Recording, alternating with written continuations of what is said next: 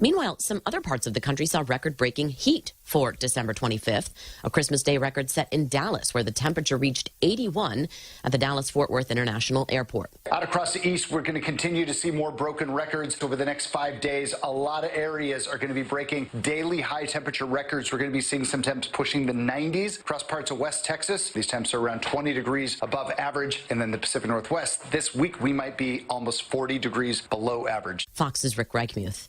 While some airlines said weather was to blame for some flight cancellations, several airlines reported staffing shortages due to the Omicron variant beginning on Christmas Eve. Were you able to find an at-home COVID test ahead of your holiday gathering? Last week, the Biden administration said it was buying hundreds of millions of tests, though Thursday, the White House said contracts had not yet been finalized. Brown University's Dean of Health, Dr. Ashish Jha, told Fox News Sunday, the administration has not done enough on getting ready through testing and through its communications. So the two places where I would say the administration needs to do a better job communicating more effectively with the American people, and certainly making testing much, much more widely available. That has not happened as much as it needs to. This after a scathing report from Vanity Fair, which says they got a hold of a proposal that was presented to the White House in October to increase manufacturing and purchasing of at-home rapid tests, but the recommendation was rejected. And inflation may not have ruined the holidays. MasterCard Spending Pulse said today holiday sales were up more than 8% over last year. America is listening to Fox News.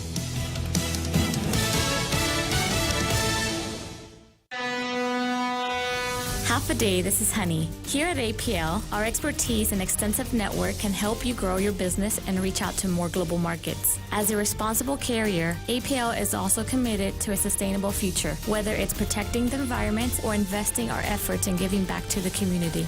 Our dedicated teams in Guam, Saipan, and on U.S. mainland are here to support you. Call 588-4651 or visit apl.com. Raise your glasses for a toast, because First Hawaiian Bank now turns your meals into a reason to celebrate. Every dollar you spend on dining purchases, including fast food, earns you up to 3 times United miles. Simply use your First Hawaiian Bank United credit card and start reaping the most rewarding credit card experience on island. Terms and restrictions apply. Don't have a First Hawaiian Bank credit card? Visit any branch or FHB.com to apply today. With First Hawaiian Bank, it all starts with yes. Parts of the country are seeing COVID case highs, like Washington, D.C. and the state of Ohio, as Omicron spreads. Florida reports another record high of COVID-19 cases for the reported number on Christmas Eve, 32,850, as reported to the CDC. New York Governor Kathy Hochul, in a tweet, reveals her state had 44,431 cases. Both states report an increase in hospitalizations as well and are putting the blame on the spread of Omicron variant. In Broward County, Florida, Eben Brown, Fox News. Thankfully, some recent data appears to show Omicron may be less severe than prior variants.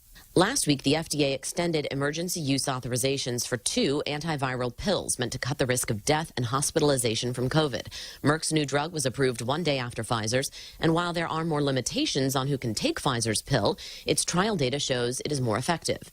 The usage instructions, though, say it's critical to begin taking the drugs within 5 days of experiencing symptoms, leaving many to wonder how effective they'll end up being, as they are prescription use only. We've just got to make sure that there's the production of enough of that product that we can get it widely used for those who need it as quickly as possible. White House medical advisor Dr. Anthony Fauci on ABC's This Week. And when asked in an interview that aired on Face the Nation today about what her biggest failure has been so far, Vice President Kamala Harris said this. To not get out of D.C. more. I mean, and I actually mean that sincerely for a number of reasons. When we came in, we really couldn't travel. You know, a large part of the relationship that he and I have built has been being in this, together in the same office for hours on end, doing Zooms or whatever, because we couldn't get out of D.C. The places Harris has gone this year include France, Southeast Asia, Mexico, and Guatemala. I'm Jessica Rosenthal, and this is Fox News. Did you know that 1 in 50 employees open a phishing email every day? Introducing Lookout, the leading mobile security solution that fully protects your company from all mobile threats. Get Lookout Mobile Security for free with any Docomo Pacific Business Unlimited mobile plan. Some conditions may apply. Learn more at business.docomopacific.com. Docomo Pacific Business. Work better together. The holidays are here, and you know what that means. Time to gather with family and friends, dress up our homes, and explore Christmas season in paradise. Why not share these moments for a chance to win $100 in cash? Log on to visit guam.com/Instagram today to participate in the Guam Visitors Bureau #Instagram photo and video contest. A winner will be chosen every week, so share your best holiday moments now and win. Brought to you by GVB, making Guam a better place to live, work, and visit. Check out the newest hydro and garden center to hit Guam, Crop King Hydro. We have a huge selection of plant nutrients, soils, hydroponic mediums, organic pest control pumps, plant support, tools, and so much more. Call 635-4769. 635-GROW. Open Monday through Saturday, 10 to 6 at the Dededo Satina Mall, right across from Payless and Paradise Fitness. For whatever you grow, think Crop King Hydro. Crop King Hydro.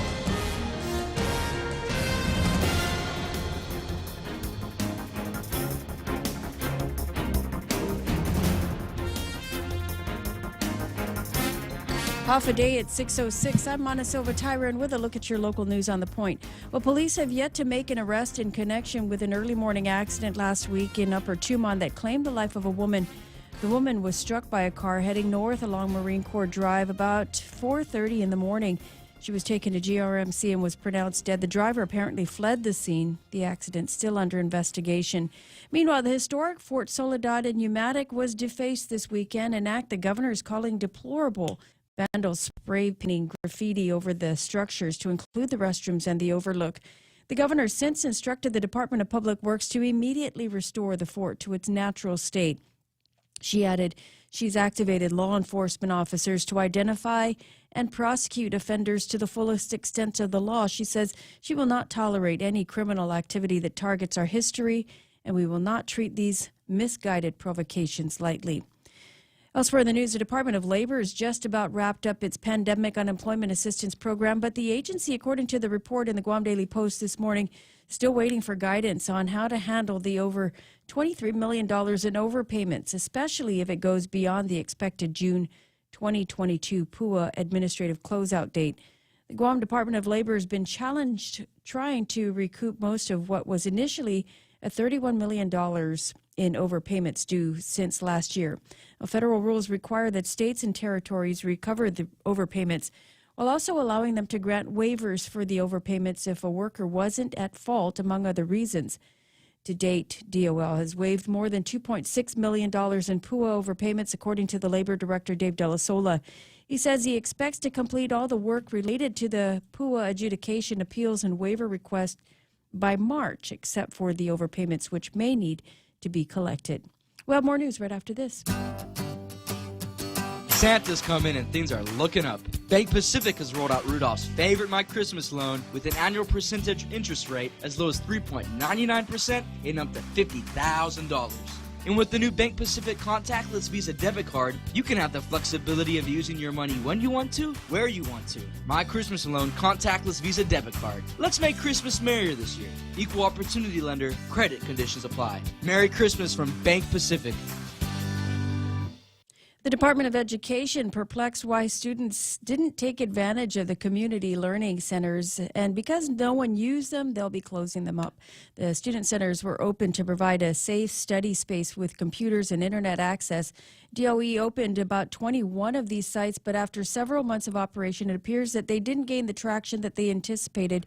DOE now plans to use the centers for various programs, including trainings, workshops, after-school activities, and summer activities. And the Post also reports that the Department of Education considering keeping the online learning option for students, primarily high schoolers.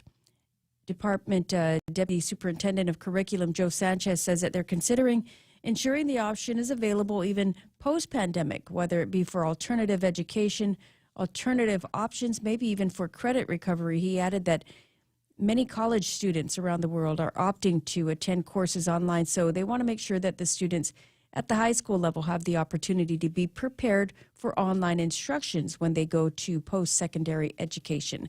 And those are your top stories here on The Point. Here's Ray with your weather. Are you sure those are the top stories? Yeah, I forgot your COVID numbers. It doesn't matter. Yeah. There's probably 0.9, and there's. I know that there are 8 people in the hospital, because I always look at this. There's 8 people in the hospital. 6 of them are unvaccinated. 75% of the people in the hospital are vaccinated already and boosted. So why again do I need to take my jingle jab? Is that what they're calling it? In one of the really stupid contributions in the newspaper. Hey, it's COVID Christmas. Get your jingle jabs. I think I'm going to be sick. Let me see. 10 after 6 o'clock in the morning. Isolated showers in the forecast today. Expect mostly sunny skies. Daytime highs today should be about 87 degrees. I'll get the weather map up here so you can see why it is so nice, because basically there isn't anything in the neighborhood. The Asia Hood is and the Northern Marianas and our part of it running fairly clear. A little bit of clouds up in the sky. Nice, dry, cool breeze. Was it not nice yesterday? Yes, I'm sitting on my lawn chair. Got a cold one over here and just observing the landscape and feeling that nice, cool breeze on me. Hope you get some of that today. We've got the easterly winds about 20 miles an hour. Tonight, isolated showers are in the forecast. Probably isn't going to happen too much. Partly cloudy skies with a low around 76. East-northeast winds about 21 miles an hour into the rest of this last week of 2021. Sigh of relief. Isolated showers, mostly sunny skies. Tomorrow, isolated showers and partly cloudy skies tomorrow night. Heat index today, it's going to feel like 90 degrees. There is a 20% chance of rain, and Real Joe has lost the love for the predictions. The love index. Is it grim? Christmas is over, Ray. What happened, Joe? Back to work, man. Back to work. Did she not show up for Christmas? There's New Year's. This is true. This is true. New Year's is coming. There's plenty of you know what I'm gonna say that the love index today is at least 75%. There's a 75. You know how you're gonna find love. Ray. You know how you're gonna find love today? How? At the return counter at Macy's. That's what's going to happen. You got crap for Christmas, and you don't want it. You just want give me a credit. Go back to Macy's and get a credit. That's where you're going to find love. She's going to say, you know what, so and so got me something. It's just not my style. I'd like something a little bit more wicked, and so I'd like to refund this for cash and then go to Victoria's Secret or something like that. And you're going to say, hey, I know that store, and the two of you will get to talking. And that's how you're going to find love. I give you at least a 75% chance that might happen here. Sunrise this morning at 6:42. Sunset tonight is going to take place at 6:02. Hashtag tell the others if you still got it in you. That's news and weather together, brought to you by Bank Pacific, banking on the Pacific for 67 years. Over the past 5 years, confidential data and network breaches have doubled for small and large businesses, resulting in huge financial loss. At GTA, our multi-threat security bundle is a cost-effective solution monitored by our team of experts, ready to detect known malware and stop new evolving cyber threats before entering your network. Protect your business with confidence and call 671-644-1000 or visit gta.net/enterprise. GTA, we start with you. Is that it? Attention! Lolita Kamet is now with Hafaday Realty. She'll always be that hardworking and passionate real estate professional who is committed to helping you make a difference in your life and helping you achieve the American dream of home ownership. She also specializes in commercial leasing, land sales, local residential sales leasing, military and corporate relocation. So for all your real estate needs, call Lolita Kamet now with Hafaday Realty at 688-6743. That's 688-6743. I see it 6:14 in the morning. Portions of the program brought to you by APL. That's American President Lines, a global presence for a local home with a local. Let me put a thought in your head. Just now. This is the power of radio. Is that I can sneak right through this technology and I can put a thought in your head, and the thought is, new car. I might say this again in another 20 minutes, and just so it repeats in your head, new car. And you're going, well, wait. Really? Is now a good time to get a new? There's never been a better time to get a new car. Over at Nissan Guam, they get the 2021s that they've got to move off the lot because the calendar's turning next week. And so they want to make sure that they've got room for 2022s. So absolutely great automobiles they've got on the lot right now. Leafs and Sentras and Kicks and Muranos and Rogues and the Rogue Sport. Awesome rides and awesome prices and awesome deals. 0% APR for the life of the loan. You're not paying for the interest. It's free money, baby. Go and take advantage of that. Or the first 3 payments are on them over at Nissan. You can sign and drive away today, and you're going, but I don't have a down payment, Raymond. Did I say anybody need a down payment? No Your down good credit. Your good credit will make it so you can sign and drive off today in a brand new Nissan. So get that going. Take a look at the offers at NissanGuam.com. The Ray Gibson Show. Down payment. Morning talk that matters. Call now. 888-TALK. That's 888-8255.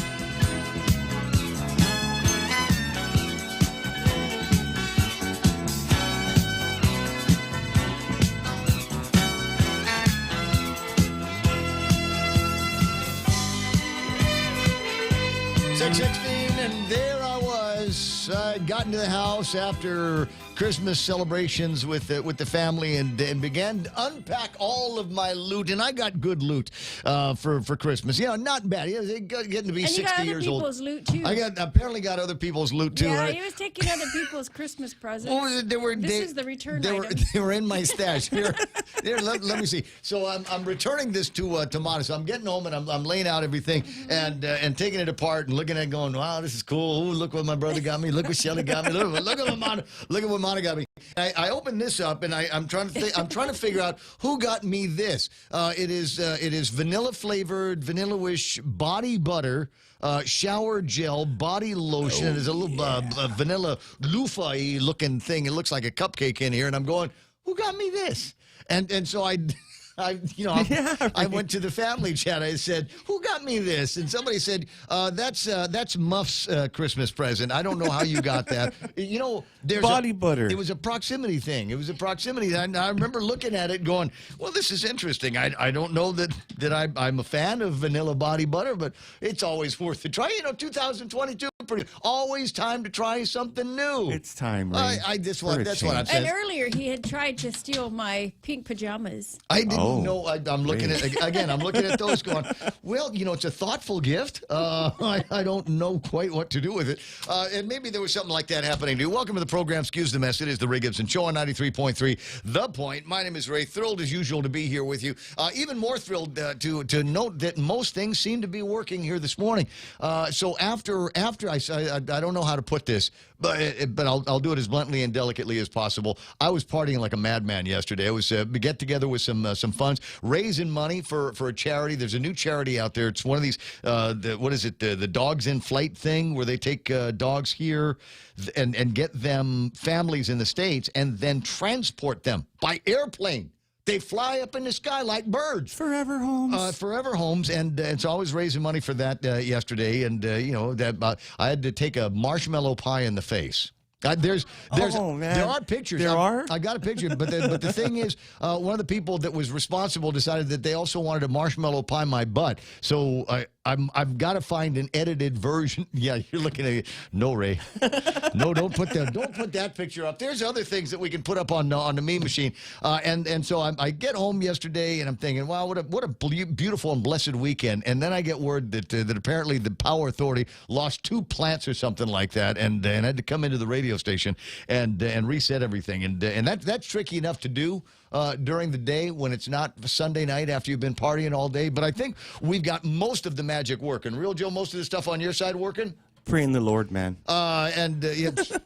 Mana's all of Mana's stuff is working all right. So I suppose we can get started with the program. Anyway, 6:19, as I say, thrilled to be here with you. Real Joe gets the phone, I think, when you call it 671-888-8255. Meme machine is online and working. And the first thing I put up on the meme machine while Mana was doing the news is the pictures of the fort yesterday. I guess over the weekend somebody went down there and said, we're the Streetwise gang. Is that the new bicycle thieves that we've got down there? Streetwise, bro.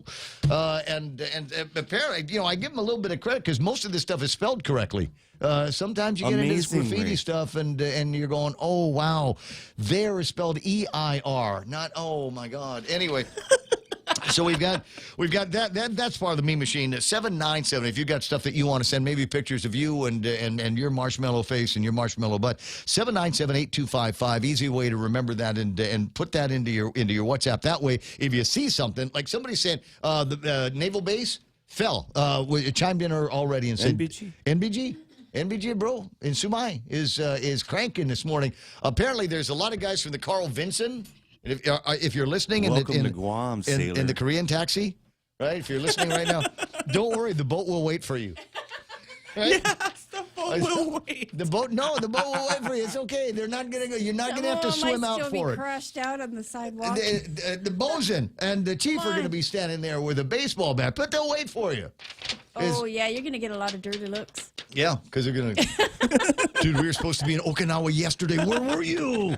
But apparently, I was calling. Seems to be according to Phil, there's a lot of guys that are trying to get into Naval Base Guam here this morning. It's possible that they were part of the backpack patrol that you saw all weekend long down in Tumon. I tell you what, It's so good to see it though. From all indications, it looks like really everybody cool. had a great weekend over on Christmas Day. I saw some pictures of Tumon Bay and that area. They're absolutely covered with people from the Carl Vinson. So welcome back. Welcome back. Thanks for choosing Guam for your holiday, for all of your holiday needs, and we hope to see you here sometime soon because we didn't get all the Koreans we thought we were going to get. Do I need to put it as bluntly and plainly as that? You know, we're glad that you're here. It's a part of our patriotic duty to take care of you and provide you with some hospitality. It's what we're known for here on Guam. And oh, by the way, there's plenty of hotel rooms because all of the Koreans canceled their plans when we got the Omicron. And what are we hearing about the Omicron? It's a nothing burger, right? I mean, there are people. Yeah, there are people dying from it, but basically, you know, the symptoms are the same thing that you get, I don't know, after partying with me all weekend long. You know, just kind of wake up, scratchy throat, and a little bit of aches and pains going, wow, it's a lot rougher than I thought it was going to be. At any rate, so we get into the program. Mana will take care of news and information and all of that other stuff. But we've got some people even more important than the members of the Carl Vinson family that are checked in this morning. They are. Sometimes you want to go where everybody knows your name, and they're always glad you came. You want to be where you can see our troubles are all the same. You want to be where everybody knows your name. You want to go where people know people are all the same. You want to go where everybody knows your name. Yeah, and this is the spot like a Bank of Guam on Payday Friday. Everybody knows everybody here. Post Canteen comes in at number 1 today. Happy belated Christmas to you, Post. Was there a drawing on Friday night? Was there a winner? Is this going to mean that there's going to be a New Year's Eve drawing? Oh my God, New Year's Eve over at the Post. Real Joe, be my designated driver. Oh wow, Did you do that? I'm busy. Did you do that togie thing? Did you see that? No. How did you miss it? Everybody was sending maybe they just sent it to me, but apparently they were doing a tipsy taxi over the last couple of days. Something like 24 people were able to take advantage of that and not clog the streets with revelry and I don't know, accidents. Thank you. Knock the pole down. But if you are going to get into a drunken accident mishap, here's what I want you to do. Could you hit the god awful butt ugly chain link fence and just like a straight line, pap, pap, pap, pap, pap, pap, pap, and knock them all down? It's my dream. Take it it's with my you. dream here. Anyway, Post Canteen at number 1. There's Nate Horn at number 2. I see Colin Clark. Dennis Benzer did an outstanding job overseeing the preparations for a big get-together yesterday. Outstanding work. Now, I do have a picture of Dennis Benzer. Who is apparently getting some kind of neck muscle therapy yesterday. Oh. But it's amazing. You know, the face that you make. That's it. The face that you make when you're getting a really, really good neck massage is exactly the same face that you make. And I'm going to leave it there because, you know, it's trying to maintain the PG level on this program. Maybe I'll play the picture a little bit later on. I got Tommy Bernardo online, Rico B, big man Rico B out there, Felix Bumba, MT Farron, Eunice Mendiola, and Roland Torres round out the top 10 this morning. And typical of the way this broadcast goes on Monday mornings, there's a whole bunch of names, and they've just skyrocketed off the thing. So I'll start with Kenneth Polino. Sarita Garin reporting a lazy, lazy Sunday with the hyper Christmas aftermath. How about you? Now, like I said, I can send you some pictures, but I don't think you're going to want to see them. Valerie Valerie S.A. Untalan. It's Albert. I mean, it's Monday morning. Kind of, sort of, right? Rios, Catalina. Oh, Catalina Pinaula Rios is online. I see Benny and Tricia. That might be Benny and Tricia in a sort of way. Okay, which one of you got in trouble? Because normally it works out that way. If you're sharing Facebook with your significant other, usually means somebody got in trouble for something down there. Dennis Larson, the B-Man, is online. I see, let me see, Lou Mendiola saying, good morning, everybody. I'm still with the point. I'm so glad to see that. Let me see, Brennan Fausto saying, good morning, Ray, Gibson crew. I'm heading out for the third booster here in Jigo. Congratulations to you. What's the thing? After you fill out the card, you get a free pizza. I love that one. That's one of one of my favorites. Elizabeth Gumatau tuned into the point for some good news. We all need it. You know what? There is good news around here. I just need to take a look at what I've got because I thought that there might be some interesting things. You know what? It's Monday, Man and Boy broadcast radio for I don't know a gazillion years, and this is the way it works. If you thought the week prior to Christmas was boring, oh my God, Becky. Oh my God, Becky! It's the week between Christmas and New Year's. This is why the guy that comes on before was doing his parody special. Real Joe loved every single one of those songs. You're singing along, but you get that, and it's the newspapers are going to be doing their best of stories and highlights. My goal here between now and Thursday, we're not working on Friday, is just not to be boring. That's my whole goal, is just not to be boring. The thing about all the big news and the headline, I got 5 newspapers in front of me. And I can tell after reading all 5 of these newspapers in front, there ain't jack going on in this town. Most interesting thing is Dave Del Sola from the Department of Labor in today's Guam Daily Post is $23.3 million in pool overpayments not yet repaid. So how many? And he's going to need to start making phone calls. Hey, listen, you got the Paycheck Protection Program at that work, and you got the PUA. You were only supposed to get one, so you need to pay us back all the money that we gave you. And dude's going to say, sorry, hey, I bought a vape. I bought one of those little trucks. I got a tent for the beach. I got one of those big-ass barbecue grills. Come and take them. Right? There's no money here anymore. And what's Dave supposed to do? Then when they go to see some assets, just give them your old stuff. Right? Give them some of your old couch. Sorry, this is all I got, bro. I'm sorry. How come, you guys were the ones with the computers. It's too late, man. How come you didn't catch that? That would be my answer. It's not my fault. You should have caught this. 6:27 in the morning. Who else is there? Elizabeth Gumatauta, like I said, Gemma Bustamante, good morning, saying good morning. Ray, Mana, Joe, Jerry, and everybody tuning into the point. Let's hope to have a safe and nice last Monday of the year. Listen, we've made it. What is it? 6.5 hours into the day. This might be as good as it gets. So, congratulations to you. Ton Duk Duk online out in Keenan-McCauslandville out in the States. Carlin Clark, like I said, Jerome McDonald, 57 degrees in Southern California, and all of the mountains are fully snowed in, and hopefully that will turn into some water that you can water the plants with, so you can end your drought out there, and maybe no fires this year in Southern California. I think that'd be a nice thing. Trina St. Augustine saying, can we take the Christmas decorations down? The answer is there is no law that says that you've got to take the Christmas decorations down. Although, and I got to tell you, it's again, radio guy thing. When do we stop playing Christmas music? I'm the guy that actually can make that decision, but I want to do it, with a little bit of input from the peanut gallery around here. When is the appropriate time to eliminate the Christmas music from the radio stations? Three Kings. That's a long Great way answer, off. Mana. I don't know if I can do the 3 kings are still on their journey to welcome Jesus, so that you got to lead them with the music.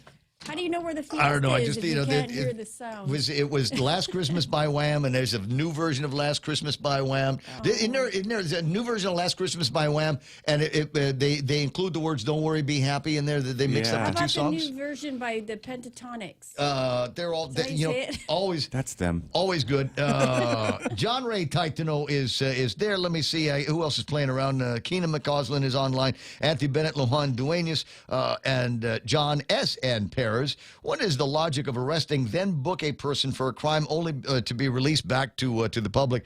John, I don't know. You know, here's every once in a while, especially with some of these guys that we do the B&Rs with, especially after they've been through the system 3 or 4 times, I don't know, there's a part of me that just goes, they issued weapons to these police officers, didn't they? It's just at some point, sometimes you just want to go, some people just need to be put down. It's just bad seed. Maybe that ought to be our resolution for next year. Cousin Troy online saying good morning and Merry Christmas. He's actually one of the first people that I was texting with yesterday, or on Christmas.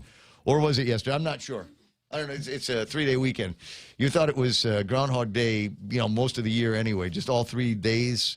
And some of you might be going, so Ray, did you wake up early every day and, you know, make the most of your Christmas Eve and your Christmas Day and your Christmas Sunday? And the answer is, oh, heck no. Oh, heck no. I could hear the alarm, but it was in a whole other room. Wrong. So I just turned the air conditioning up so I can't hear anything outside. It was great. Who else is playing around? Pam Duvall, the mom of the show, is online. Pam, it seems to me I've got more of your kitchen goods in the radio station than you may have at your house. At some point, we've got to figure out how to do a prisoner exchange with all of this. And I'm not the only one. I guarantee there's all kinds of other people going, oh man, I left my good Tupperware at my uncle's house over at Mom's place. I'm gonna have to figure out how to get it back. No, that's okay. Just leave it there. Army Lynn is online. Love her energy. And I said, Post Canteen says no winner. In fact, no drawing. All tickets carried over from this Friday. The jackpot is going to be $675. Jason Dingle's online. My buddy Matt Geiger's hanging out. Jane Sasai saying, good morning, Guam. We got 10 inches of snow and more to come. I'd rather have sand and warm beaches. Jane, the warm beaches and sand would rather have you back here as well. Benny and Tricia says after Three Kings is the appropriate time to take all of the things down. I think everybody's pretty much chimed in on that. There it is. Trina says, no more Christmas music after 6 p.m. on December the 25th. That's it. After the last present is open, we're done with Christmas. Pam says, I've been listening to Harvest Baptist Church Radio. They play old-style Christmas music until New Year's. Well, if that's what it's going to take, Pam, to keep you in holy spirits, then I think that's going to be all right. 6:32 in the morning. Lots to get to on today's table of contents, and we'll work through all of that after Mana gives you kind of a primer on the table of contents. And it is about time for our first look at news and headlines for the morning. You got some, Mana? Yeah, police are still investigating that crash that took place early Thursday morning in Upper Tumon. It claimed the life of a woman who was apparently walking on the street when she was struck by a car. The driver of that vehicle fled the scene. Police are asking for the public's help in identifying anybody who the driver of that vehicle. If they have information, you can call GPD or Crime Stoppers. The historic Fort Soledad was vandalized this weekend. The governor calls the act deplorable and has called on her public works to immediately restore the fort, as well as law enforcement to investigate and identify and prosecute the offenders. She says such activity won't be treated lightly. Meanwhile, the Department of Labor looking at recovering $23 million in PUA overpayments and are waiting for guidance from the U.S. Department of Labor. DOL Director Dave De La Sola says that the federal rules require that states and territories recover the overpayments. Already, they've waived more than $2.6 million in PUA overpayments. And those are your headlines right here on The Point. Yeah, I saw the statement on the vandalism at the fort, and there was nothing else going on. They used all of the heavy words in that report yesterday. The deplorable act of disrespect to our island's history is shameful and especially disappointing. As a vibrant vista and gem of southern Guam Fort, Nuestra Senora del Soledad, a popular public space for our people and visitors alike. Once we were alerted, we directed. What they're trying to say, we found out and called Parks and Rec. We got to use all of, like I said, this is something we're looking for the most impressive words that we've got in the whole dictionary that they've got over at the governor's office. We directed Parks and Rec's State Historic Preservation Office to immediately restore this local landmark to its natural state. Well, make it the natural state. You got to take out the driveway and the parking lot because that wasn't there when Magellan was. And we are grateful for their quick response. Already has cleared some of the graffiti. Our administration further activated law enforcement officers. We called the police to identify and prosecute offenders to the fullest extent of the law. You know, wouldn't it be crazy? Wouldn't it just be absolutely insane? We're letting the ice dealers go. But the guys from Streetwise that graffitied up the bathroom over at the park, these guys are going to get 20 years, right? Maximum. Maximum. Give them the max. There it is. I'm just saying. You guys, you got to be careful with this soaring language that you're now. The expectations are way up there. I mean, heck with it. Prosecute them to the fullest extent of the law. Why not stop there? Why stop there? Why not? How about a firing squad? Can we do a firing squad? Cane them. What's that? Cane them. Cane them. Oh like my in the old gosh. days. Public caning. Punch This him. was Singapore. Punch him in the jewels. 6:35 in the morning. There's still a lot to get to today, and we'll probably sort it all out after these. Family Finance has been serving the people of Guam since 1959, and they will continue to be there for you in the years to come. Whether you're looking to get a personal loan for that upcoming Christmas vacation or paying off those long overdue bills, Family Finance has got you covered. Apply for a personal loan from $1,000 up to $3,600 by calling Family Finance at their new Hagåtña location, the old Nanbo Insurance Building, at 475-4545, Upper Tumon 647-5626, or in Dededo 633-4473. Family Finance, serving the people of Guam since 1959. Need to finish the job or start one the right way? Get the right stuff at East West Rental Center. You can switch to easy mode using industrial strength equipment. With years of experience helping builders, East West Rental gives you exactly what you need. Tools for landscaping, concrete, lifts, trucks, tables, tents, chairs, water blasters, excavators, forklifts, air compressors, and more. Call East West Rental Center at 646-1463 or visit them in Upper Tumon. Open Monday to Saturday from 7 to 5, Sundays 8 to 5. Yep, I got you. Portions of the program brought to you by the guys over at Take Care. Super high-quality health plans and services supported by a global network of providers. They're your trusted partner for your health solutions. They got apps that'll show you all of their health solutions and people that they work with. Take Care, Our Island, your health plan. Guam Auto Spot has the best selection in Buick, GMC, Mitsubishi, and used cars like the 2021 Mitsubishi Mirage, starting at $127 per paycheck. Zero down. Call 671-478-AUTO to take a test drive or get pre-approved online at GuamAutospot.com. What happened? Which one did you told me and I wasn't paying attention. Oh, we're going to do the traffic now. Okay. Let's see. What's today, Monday? Okay, gotcha. Let me see. Yeah, I got traffic down at Big Navy in Sumai, as I said. You might want to avoid that area if you don't need to be there right now, because if we say we've got the lines of guys in Korea Taxi and all of the strolls trying to get into Big Navy on Guam, I actually see traffic slowing down just before you get there. So avoid the area, as I said, if you don't need to be there. Let me zoom out here, see if I can find some other traffic issues. Shouldn't be too much else happening because nobody's panic shopping anymore. The kids still don't have school, even though the guy over the Department of Education, I love this. He in one of the newspapers, he says, maybe you ought to find ways to keep kids enjoying the love of learning during the Christmas holidays. Yeah, in your dreams, buddy. Now, I don't see anything else happening, so we'll cut it short there. That's right now, traffic here on The Point. Come try Guam's original Chamorro restaurant with Pica's Best 5 years running. Mezcla Chamorro Fusion Bistro. Experience Chef Peter's candied salmon over scallion coconut rice, octopus to naktak, Chamorro platter, and their award-winning gourmet hamburgers. Or if you're looking for something healthy, try their keto-friendly menu. Come and enjoy Mezcla's half-a-day service at their Hagåtña and Grand Plaza Tumon location. Call their Hagåtña location at 479-2652 for reservations. Choosing health insurance for my family is difficult. I need to know our health insurance will protect us now and in the future. Take Care members have access to the island's largest offering of free fitness classes and health education programs, and a high-quality credentialed network of on- and off-island healthcare providers, including the convenient one-stop FHP Health Center and urgent care. My family choose Take Care. Your family should also consider choosing Take Care. Call 671-647-3526 for more information. Take Care, Our Island, your health plan. 20 to 7 o'clock in the morning, Cold Stone Creamery wishing you and your family a sweet Christmas. And apparently you can still get this because not yet Three Kings. Try the chocolate-covered peppermint ice cream cake made with layers of moist red velvet cake, dark chocolate peppermint ice cream with Oreo cookies all wrapped in a rich fudge ganache. Drop by the mall or the GPO location. Call them or order online at coldstonecreamery.com. News to fill your mind. Talk to get it out. The Ray Gibson Show. Call now, 888-8255.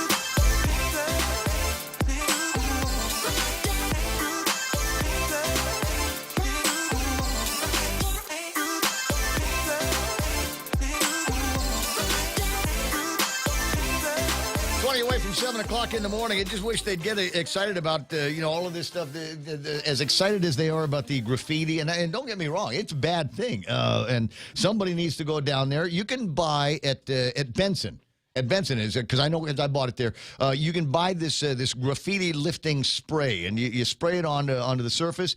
And most of the time, it will work on just the graffiti paint and not the good expensive Sherwin-Williams that it is painted on. And you get a couple of guys out there with a scrubber and lift the stuff right off. So I'm just saying, and so here's the thing that we ought to do is I wouldn't waste anybody's time over at Parks and Rec to get it done. And they've obviously got other things that they need to do, but maybe, do we have anybody from the court? Is there anybody that, an ice dealer or something like, well, we've got to do something with him. So make this ice dealer that we caught, here's your punishment. You've got to clean off the graffiti that it's probably your friends did on the fort over at the place. But man, they're just really excited about this. I'm going, where's the excitement for all of the other things that I think they should be this excited about over at Adelup here? We join the entire island in expressing our outrage. And as our task force will be meeting on Tuesday, we plan to discuss this isolated incident and see how we will step up our efforts to ensure the protection and preservation of our historic places. As we prepare to enter a new year, we know there is no room for recklessness, whether in a pandemic or in respecting our history. Our community can and will do better. That needed a theme behind it. That needed the soaring strings version of Finogi Tomorrow behind it, don't you think? I'm just going, wow, these guys getting all excited about all of this stuff. They don't seem to be getting excited about the consistent dumping that happens over at Taragi and Tengisin over the weekend. There was somebody had posted, one of the news teams had posted that the doors are still closed over at Marbo. And you remember the indignation a few months ago. When the contractors, I would say it was righteous indignation. There were people that needed to be held accountable to what happened at Marbo and the place, the mitigation going down there and cleaning up after all of that silt had washed into what for some people is an icon, a real gem, if you will, at northern Guam. And there was a whole lot of indignation there, and that indignation now is renewed because apparently there are signs up there that say that Marbo, the cave, is still closed. And people giving contractors a hard time, and they're giving GPA a hard time, and the social medias. And I felt I had to chime in on social media, and I feel I got to chime in now. Here's the unpopular opinion: keep it closed. For heaven's sake, put a gate up there. And make it by permission and access only. We need to know who goes in there 24 hours a day, 7 days a week. Because if it wasn't the contractors that was trashing that place, we've got any number of other people that live here that go down there and take their old couches and old television sets and refrigerators and junk, and they junk the place, and it's got to be cleaned up on a regular basis because we've got people that don't know how to live in polite societies. As far as I'm concerned, you know what? Let's keep the guard there 24 hours a day, 7 days a week for the next 10 years. Maybe that'll be the punishment for these guys. You got to have we need a guard presence there, somebody that's checking IDs, writing down license plate numbers, taking pictures, and saying, okay, now you can go to Marbo. And we've got cameras there too. We'll be watching you while you're at Marble. You better only swim. If I see you throw cigarette butt, chewing gum wrapper, that's it. No kissing. No kissing. None of that. 6:43 in the morning. Anyway, so that is interesting. So it will be. I will watch with a great deal of interest. Or I won't, but somebody will watch it with a great deal of interest to see just how much chest thumping there is over this the outright assault on our history at the fort down there. As I said, it's a bad thing, and we ought to get excited about it. But we used all of the words in the thesaurus, didn't we? 6:44 in the morning. Did they hire somebody? Was there a new hire over at Adelup? at the press release place where they had somebody? I hope not. $85,000 a year. But you have to use, can you make a press release? Would normally be one paragraph. Make it 2 paragraphs and use all of our favorite adverbs in there so that we can really show just how upset we are. Anyway, 6:44 in the morning. Lots and lots to get to. As usual, I have the Google alerts. And I was looking at the Google alerts here this morning as I was scratching the bottom of the barrel looking for stories to talk about. Do you know what the most talked about story about Guam is over this long Christmas weekend? What Guam gets, we're in the Google alerts all the time. One of them has to do with the Connecticut. That's going up. Yeah, I met some guys over the weekend, and they're on Americans. Americans, yes, they're young American lads, and they're with. I guess we got a replacement submarine for the Connecticut. I forget the name of it, but they got I think it's the USS Larimo and Curly. But they got the thing in here, and we're being some friends, welcoming to Guam, and hey, how you doing? What's it like? Living aboard a submarine, that kind of thing. And that was kind of fascinating. There's things you don't want to know, apparently, about life aboard a submarine. But anyway, so there was that, and I said, are either of you the drivers of the boat? I'm just saying, because if you are, I just want to let you know right now, you're about to get drummed out. We've got a really bad history around here of skippers on these boats bumping into things in the ocean. You'd think they would have surfaced immediately and just, where's the map? Highlight this area on the map. Be very careful. Put up yield signs or something like that in this part of the world, because we always manage to bump into things. But that's not the big story. That's not what everybody is talking about. The number one most written about story about Guam over the last weekend, and it's been picked up by everybody. It's on the Associated Press wire, so you might imagine it's gone a long way around. The number one story, I'm reading this now to you from U.S. News and World Report, which is a magazine, a journal, if you will, of some repute. The court upholds U.S. cockfighting ban and rejects the challenge in Guam. And it's the story, a panel of the 9th U.S. Circuit Court of Appeals judges ruled against a Guam businessman whose 2019 lawsuit argued the ban was unconstitutional. His name, Sedfree Linsongen. Yay, Sedfree. Man, I love that guy. Now, you know what? We'd have that much less to talk about if it wasn't for Sedfree going after the federal government here on the cockfighting thing. And this just sets him up for other. You know what? Can you imagine just a great legal team of him and the other governor, Leon Guerrero, Ken LG? That would be awesome. Anyway, Linsongen said in his lawsuit that the game fowl raising and competition is part of his culture, customs, and traditions. In 2018, Donald Trump signed a law banning all animal fighting in U.S. territories. The law took effect in 2019. Prior to that, cockfighting had been illegal in the 50 states, but not the U.S. territories. Hey, dude, because we weren't getting SSI, whatever. Linsongen appealed after a U.S. judge in Guam denied his motion for a preliminary injunction against the prohibition.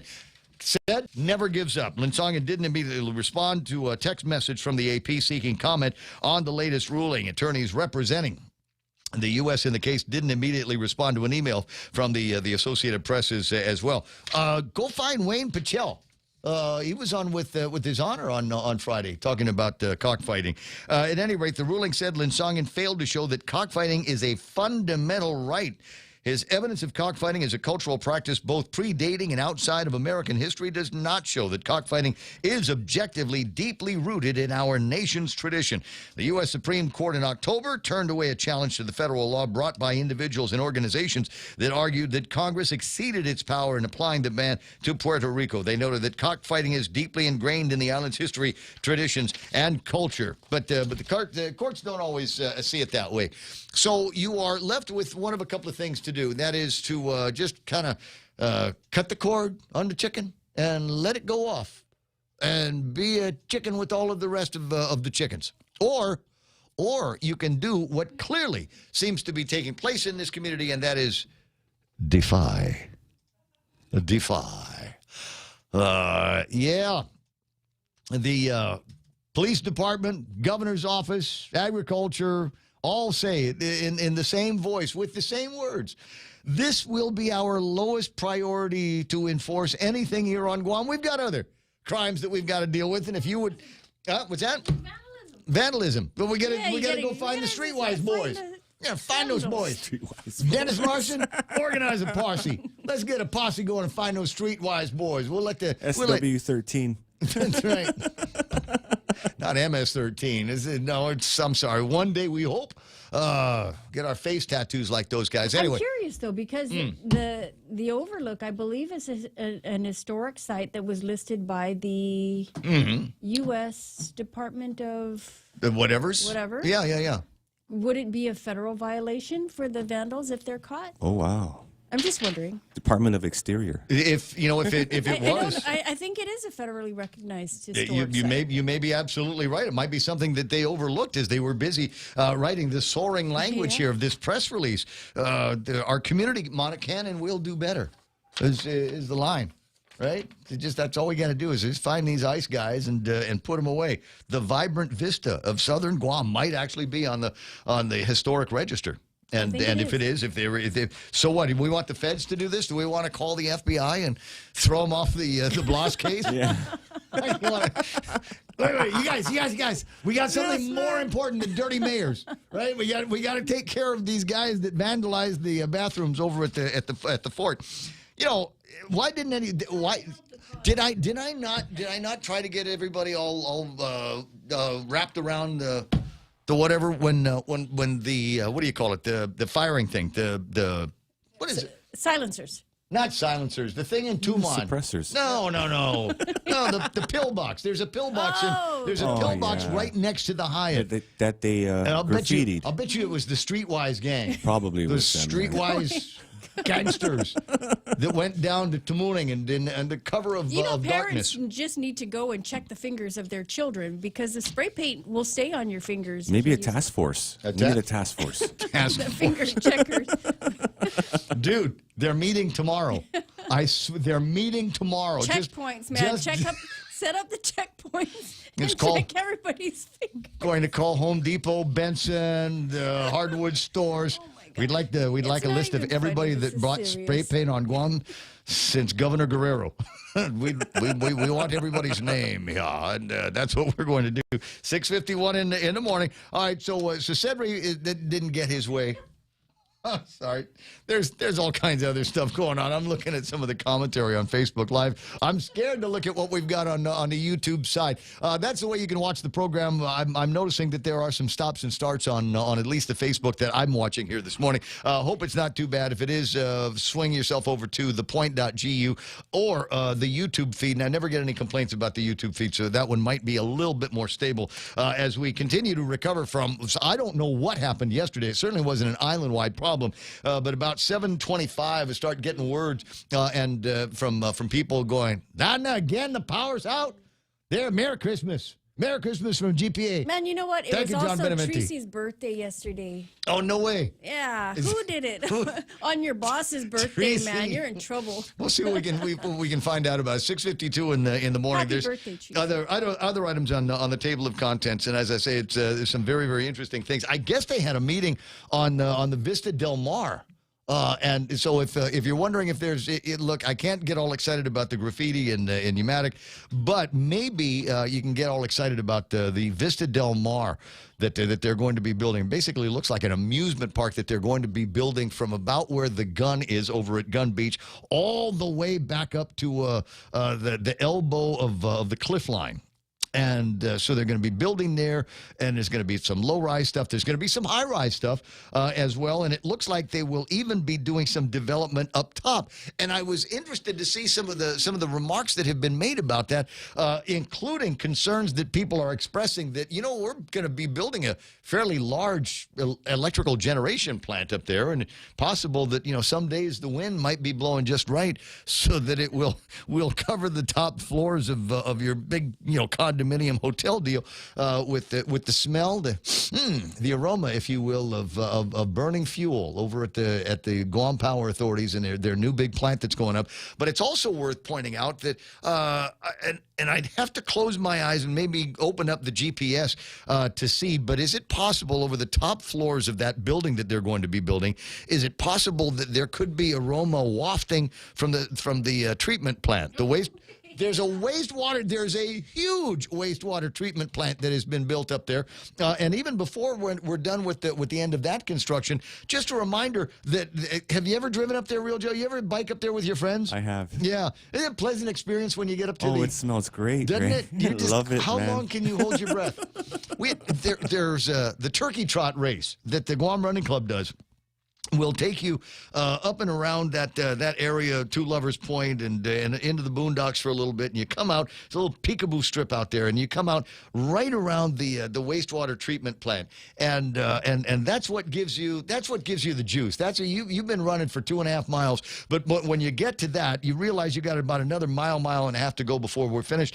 That's where you get that juice, because you literally cannot stay around there too long without gagging, and you don't want to throw up on your turkey costume while you're doing that. So I'm wondering if there might be, as the winds come in from the north and wash over into the Tumon area, maybe there will be some of that. Maybe could be in another 10 years, 15 years after construction, they go, yeah, this wasn't as good an idea as we thought. You know, those activists were right that we weren't paying attention to in 2021. 888-255-888-TALK is a telephone number. Hey, look, if you're in charge of building that hotel, there have been surveys. When's the last time, Real Joe, you stayed in a hotel? Used all of the soap. You wanted to change the soap every day. I'm using all of the towels, and I'm leaving the sheets on the floor. That kind of hotel stay. When's the last time you did that? 3-4 years, maybe? It's been a while. It's been a while. Not even pandemic. It's just Not a staycation. even. Mona, when was the last time you had a staycation in a hotel? Oh, gosh, years. Okay, I had one. I live here. Well, yeah, but it's nice every once in a while. No, you're not. No. It's work. I have a house here. I go and swim in the pool and eat in the restaurants, but I like to sleep you don't in my own bed. in your own bed. You got your own television and your own Wi-Fi and that kind of thing. I have to pack to stay home. All right. Well, you're not as adventurous. There's some people that they're planning. They have just finished one and are now thinking about the New Year's weekend. And Carl Vincent's going to be gone, and we didn't get all the Koreans. So it's possible that there could be some bargains on hotel rooms over the weekend for local kind of getaway staycation. Start off the new year that way. If you are a hotelier, and you might be wondering, how are you going to increase your satisfaction among your customers? They've done a survey. There's a survey for everything, by the way, and the survey is asking what. If you could redesign a hotel room, what would you include? And the majority of these frequent travelers are saying some interesting things. Better, freer, and faster Wi-Fi wherever you go, because the television. I recall the last time I stayed over at it was the Hyatt. It was the Hyatt. Great opportunities around the 4th of July in that time period, and I was able to snag a staycation over at the Hyatt. I don't know that I ever turned the TV on. I don't know if I ever turned the TV on, and if I did, it was a strange wasteland for me, because I cut the cord years ago. I don't know what regular television looks like unless I go to a bar or I go to Mana's house, because Mana still has real TV. It's all the same, yeah. It hasn't really changed. Guam cable. Yeah, it still looks like Guam cable TV, right? The Food Network doesn't Rainbow logo do food anymore. They just game shows. So you and your kids go there with your iPads and all of your connected devices. That's what people are using for entertainment anymore in the hotel rooms. So bigger, better, and faster Wi-Fi in the building. And the second, and I don't know why they haven't spent a lot of time doing this, is, like I said, everybody's coming in with connected devices. Think about your kid. Got a computer, got maybe an iPad, a cell phone for communications, et cetera, et cetera. More places and more ways to charge our gadgets. So if you're a hotelier and you're listening, your next big renovations that you can do is go and find some place where you can get an en masse kind of big bank charger with the USB A, B, C, D, E, little cord adapters in there, and maybe something, a bunch of different ways for people to recharge their laptops. I did see some sneak peek pictures of the newly renovated Crown Hotel. Well, what will be? Oh, the old Fiesta. Oh, yeah, it's going to be beautiful when it's done. Do they? Are they going to have lots of places for the USBs? I'm pretty sure. Yeah. Recharge lots of ways to recharge the phone. I'm kind of looking forward to that. Hopefully we'll. Do we know anybody who works there? Yeah, I know. Might be able to get some kind of a staycation. You know I what know I'm thinking? A few people who work there. Yeah, Ray. What? No, all of us. Freebies now, man. No, all of us. The Point listeners, the Familia. Oh, Wouldn't that be wow. awesome? With a big, massive hotel party. That would actually be very cool. 6:59 and change. It'd be the first and last one they ever do. Hey, listen, we got to slow down here. We got Fox News Live that's going to be coming up. Find out what everybody's wetting the bed about over in the U.S. mainland on what is the last day of their Christmas break as we make our way into, as I said, the last Monday, the last work week of 2021. Make it count, would you? 6:59 and change. Stand by. That's coming up. Mana's got to look at news and headlines. Jerry Roberts still on break, so we'll hang out with the pre-recorded version of him on the other side of all of this. This here is The Point. Remembering a man once called South Africa's moral compass. I'm Jessica Rosenthal, Fox News. Retired Archbishop and Nobel Prize winner Desmond Tutu has passed away at the age of 90. When President F.W. de Klerk abolished apartheid in the early 90s and Nelson Mandela became president, Tutu was appointed as head of the Truth and Reconciliation Commission, which brought together victims and perpetrators of the apartheid system. The public sharing of their experiences was seen as a national, official way to heal South Africa and forgive past sins. It was widely credited with saving South Africa from falling into further violence. In 2009, he received America's highest civilian award, the Presidential Medal of Freedom, presented to him by President Barack Obama. Amy Kellogg, Fox News. President Biden said in a statement that he sends his condolences to the Tutu family, writing that his legacy transcends borders and will echo throughout the ages. As COVID cases rise, health officials in some areas say case numbers are going up among children. New York's health department says since December 5th, there's been a fourfold increase in pediatric hospitalizations concentrated in New York City and surrounding areas. Fox's David Lee Miller says as of tomorrow in the city, partial vaccination no longer sufficient for kids 12 and older to take part in many indoor activities. Other cities are also implementing their own mandates. In Chicago next month, proof of full vaccination for those 5 and older will be required to enter restaurants, gyms, and many indoor settings. And later in the month, in the nation's capital, they're going to phase in their own vaccine mandate.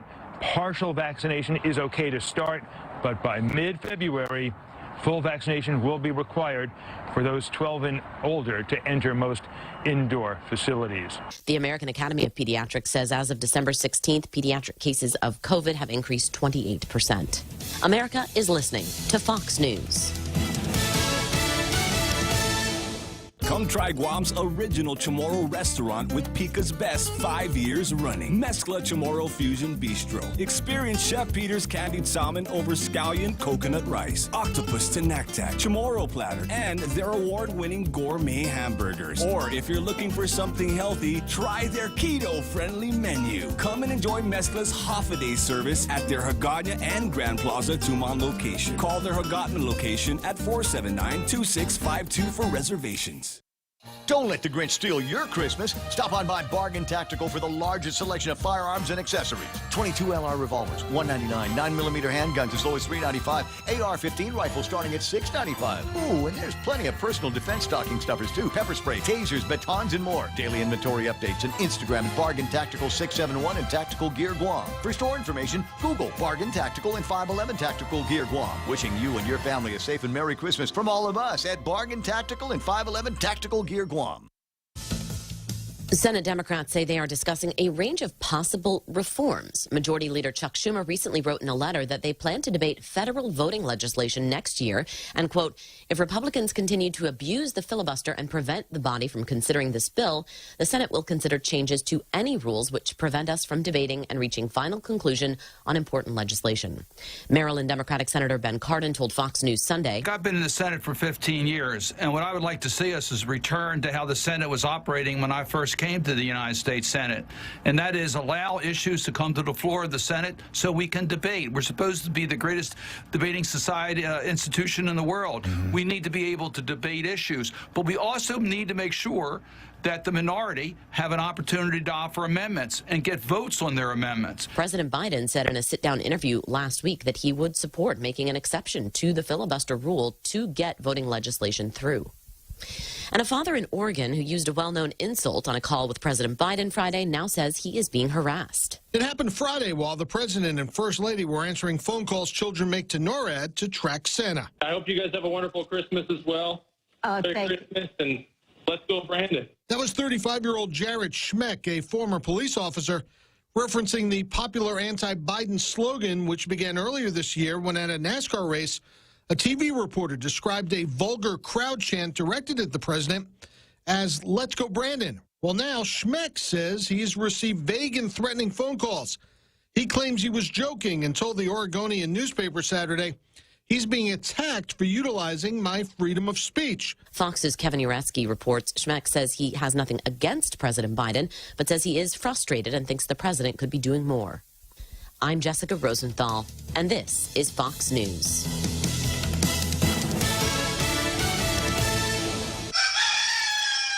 What's for breakfast at KFC under $3.95, you ask? What's for breakfast at KFC that's different than the other guys, you ask? KFC's chicken wrap, sausage wrap, the Colonel's chicken congee, chicken fried steak, sausage biscuit and gravy, and biscuit sandwiches made with KFC's original fluffy biscuits. All for under $3.95 and all only at KFC.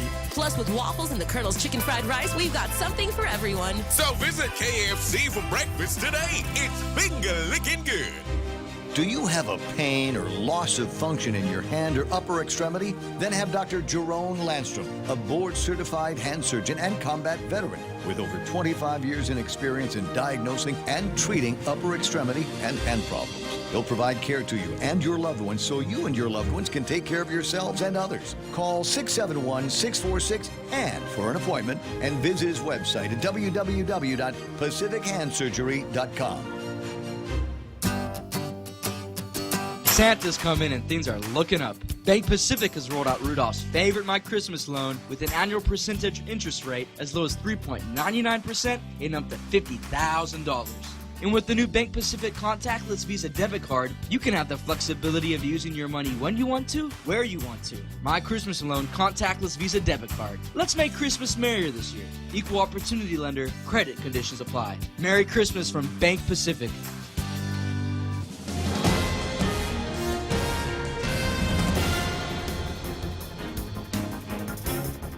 Today at 7:06, I'm Mana Silva Tyron with a look at your local news on the point. Police are investigating an early morning crash that took place on Thursday in Upper Tumon.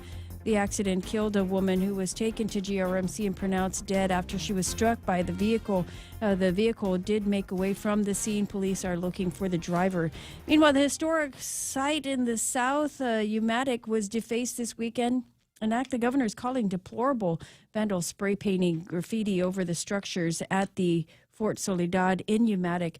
The governor has since instructed the Department of Public Works to restore the fort to its natural state. I have an update on that story. Jerry Paris sent in pictures, and I don't know if these are sunrise pictures from down there this morning, but here is a shot of the defaced bathrooms already cleaned up. There's a shot head on, and I think I might have I've got another shot from the side, but it looks like the Department of Public Works crews had been alerted and sent down there, and it's good as new. Well, I hope they were able to do the same for the fort itself. That was also I had not seen any pictures of the actual fort being defaced as much as it was it looks like just the restrooms, and at least that's what I saw. Okay. Well, hopefully the police department will work as quick in finding the vandals who did that to the fort in the south. The governor did say that she has activated her law enforcement officers to identify and prosecute the offenders to the fullest extent of the law. Meanwhile, the site was closed off following the erosion damage caused by the nearby construction of a solar farm at the Marble Cave. It remains closed as a company charged with the damage continues with its remediation and improvement plan. Samsung and KEPCO both issued a notice of violation by EPA following the stormwater runoff back in July. The Guam Daily Post reported today that it reported in early October that it appeared that the early stages of the remedial work were starting. They were not able to get information on how long that hiking site would be closed to the public. Well, more news right after this. Subway's Eat Fresh Refresh has done it again, serving up yet another new and improved sub, the Cali Fresh Steak, loaded with tender, flavorful marinated steak on top of thick-cut hickory smoked bacon, smashed avocado, and fresh mozzarella. The Cali Fresh Steak is protein-packed to leave you feeling full and satisfied. Cali Fresh Steak is made on our freshly baked hearty multigrain bread layered with fresh veggies of your choice. Subway, eat fresh. The plan for the cliffside are quite extensive, but it's getting mixed reviews from regulatory agencies, which show a number of concerns and incomplete analysis of the massive development that's being planned for near Two Lovers Point. Vista Del Mar is seeking approval from the Guam Land Use Commission to build a 796-room hotel facility, a water park, 288 condominiums, and a 59-home subdivision in what's being designated as Dos Amantes planning area. The strategic plan adopted years ago by the GLUC envisions extending tourism development north of Tumon using current unused beaches and land between Tumon Bay and other established visitor hotspots, to include Two Lovers Point.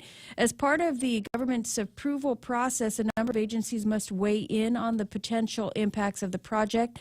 The Guam Daily Post obtained copies of these regulatory reports from Save Southern Guam, which opposes the development.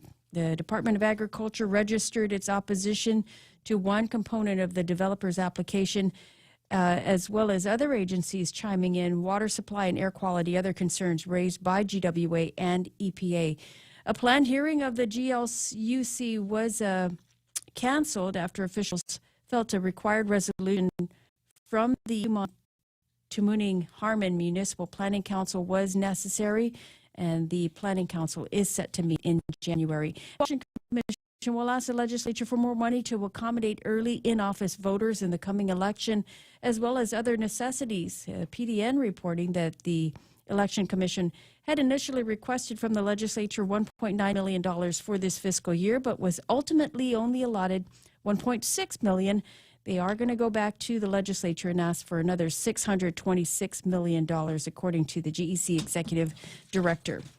And there will be fireworks this weekend on New Year's, the fireworks show to light up the skies over the capital city. It's being put together by Show Pro Pyrotechnics. Meanwhile, Jam Media is also behind the light show at the Skinner Plaza, as well as Nico Hotel. And on Jeff Sanchez's Facebook page, he's asking people to come on down because you got a couple more weeks before those lights come down. Bring your family and your friends to celebrate the joy of the holidays, he says. The place was off the chain on Friday. Yeah. Was it Friday or was it Thursday? It was Thursday. Thursday. All the days are running together in your my Thursday head. was your Friday, man. I think so. I'd gone down to meet up with some friends over at Carabao for just kind of a way to launch into the weekend, and obviously food truck night, and they had the lights on down there, and Agana was it was crazy. I love that feeling when there's all these different reasons for people to come in and hang out and have a good time, and they did. And I think the thing that I liked the most, and I was actually looking for you, Real Joe.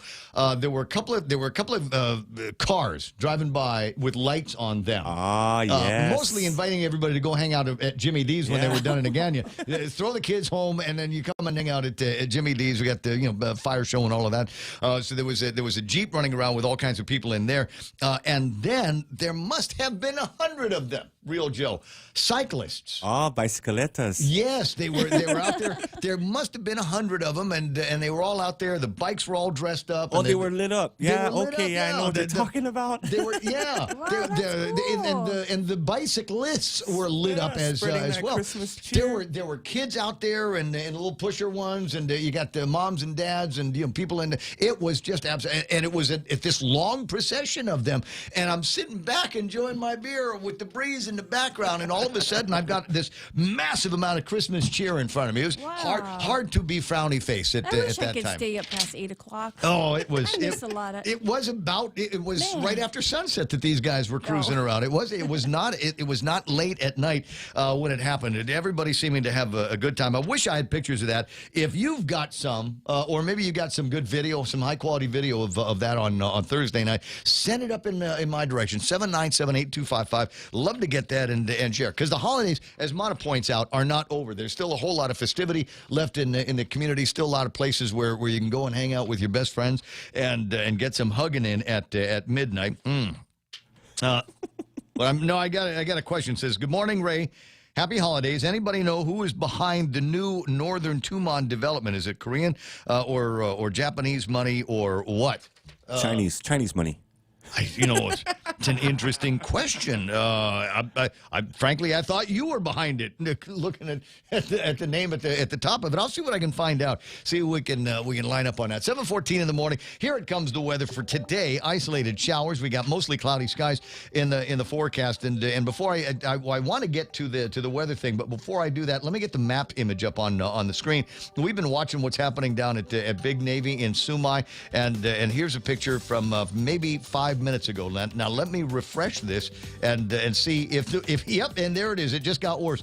So apparently the back gate is closed. The back gate at NBG is closed, so you've got all these people that would normally be going there from the south part of the island with no choice but to go on Route 2 Alpha and wait your turn to make that left onto to Big Navy. And there isn't a whole lot of room around there for cars that just want to go, I just want to go right. I just want to go to the north. Could you get out of the way? Leave some room at the front for the guys that just want to go north. We're also watching traffic pile on from Polaris Point into Naval Base Guam, and you can see by the red on the screen that traffic is practically at a standstill. Now, people say, well, it couldn't possibly get worse. Yes, it could. Apparently, Montesilva says in the case of somebody that maybe forgot their ID or, at Club USA or Foxy or something like that, they've apparently got to shut down traffic leaving the base so that these guys can go and hang a Louis while they're still on the public side, and apparently that takes 10 or 15 minutes. So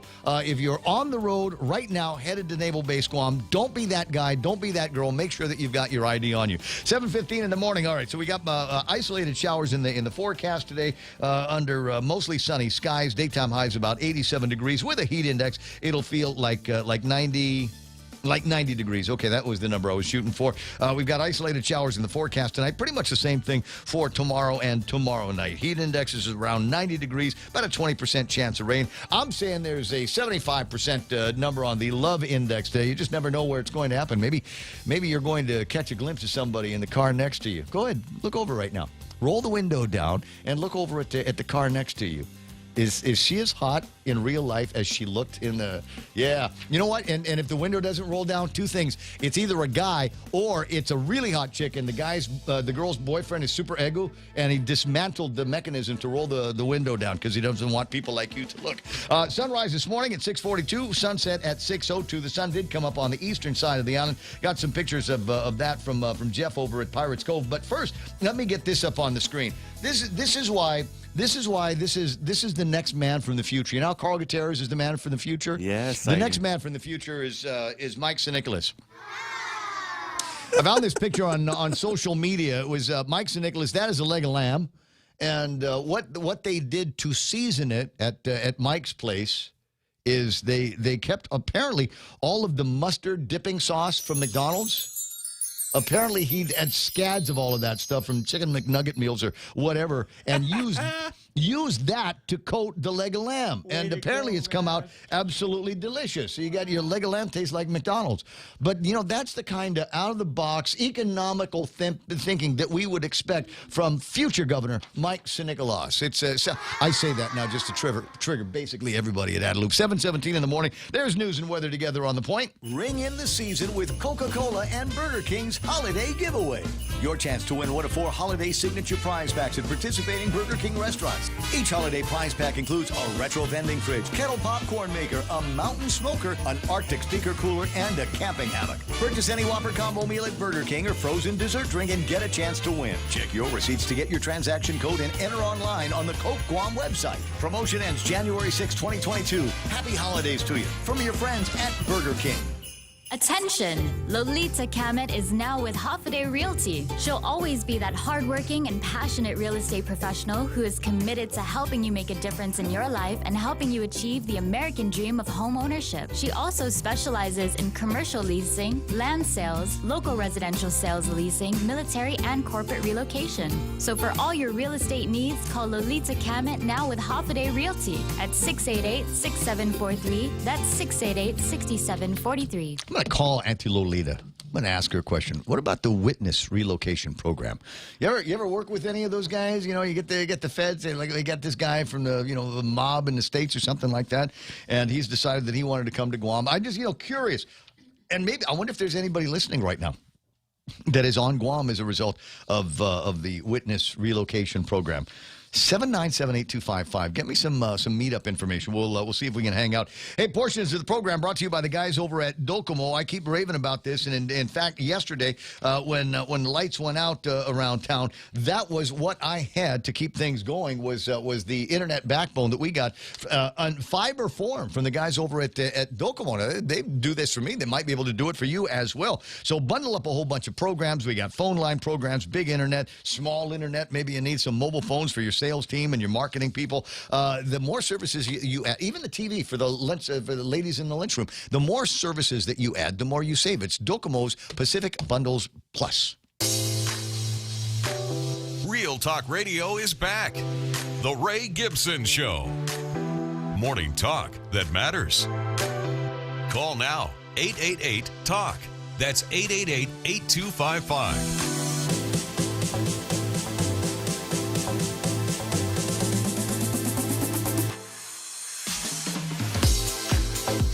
7:20 in the morning, Ray Gibson Show, and amazing.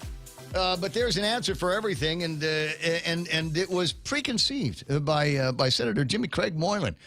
He's got a bill out there that at the legislature just introduced it. We talked about this last week, where is it possible that maybe there might be some private sector guys out there working with somebody like a Docomo that could hang some serious security lights around some of our parks, recreation, and historic sites.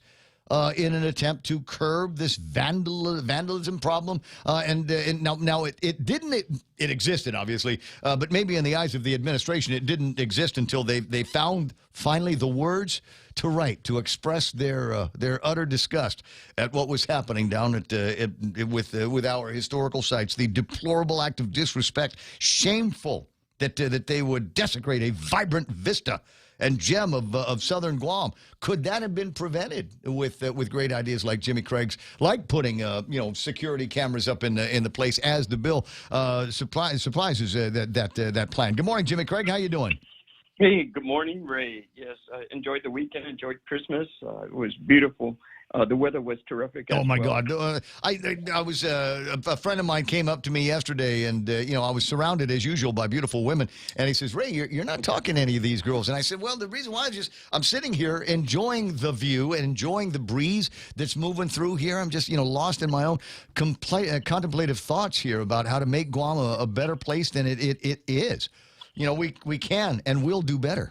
I'm with Josh Tenorio on that. And maybe one of the ways that we'll be able to do it is have private sector businesses, a lot of guys in telecom, a lot of guys in security go out there and put some of these cameras around some of our parks, recreation spots, historical spots. And that way, when somebody like this street wax gang shows up, right, they might be able to get caught or at least deterred because they know that the place is under surveillance. Exactly, again, for our listeners, how does that bill work?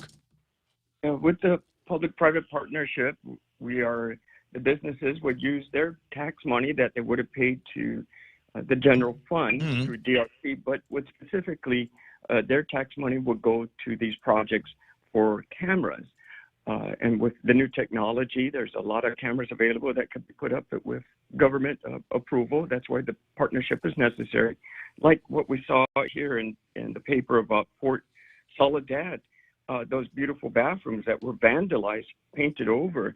And it looks like these bathrooms were just recently reconditioned and painted. They look nice. The wall was all nice and clean. There was no mildew, no weeds around it. The yard is cut.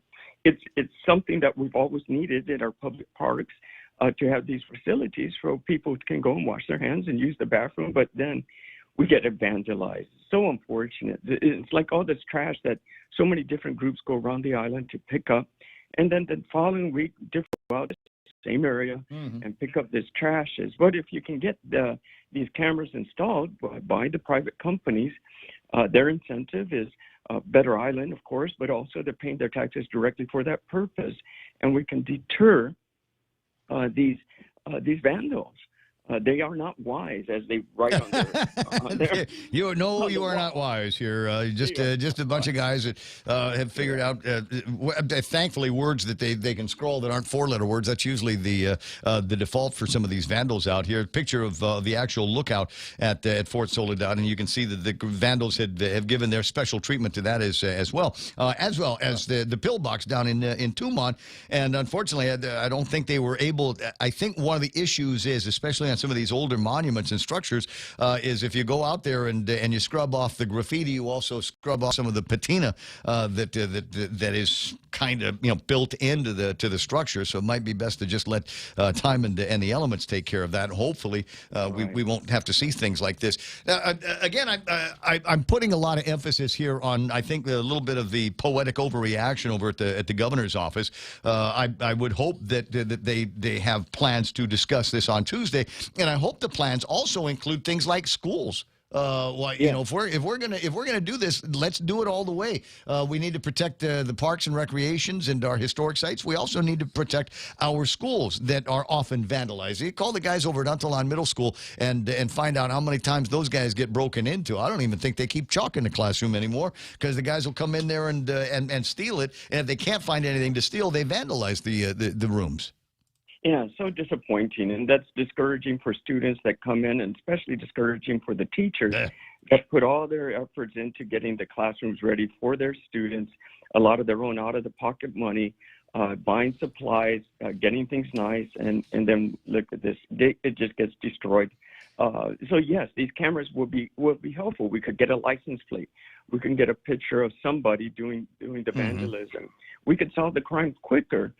Or we can also prevent it by saying this area monitored by security cameras. Well, that's the idea. Jim, let me ask another question here. Can we expand the conversation and let's start talking about securing this? Unfortunately, the days of being able to drive up to these promontories and these historic sites may be behind us. Maybe we need to erect some kind of a wall or some kind of a fence around there. Open the thing up at 6 o'clock in the morning and close it up at just after sunrise. The same way that some of the vandalism issues had been addressed at Epau Beach Park. Sorry, Governor Flores, Joseph Flores Memorial Park, by erecting some gates up there and preventing people from just being able to drive up to the pavilions during over the middle of the night. Oh, right. That's necessary as well. Maybe I'll tell you what. Go down to Chinese Park right next to. You walk up here. Go to Chinese Park. Since they fixed the gate up there, I want to say that there is less vandalism and less sketchy people that are hanging out there. I agree as well. It's unfortunate, but it's safer for the community.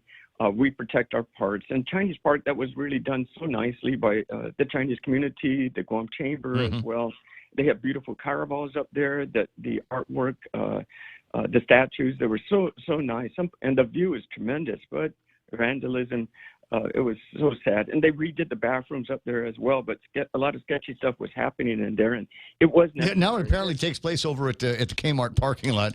They moved over there. No, too much trouble to try to jump the fence. We'll just go over to Kmart. It's well lit. Nobody bothers them apparently. 7:27. We'll do Jerry Robertson the extra point on the other side of headlines. I did want to ask this question though. It's an interesting couple of stories. I think it's in today's Guam Daily Post. The latest CRER that comes out of BBMR looks like there's about $19 to $20 million worth of surplus revenue. Right. Reminds us of what happened last year as well, where the governor kind of took control of that, put us aside and said, wait till the final report comes down after the audit period, which is sometime in the summer, but yet was able to spend it at the governor's decision there, not allowing the legislature, because it's not part of the budget, that it became the governor's purse and expenditures on that way. So it's a good thing. But, in partnership, a co-equal branch of government, we should be working together to prioritize where these spendings will be. I know where I want it to go. I know where I want it to go. Can I? Here's a suggestion. And it's election year. Why not?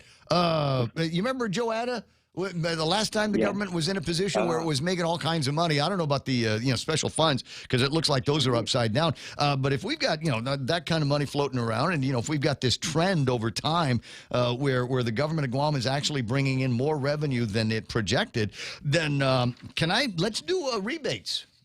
Sure. I remember that.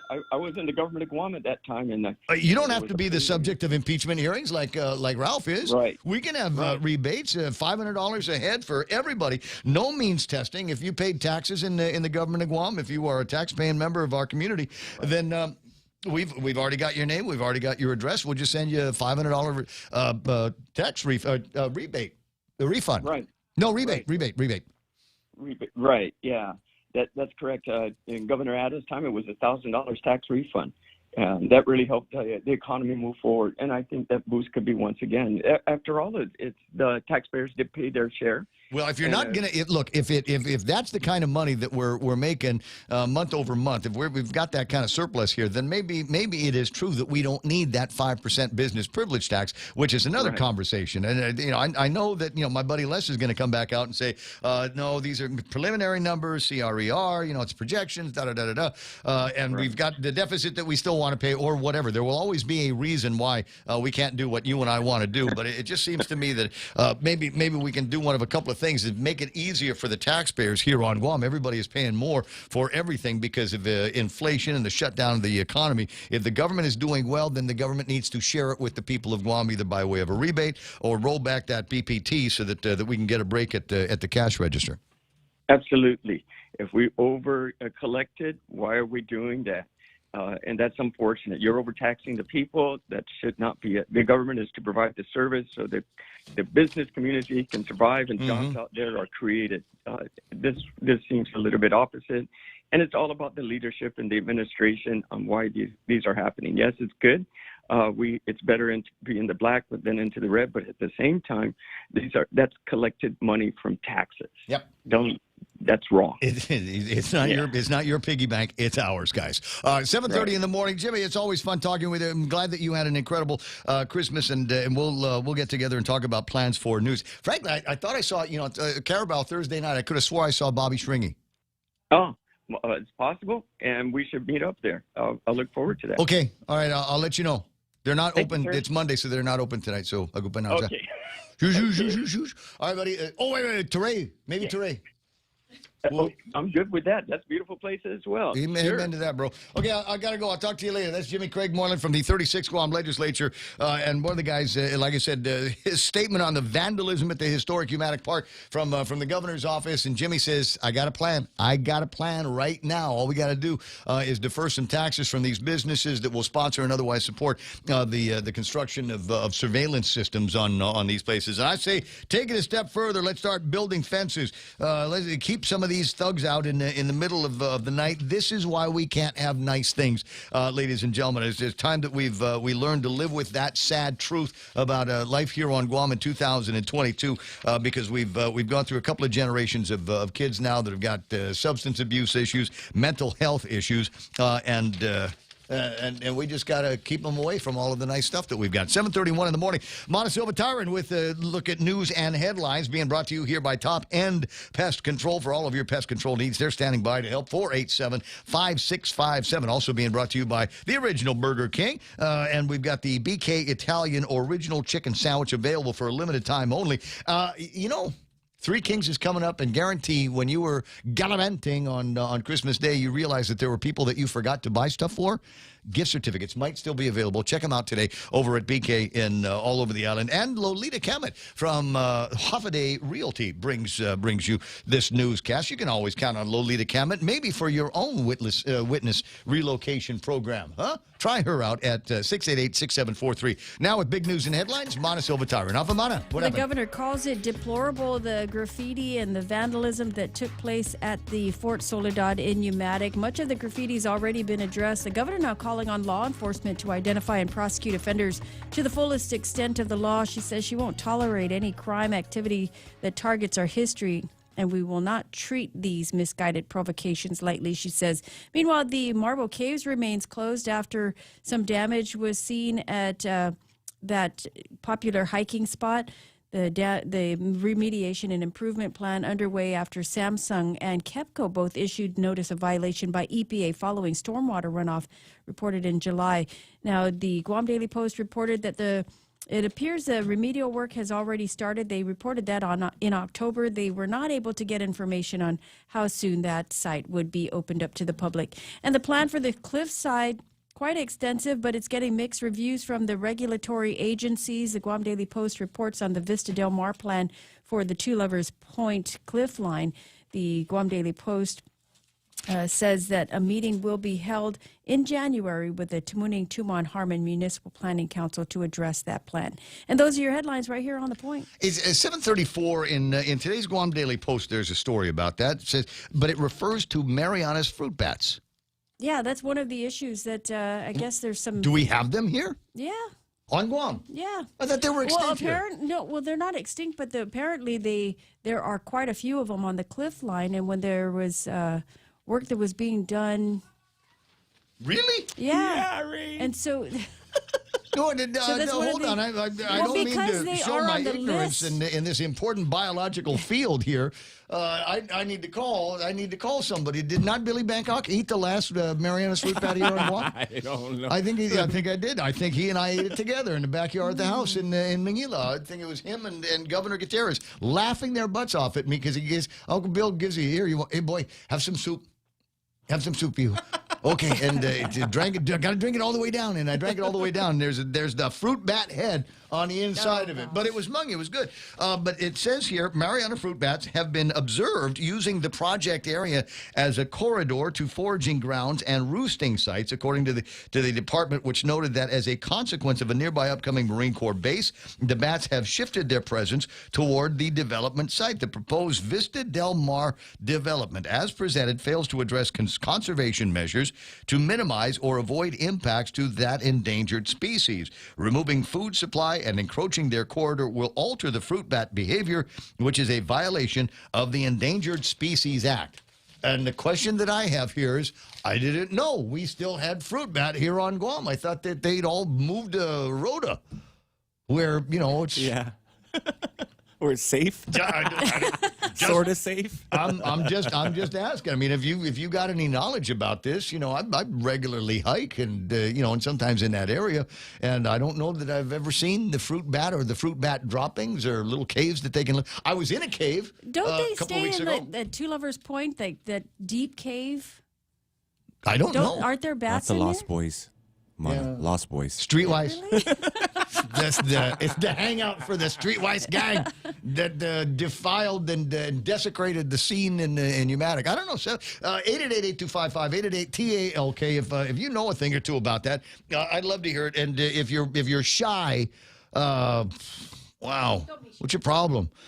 Talk to somebody. Go see therapy. But if you're shy about it, send me whatever you got. 797-8255. Very interested in all of that.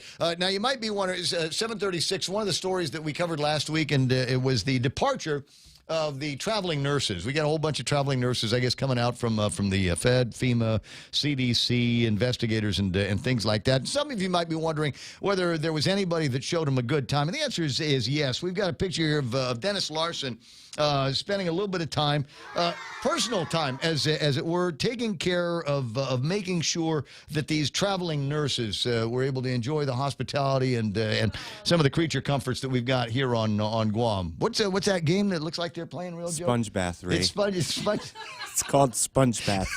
That's the sole thought in your head. Now it's possible because there are so many of these visiting nurses out there, and a lot of them I'm hearing will go off and treat patients somewhere else and go, the money was good, but it's not as good as being a traveling nurse here on Guam with the kind of hospitality that Dennis Larson is showing. The place looks like maybe is over at Dunka's. That looked like Dunka's spot there. Oh, yes, honey. You're just, look, no, I swear, I'm not looking at anything. I'm trying to figure out where on Guam they are. 7:37 in the morning. I'll leave that up here for just a second.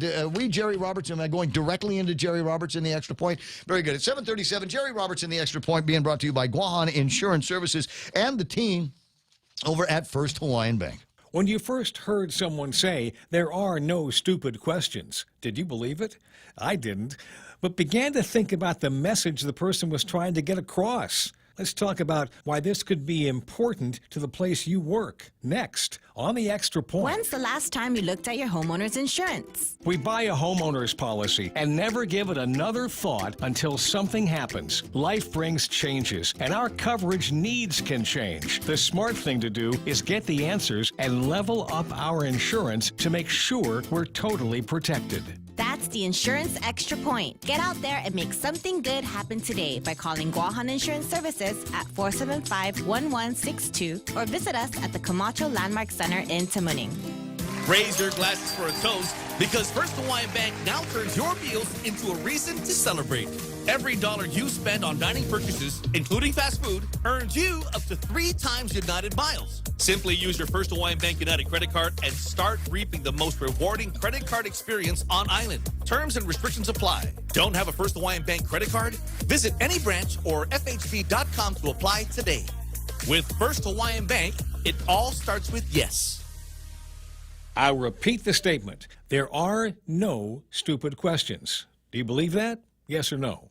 The late Carl Sagan, noted astronomer and someone who used the media to try to make complex science simple enough for average folks to understand, weighed in on the issue of whether or not there were stupid questions. Sagan said, there are naive questions, tedious questions, ill-phrased questions, and questions put after inadequate self-criticism. But every question is a cry to understand the world. There is no such thing as a dumb question, so he said. That's from Carl Sagan. A woman recounting a story about an old man who used to answer all the questions she thought were stupid explained to her, if you ask a question, it makes you look stupid for 5 minutes. But if you don't ask, you stay stupid for 50 years. A 1970 Dear Abby column in the Milwaukee Sentinel said, there is no such thing as a stupid question if it's sincere. It's better to ask and risk appearing stupid than to continue on your ignorant way and make a stupid mistake. So, perhaps it's safe to say that even if you have a question that you feel could be judged as dumb, maybe you should go ahead and ask it anyway. If you're looking for some language that might lead into your question, here's something you can use when asking a question about your work. Boss, I'm working my way through an issue and I've got a question on something and I'd like a second opinion. Have you got a minute? Here's a way to dress it up by actually using the term stupid question. Boss, at the risk of asking a stupid question, I've been looking at something and I'd like to run it by you. If your work is normally good and you haven't made it a habit to ask questions that waste the boss's time, there's no reason that he or she will look at this question in a negative light. One more thing, whatever the question is, take time to work out the answer before you ask anyone else. I've had managers who didn't mind fielding my questions, but the first thing they would ask is what answer I came up with. My first boss, Big Ed, drove that point home. He wanted me to think something through before asking for help. Can your question be answered with a simple internet search? If so, do that. Can the question be answered by one of your team members? If so, ask one. I want to save my best questions for the boss and then show I've tried to get the answer on my own. And what I really want is a second opinion. The issue of dumb questions isn't relevant only at work. At home, kids may also want to ask questions. The good news is that the same basic rules apply. We want kids to feel free to ask questions too. Yet, we want to teach them how to work issues out on their own. It's a good idea to ask, what did you come up with? This makes them value thinking, and that helps everybody. A couple of thoughts to close with. One, if you have a question, there's a good chance somebody else does as well. Second, what happens if what you thought was dumb and don't bring it up, then a big problem follows? I've been in a meeting that was held to sort of mop up after something went wrong, and somebody said, you know, I was thinking about this just the other day. Then the boss chimed in with, why didn't you say something? That question was met with pure silence. My hope is that somebody helps the next time you think you've got a stupid question to ask. That's the extra point. Be responsible and make something good happen today. For 93.3, The Ray Gibson Show, starring a man who never asks stupid questions, Guahan Insurance Services, and First Hawaiian Bank. I'm Jerry Roberts. Oh, It's got like me he's right here. in the fields. Yeah, that was nice, Jerry. I appreciate that. I try not to ask dumb questions, although I did get caught asking a dumb question yesterday. I asked somebody, what is Cialis? And there was my friend Allison kind of looks at me and says, "That's enough, Ray. Stop it. You look dumb now." 888-825-5888-TALK. It's 7:43 in the morning, and there's much to get through here today. I was looking at the traffic gizmos. I don't know if you're ready for the traffic gizmo, but if not, then fine. But I do need to direct everybody's attention to the nonsense that is going down at Naval Base Guam and that entire Sumai area is just it's kind of a mess here as I'm looking at it. But put this up on the screen so that you can see it as well. It's ugly out there. So almost about where Island Equipment is. There's some great hiking back there, just FYI. But anyway, so right around there, we're getting up the hill now, and down the hill is Naval Base Guam. And if you are going left into Naval Base on Route 2, good luck. You got a wait ahead of you. My guess is if you're headed northbound from Route 2 to Marine Corps Drive, you're probably got a long wait ahead of you as well. Looking at very, very slow traffic getting to Marine Corps Drive, and then you've got the traffic that's trying to get into Naval Base Guam. Busy, busy, busy. Apparently, the back gate is closed for a little bit. I don't know. It's like remnants of they found the elf on the shelf there, and they thought, out of an abundance of caution, that they're going to shut the thing down. So everybody has to go through the north gate. Now, Mana's idea is, and maybe one of the things that we can do what is it? You call that the commercial gate? Yeah, the commercial gate in the back. Well, if you can't open the back gate, but there's a gate that goes on the side. And then you can go that way around. Around the thing? Yeah. Okay, well, maybe... make it 2 gates to get in there. I don't know. Or just, we're not terrorists here. We're not terrorists. There might be a couple of vandals that will desecrate something, but other than that, just go ahead and kind of let everybody in. We'll take a look at the rest of the roadways here in just a little bit. It's 7:45 on the Ray Gibson Show. Top End Pest Control is who you call for all your pest control needs. Got a problem with roaches, ants, spiders, rodents, fleas, ticks, termites? No problem. They do it all. Top End Pest Control is a service-disabled, veteran-owned small business and HubZone certified. Serving Guam since 2012. Call them today for a quote, 487-5657, or email topendpest@gmail.com. Check them out on Facebook at Top End Pest Control and give them a like. Top End Pest Control for all your pest control needs. Over the past 5 years, confidential data and network breaches have doubled for small and large businesses, resulting in huge financial loss. At GTA, our multi-threat security bundle is a cost-effective solution monitored by our team of experts, ready to detect known malware and stop new evolving cyber threats before entering your network. Protect your business with confidence and call 671-644-1000 or visit gta.net/enterprise. GTA, we start with you. I'm eating fresh, and you can too with Subway. The perfect gift is still available. Their holiday gift cards. Get a free 6-inch sub when you purchase $25 gift cards now until the end of the year at participating Subway locations here on Guam. And if you're listening up in Saipan, they're even.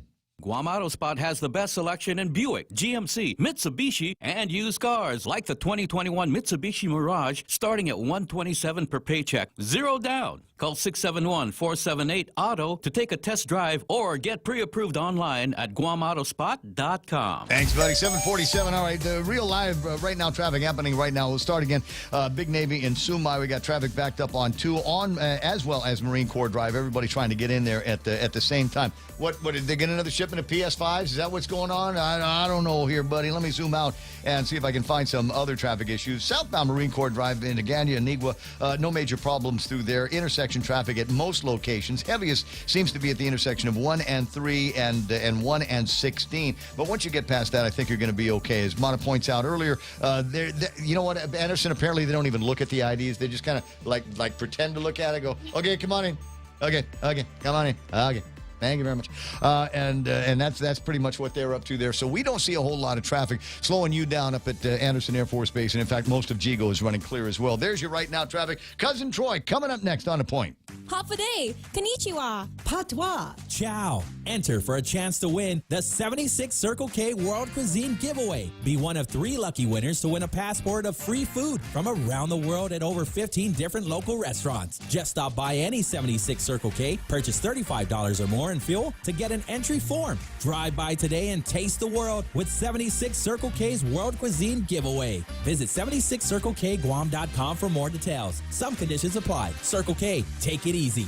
Need to finish the job or start one the right way? Get the right stuff at East West Rental Center. You can switch to easy mode using industrial strength equipment. With years of experience helping builders, East West Rental gives you exactly what you need. Tools for landscaping, concrete, lifts, trucks, tables, tents, chairs, water blasters, excavators, forklifts, air compressors, and more. Call East West Rental Center at 646-1463 or visit them in Upper Dumont. Open Monday to Saturday from 7 to 5, Sundays 8 to 5. It's 7:48 in the morning, almost 7:49 over at KFC. They're probably right now just getting the delivery from the bakery of the incredible bread that they use to make the KFC fried chicken sandwiches. It is a favorite of mine, and it's great eating on the go. Great eating just any time. Lunchtime today, swing by the nearest KFC and order yourself one of them. Quarter-pound worth of double-dipped, extra crispy fried chicken breast.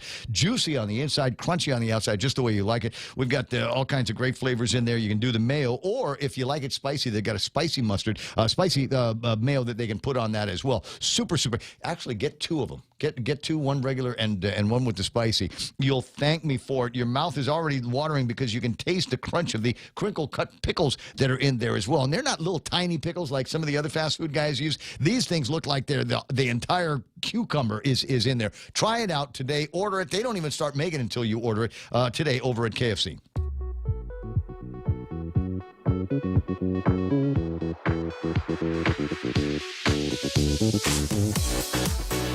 You know, there's a thing that I learned about many years ago. It's called closure, and you can take 2 completely different subjects, 2 completely different pieces of music, and they will somehow beat to beat, mix and match in your head.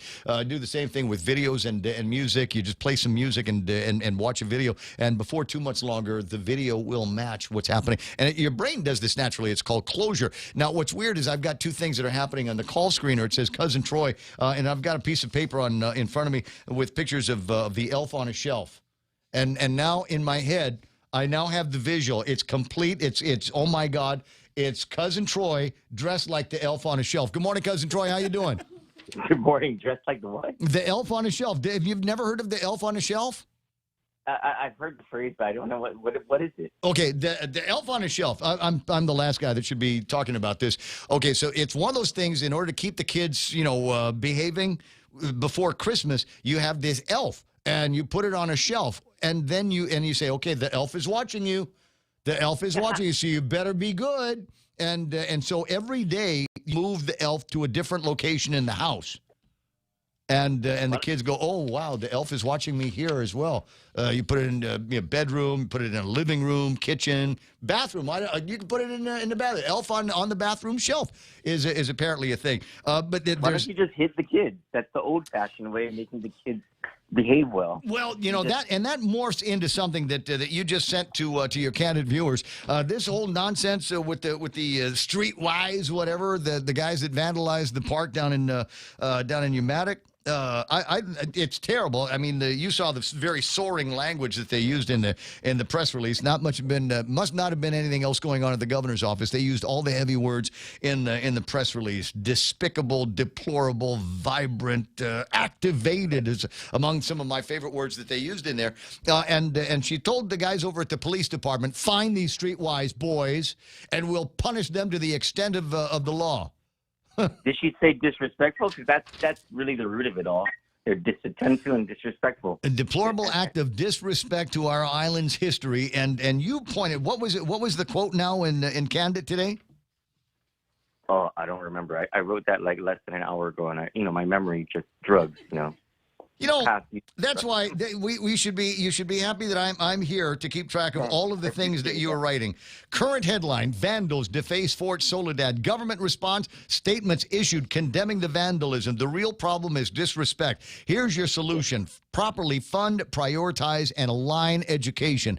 That's A. B, I think we need to return to a sort of healthy discipline that parents have been meeting out to children all of these years. I think it's made a little bit more difficult because you got kids as smart, Alec, and say something at the house, and when it looks like mom or dad's going to provide some kind of discipline on them, they go, hey, I'm going to call the CDC.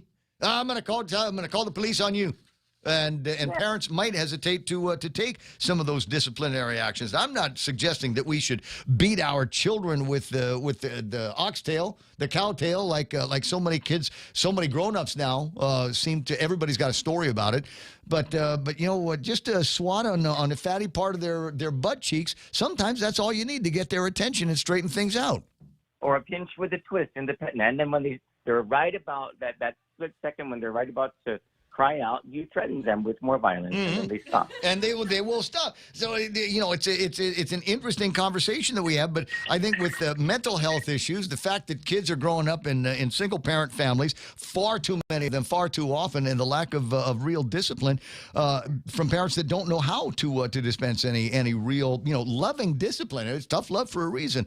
I think maybe that's one of these problems. You know, we always ask, but when these streetwise, do you suppose the kids that deface the bathrooms and the historical monuments, do you think that these are straight A students and a loving mom and dad that's just waiting for them to come home?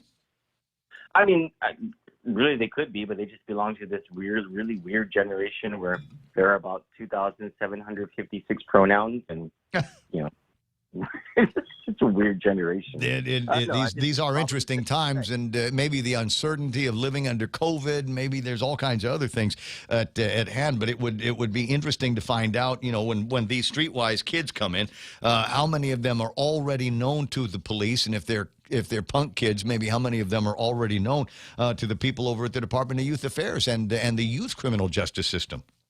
They're probably just bored. They have nothing better to do, and their parents are at work or something. I don't know. Probably the same problems we had as kids, except. I mean, oh no! Very rarely ever bored. I'm proud to say I'm going to low key brag here, but I think I'm proud to say I'm from a generation where industry was encouraged by parents and grandparents. And if you had free time on your hands, read a book. Never say you're bored. You tell somebody you're bored, you're mowing the yard 10 minutes later. Sure, but we also had vandalism in our time. I remember in the 80s and 90s, the gangs. So every village had a gang, and some villages had more than one, and they would graffiti everything. And then there was a law that was passed about selling spray paints. Yeah. And but then I think along with that law, which was I thought it was a part of the solution, but I thought the bigger part of the solution was the effort going on within the school system to not just condemn vandalism, but to condone other activities. And it worked for quite a while. You hardly saw any graffiti anywhere. And if you did see graffiti, it was very quickly painted over by a community organization, most likely Native kids. I'm being told that maybe you're not old enough to remember Kathy and Sue? No. No? Who's that? Okay, well, you're talking about 80s and 90s graffiti, and there was Kathy Loves Sue on every. I mean, that was the graffiti, that was the tag, and I'm pretty sure it wasn't just one person. I think it was one of those things where everybody said, it's like the elf on a shelf. How many different places can we have the Kathy and Kathy Loves Sue graffiti? It was literally everywhere. 7:56 in the morning. I don't know. It's a big conversation, and unfortunately, I've got a feeling that this is going to be the outrage, the outrage memo from the governor's office, and I'm going, wow. I wish that they could be as outraged about other graffiti break-ins over in the schools. I wish there was more talk with this kind of hard charging language about criminal sexual conduct against kids and domestic violence. Those are also big problems on Guam, and I would hope that we activate the Guam Police Department and tell them to find these people and prosecute them to the fullest extent of the law, but we seem to be incapable of doing that. Yeah, there are pretty big problems on this island, and I wish that not just the administration, but the government, but we look to the governor for leadership, right? And so I do wish the governor would pay more attention or would be as vocal about other issues she is about this one. And, it's not to say that the vandalism of Fort Soledad is not a really bad, that's a pretty bad thing, and it's indicative of, what's going on with our... It is. There it is. I mean, there's your sign. You want to talk, do you think we have problems on Guam? Yes, we do. There's your sign. Right there, bunch of vandals out there, hooligans in the middle of the night, that scrolling their name is very similar to, peeing on monuments and doing that kind of thing. It's basically what they're doing, showing disrespect to the island, to the island's history, obviously, but this is par for the course, and it is not something new. It is not something that is uncommon, unfortunately. 7:58. Who are you going after today? Is it going to be a clean week for Candid, or you got anybody you're lining up against this week? No, we're going back. We took a Christmas break and we're going back into work today, and so we're going to get pretty serious about. We're going to get serious again about the whole Matson issue, and taking a look back at the APL lawsuit happening in Washington, D.C., and allegations that APL made that I think should be taken very seriously by our local attorney general, that they alleged that Matson engaged in antitrust activities that violate a local as well as a federal statute, the antitrust law of Guam, where they say, according to APL, and this really should be investigated, that Matson engaged in threats, in acts of intimidation against some local companies to get them to not ship with APL. So there's that. There's the issue with the alcohol and tobacco taxes, and the recent allegations that have come up about things that happened over at Rev and Tax that kept Hermarch from paying the correct taxes. Then, oh, sorry, my dog is going crazy. Yeah, I was going to say, well, we'll leave you to the dog, and maybe look for some other interesting stories up to and including what's going on at the University of Guam, how they're reducing all of the benefits to the students, but there seems to be a whole lot of freewheeling tax, freewheeling raises, and paycheck accommodations that are being made to a whole bunch of people. I got to run, buddy, because it's 8 o'clock already. I'll talk to you later, cuz. You guys have a good morning. You know it. Here's Fox News. Coming. I'm Jessica Rosenthal, Fox News. Hundreds of flights have been canceled this holiday weekend, with airlines citing COVID as a major reason.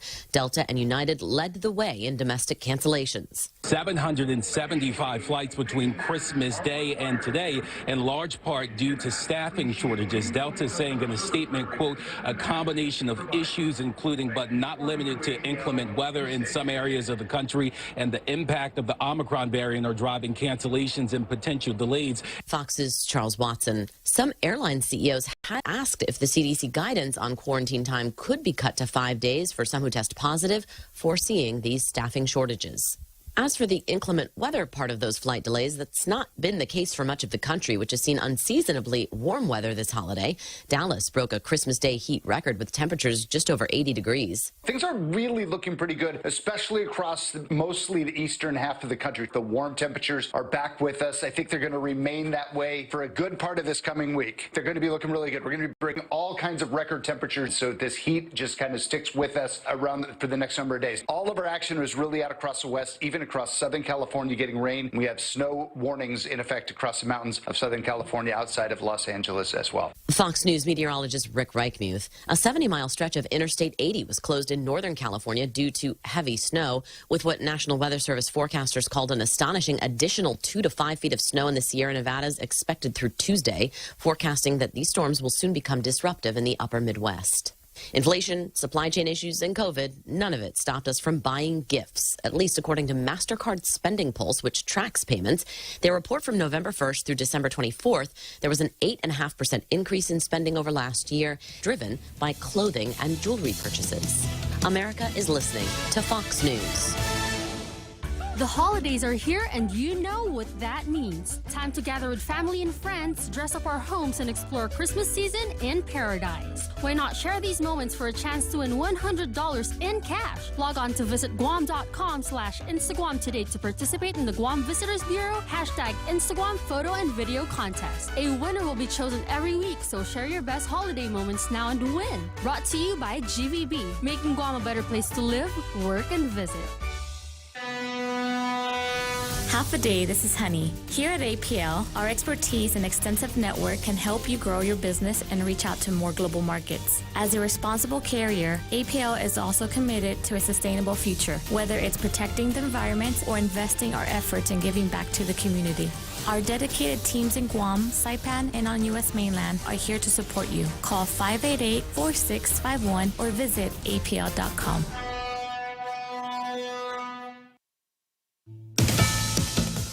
Russia's President Vladimir Putin said Sunday that if Western countries don't meet their demands set forth in a sweeping security proposal this month, that he will consider a number of options, that they will be diverse options, and he will see what his military experts submit.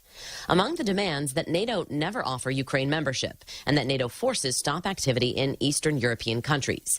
NATO and the U.S. have rejected this. But Putin said there are plans to talk with the U.S. and with NATO next month in Geneva. In a pre-taped interview that aired on Face the Nation today, Vice President Kamala Harris was asked about the tension. We are working with our allies in that regard, and we've been very clear that we are prepared to issue sanctions like you've not seen before. This as Russia removed some troops from the border of Ukraine as well as from Crimea, though reports are it's a very small number. More than 30 people, including women and children, have been killed while fleeing in eastern Myanmar, where the military has pushed out the elected government. Images of their burned bodies have spread across the country on social media. Humanitarian aid group Save the Children says 2 of its staffers who were in the area are missing following the violence. And this Christmas weekend, aside from his usual holiday blessings, the Pope had some specific advice for married couples. Pope Francis encouraging married couples in a letter, telling them please, thanks, and sorry are the 3 words the couples need to remember. In the letter, Francis talked about how forced togetherness during the pandemic has tested the patience of parents and siblings alike, and in some cases led to difficulties. The letter comes halfway through a year-long celebration of the family announced by the Holy Father in 2021 that is due to conclude in June with a big rally in Rome. He reminded parents that the breakup of a marriage is particularly hard on children and urged parents to keep seeking help to try to overcome conflicts, including through prayer, and went on to say that after every argument, not to let the day end without making peace. Ted Lindner, Fox News. I'm Jessica Rosenthal, and this is Fox News.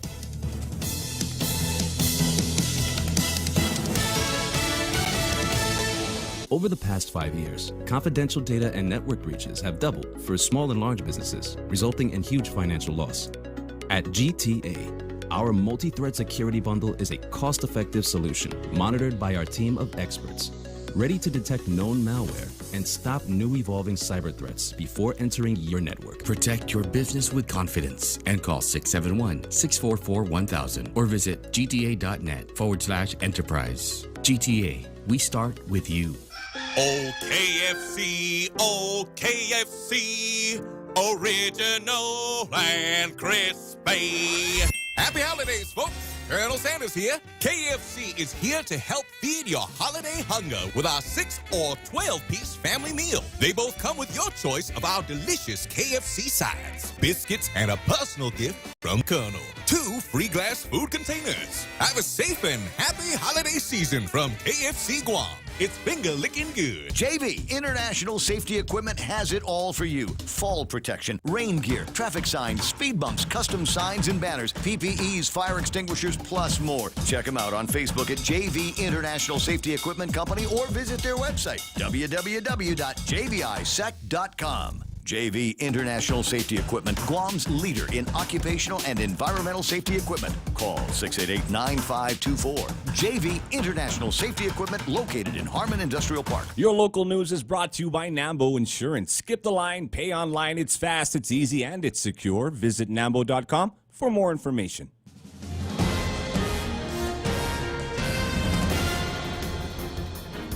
Half a day, it's 8:06. I'm Monisova Tyron with a look at your local news on the point. Police have yet to make an arrest in connection with an early morning accident last week in Upper Tumon that claimed the life of a woman. The woman was struck by a car headed north along Marine Corps Drive. She was taken to GRMC and was pronounced dead. The driver apparently fled the scene. The accident still under investigation. The historic Fort Soledad in Umatilla was defaced this weekend in an act the governor is calling deplorable and disrespectful. Vandals spray painting graffiti over the structures to include the restrooms and the overlook. Much of the graffiti has already been addressed. The governor now calling on law enforcement to identify and prosecute offenders to the fullest extent of the law. She says she won't tolerate any crime activity that targets our history and we will not treat these misguided provocations lightly, she says. Meanwhile, in the news today, the Guam Election Commission will be asking the legislature for more money to accommodate early in-office voters in the coming election, as well as other necessities. The Guam PDN reporting that the Election Commission requested $1.9 million for fiscal year 2022. It was ultimately allotted only $1.6 million in the GovGuam budget for this fiscal year. The Commission's supplemental budget request to the legislature is now at $626,000, according to the Executive Director, Maria Pangilinan. The board voted to approve that amount with the flexibility to increase or decrease it by 10%. We'll have more news right after this. Go green, go solar, and save big with Nambo Insurance. When you power up your home with solar panels, Nambo Insurance will pay up to $350 toward your power bill. With Nambo, you can enjoy great savings while going green and helping to save Guam's environment. At Nambo, it pays to go green. Terms and conditions apply. Visit Nambo.com or call 477-9754 for details. Nambo Insurance, proudly serving Guam for over 50 years.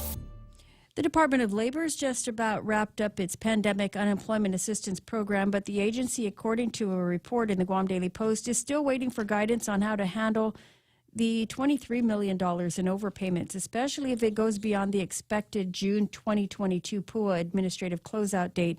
The Guam Department of Labor has been challenged trying to recover most of what was initially $31 million in overpayments due since last year.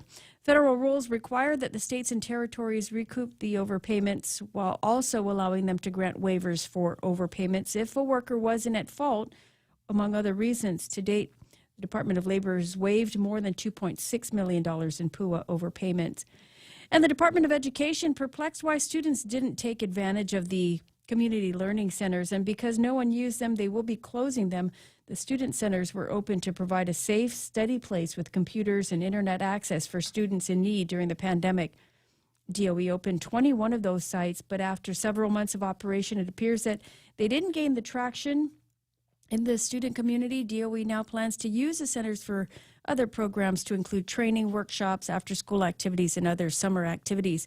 Also, the Post is reporting that DOE is looking at keeping online learning options for students, primarily high schoolers. The deputy superintendent says that they are considering ensuring that the option is available even post-pandemic. And those are your top stories here on The Point. Here's Ray with your weather. Please. Please and Thanks, thank you. and sorry. Sorry. That's the words from the Pope. The Pope is giving out marriage advice. Let's go, Francis. I don't want to say anything. You know, I don't want to say anything, but I will. Who's never actually been married. And that's like me giving out marriage advice. And I've been married twice. And you say please, thank you, and sorry. And I didn't. It's, it still apparently doesn't have as much of a load as he thinks it does. But anyway, you might want to try that. Most guys know this already after being married. For I don't know any longer than about 20 minutes. Yeah, you kind of get used to it. You just go please and thank you and I'm sorry. Others have added on the list. You're right. I'm on. You're right. You're right. That's the, and you got to say it with sincerity. You can't do it like they do. You've got to. It's not just yeah, you're right.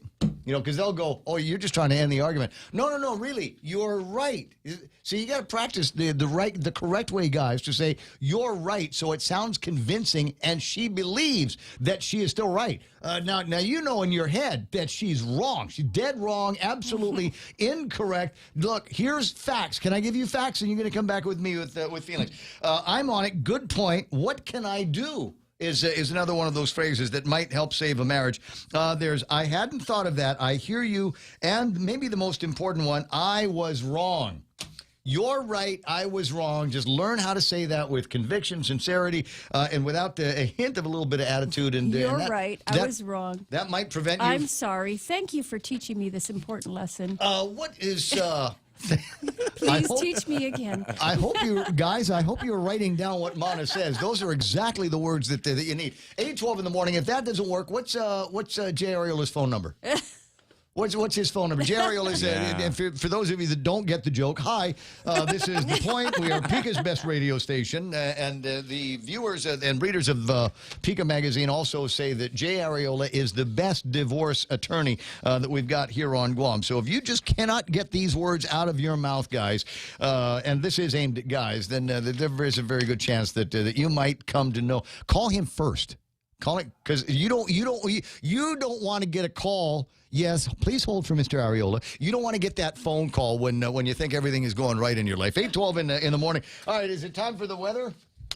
It is? Is that the Laura lady? Is that Laura on the phone? No, that's Dave Del Sola from the Department of Labor, sir. Okay, we still want to talk to him. He Okay, came good. to collect from you. Isolated showers are in the forecast for today. Mostly sunny skies. Highs near 87 degrees. Now I know we got the pictures of the overlook down in Pneumatic, but we've also got, to give you some kind of a hope, ladies and gentlemen, we've also got sunrise pictures from Jeff over at Pirates Cove. Huge crowd went there for the Christmas food that he laid out there. Isolated showers in the forecast tonight. Partly cloudy skies. Overnight low 76. Daytime highs about 87 degrees. With a heat index, it will feel like 90. Sunrise was at 6:42 this morning. Late. And sunset is going to be at 6:02 tonight. Hashtag tell the others if you still got some hashtag and energy that you can throw into it. 888-8255. It's 8:13 in the morning, and Dave Del Sol is coming up next.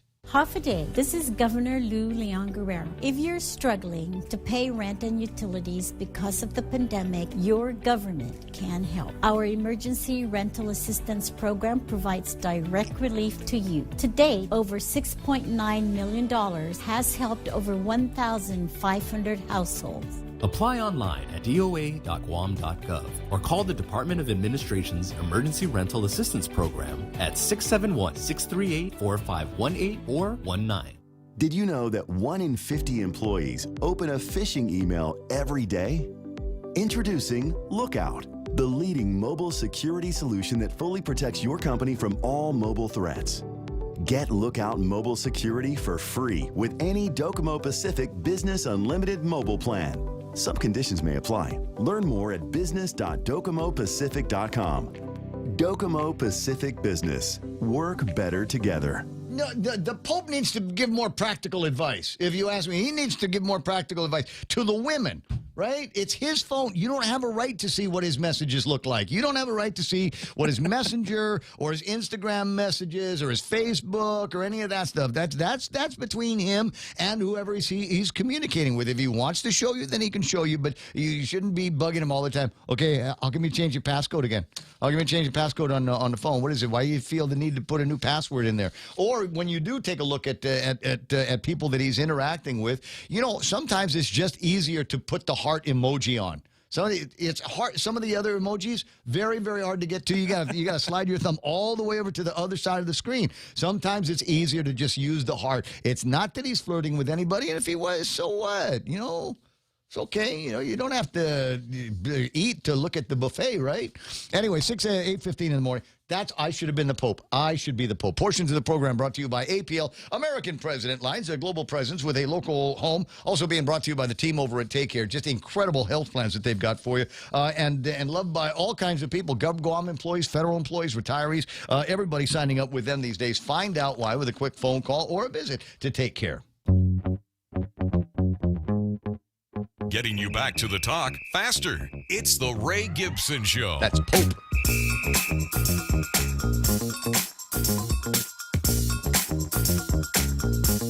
So you know what I learned over the weekend? 2 wrongs don't make a right. I had no idea. Me and a friend were talking about stuff, and I was saying, I don't know, if somebody comes over and starts to, harass my dogs, I'm going to take out my gun and shoot him. He says, you would kill somebody for harassing your dogs? Is that bad? Is that a bad thing? So I wouldn't kill him. I'm not that good a shot. So I might maim him or, otherwise, I don't know. But he says, Ray, 2 wrongs don't make a right. First time I'd ever heard that. And apparently getting paid twice in government programs don't make a right either. Just because it happened doesn't mean it is correct. Dave Del Sol on the line, and in today's Guam Daily Post, your job is never going to end. Like COVID, you're stuck at the Department of Labor. You're not going anywhere. anywhere until you get everything straightened out. And now it's straightening things out to the tune of about $23 million in folks that were in the PUA program, but also getting money from their employers as part of the PPP.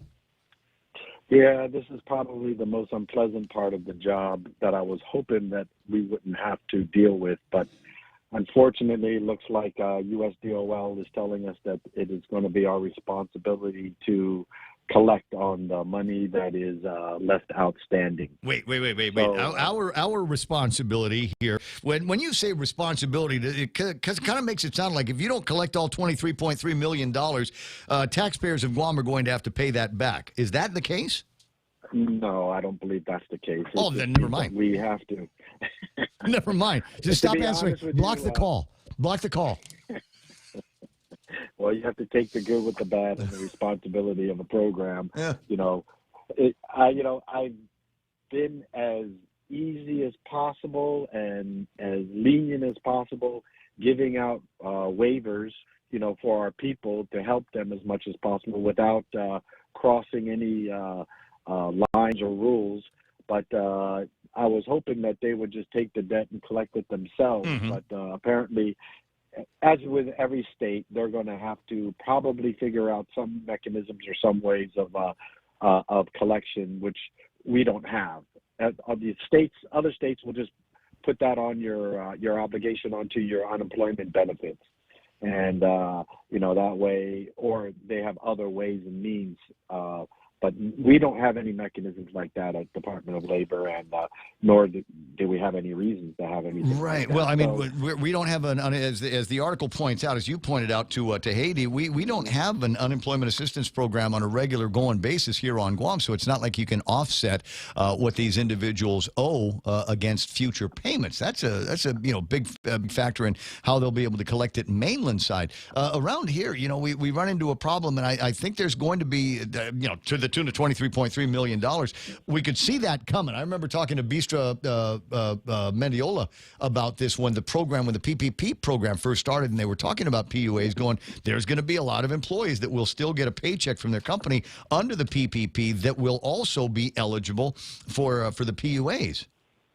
Yes, and that was just one of the reasons. There are many reasons why some people got overpayments. I mean, some through they were fired, but they still consider themselves unemployed and continued to collect PUA when their reason for had to be because of the pandemic, not because of you weren't showing up to work. As that was another example, and there's a whole myriad of reasons behind overpayments, and some forgot to claim their income, when they went back to work part-time. Oh, Lana, sorry, I forgot. Yeah, I know. Oh, forgot about that paycheck.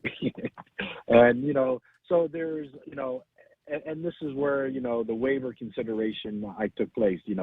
There is strict guidelines to the waiver, and if the waiver was no fault of their own, and and it falls in a certain amount of categories. So that was probably the biggest thing was, was it a mistake and you didn't knowingly try to file and collect the money? And then, of course, if it was creating a financial hardship, there's some others, which I don't want to get into, so people will know how to ask for waivers. But, but the biggest thing is, was there any fault? Should have you known not to file? And was it going to create a financial hardship? That, then I have leeway on what I have to personally approve or disapprove each waiver. And that goes through a vetting process of a team of people before it gets to me with a recommendation, which goes to an administrator and then comes to me. So it gets vetted very thoroughly before it gets to me to make the deciding decision. So, how much is there a number on how much you've waived? Yeah, about 2.6, almost $2.7 million. That's a lot of money. Oh, it used to be. And yeah, Used to be. We was talking about a couple of $1 billion worth of the largesse from the taxpayers of the federal government. Then yeah, it felt back in the old days it was real money. But as we say, there's going to be some people that are going to be caught kind of unawares by all of this, going, "What do you mean I overpaid? That can't be." And you say, "Well, you got to pay it back." I say, "I don't have that money anymore." well, these are the kind of guidances that USDOL is working on, because we are in a unique situation. Mm-hmm. We are no state is like this. And so they weren't even sure exactly what kind of guidance to give us. So they said, enjoy the holidays. We're working on trying to figure out what kind of guidance and help, what's going to be your responsibility. Mm-hmm. And so this is a work in progress. This is uncharted territory. So, this will evolve slowly over time, and we will just continue to waive. Remember, overall, considering, I know $23 million is a lot of money, but when you gave out $808 million, which is making up, just over 2% of the total amount, it's nothing compared to the states. The states have anywhere from 20 to 40% of their money given out in overpayment. It's a huge amount. And, we were pretty, being so small, we try to audit on the fly. We try to circle around audit. And it's, when you have 30,000 claimants filing in, and then you have 90,000 fraud claims coming in, it was a daunting task to get to everything. But, I think with between 2 to 3% overpayment is a really outstanding number, and USDOL was pleasantly very blown away at the low amount as far as the amount that we gave out. Right. So that is something that shows well that our people did on average or honest and tried to apply, and we're taking it with the full understanding that they deserved it. Right. Well, in some cases, especially when we talk about overpayments because of the additional PPEs, the PPPs that were floating into to the businesses, it's not like a lot of rank and file people knew where that money was coming from. They just knew that it was coming. 8:24 in the morning. There are other stories along these lines here. The statistic of the day a couple of days ago was $100 billion, and it's $100 billion in COVID fraud. Nearly $100 billion has been stolen from the U.S. government from various COVID relief programs, most in unemployment fraud. The sheer size of the pot is enticing to criminals, as you pointed out many times. Justice Department said last week that its fraud section had prosecuted 150-plus defendants in more than 95 criminal cases related to Paycheck Protection Program. They have seized $75 million in cash, plus numerous real estate properties and luxury items that were purchased with PPP proceeds. It is interesting to hear about some of the people that lined up for that PPP money and went out and bought themselves Rolexes and watches and yachts with it. And when you roll out money quickly, because we're in a pandemic, and people are just going to take advantage of the quickness and the amount of lack of mechanisms in place to ensure that it is being spent properly, and that's what happens. And that's what happened with PUA. Mm-hmm. They estimate 40% of all the PUA that went out was fraud in the states. 40%. So that's a huge.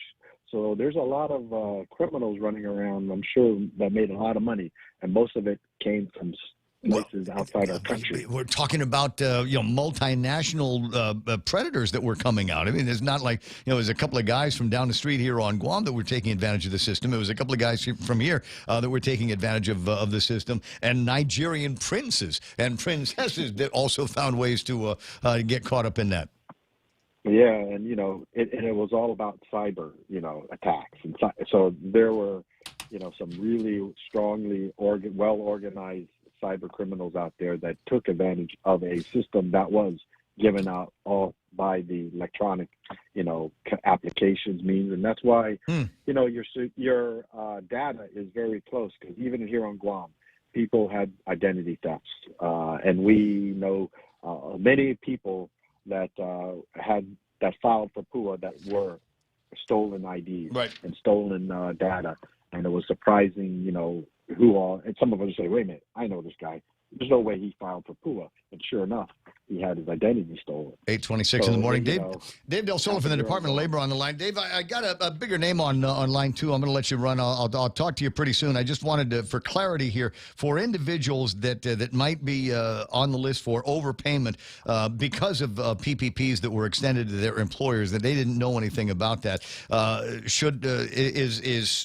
What should they do? I mean, especially if money's coming in and they spend it, how should they act? I mean, should they ask to be let out from under that obligation? What's the process for them? If they find there's no fault and they have a legitimate burden to pay it back, then you can always file for a waiver. And if there is, and if you have already been looked at and been denied for certain reasons that were beyond my control, then you're going to have to figure out ways of paying it back, either through a payment plan or something like that. What's going to happen, I'm not sure down the road. Is not something that I know yet. This is a learning process, just like the whole PUA program. So, we're still receiving people at the 3rd floor. If you have any questions, come on up to the 3rd floor at the GCIC building, and we'll be glad to look into your case and explain it to you. And don't run from the guy. If you get a telephone call, it's just the beginning of a process, and we'll see where that ends. Dave, always a delight talking with you. Happy New Year, and hopefully we won't need to yak at you until we've got some new problems in 2022 to deal with. Okay, my friend. Right. Happy New Year to you, too. You know what? I'll see you on the beach, 8:28 in the morning. As I said, I got a bigger name on line 2. Laura Duenas is with the Department of Agriculture, you said. Welcome to the program, Laura. My name is Ray. Thrilled to have you online with us today. Thank you. Happy day. Thank you for having me. Well, and I like how you said the bigger name. Yeah, I got a bigger name on line 2. It's Laura Duenas. Everybody knows. So Laura, can you help me out with this? Because I was under the impression, and I don't know, maybe because I just drilled into my head about endangered species, that things like the, Marianas fruit bat only exist in, like, the northern Marianas, in Rota and Tinian and Saipan and places where we don't have any brown tree snakes or too many guys that want to eat them. So do we have them here on Guam, like the story says?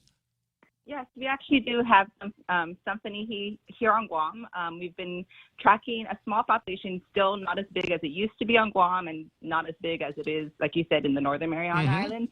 But there still are on Guam. And so, that's why we're keeping a close eye on them and tracking where they are, what they're doing, just to make sure we don't lose what we currently have. And on the other side, we're also trying to bolster the population as well, too, so that,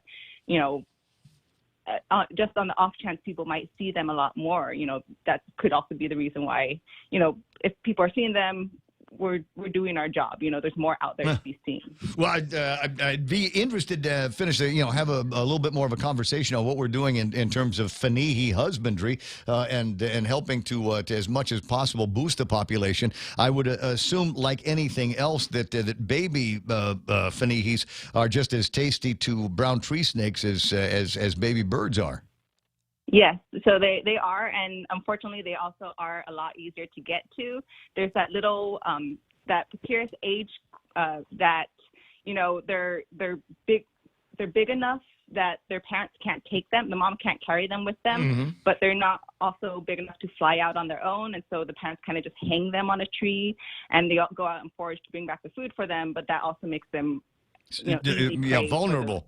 This is fascinating. Now, this story and the idea in my head now that there are live versions of Marianas fruit bat, the flying fox, fanihi as we call them here, that still exist on Guam, and that they may be imperiled now by the development of these towers and basically an amusement park that's going to be going up around the Gotnya area.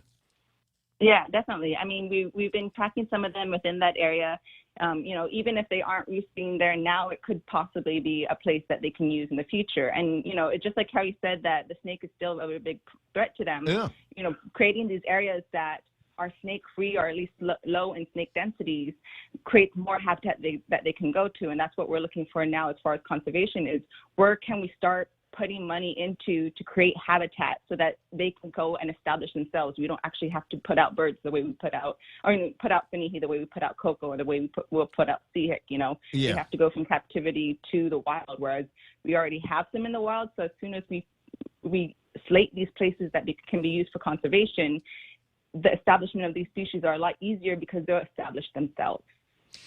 Fascinating conversation. It's funny you mentioned the Seahawk, and I'm thinking about Cocos Island. In fact, Pam Duvall sent me a picture of Cocos Island from back in the 70s and 80s when there was still a resort facility on the island. That's been blown away from years and years ago. But unfortunately, there are brown tree snakes that have made their way somehow to Cocos Island, and I'm told that is a rather desperate situation out there with our inability to number one catalog them and number two catch them in any decent numbers. Yeah, it's a different kind of problem. You know, our partners at USGS and USDA have been working with us on catching and controlling the snake population on Guam. Mm-hmm. But that's after the birds have already disappeared from the forest. And so it's a whole new problem because Cocos Island is basically this huge buffet of birds. You have seabirds, you have our coco, you have our sali that are still out in the wild there.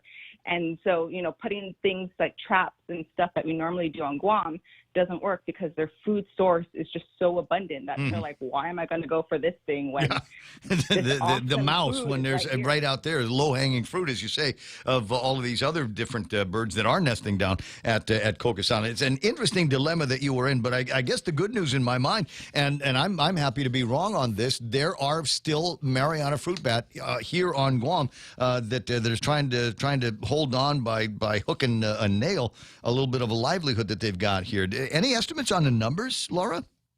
I think I'm safe to say we have anywhere between 60 and 100, and it fluctuates a lot because, you know, whenever something happens, especially in Rhoda, through genetics analysis that one of our partners did, Dr. Tammy Middlesteen, she actually showed that the Punihi populations in Guam and Rhoda are very similar to each other, which shows a lot of intermingling and moving between the two islands. So, you know, anything really big happening in Rhoda to the population there, they kind of come down to Guam. And vice versa. Anything happens here, they move up to a safe space in Rhoda as well. All right, so and there might be people going, "What? How do they do that?" They actually fly, and they can cover a great distance. The distance between here and Rhoda ain't a big stretch for Fanihi and flying animals like that.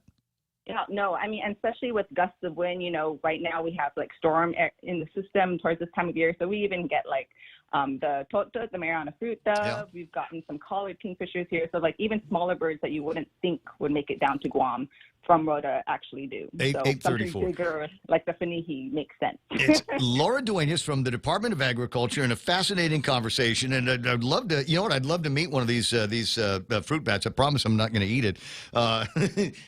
But you know they're tasty, Laura. You've no doubt had one in your time. No, I haven't eaten that. I don't know. They're too cute. They remind me of puppy dogs. I can't do that. Right.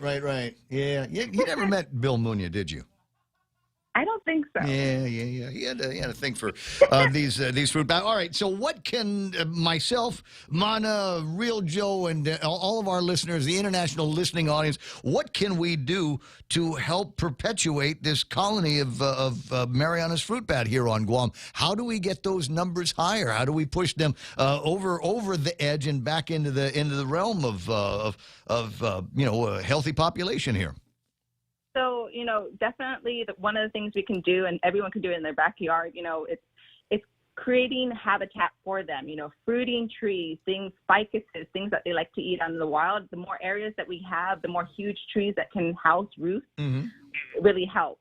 You know, also predators, you know, in addition to brown tree snakes, dogs, cats, and just loud noises. If you have really, you know, if there's a dog barking and things like that, if there's a roost nearby, it kind of freaks them out, and they can lose a whole generation of pups just by everyone flying away and the pups dropping kind of thing. Oh. So, you know, yeah, so you really want to be careful and figure out, you know, what's out in the wild, you know, what you can do to kind of limit that noise exposure, as well as oh my God!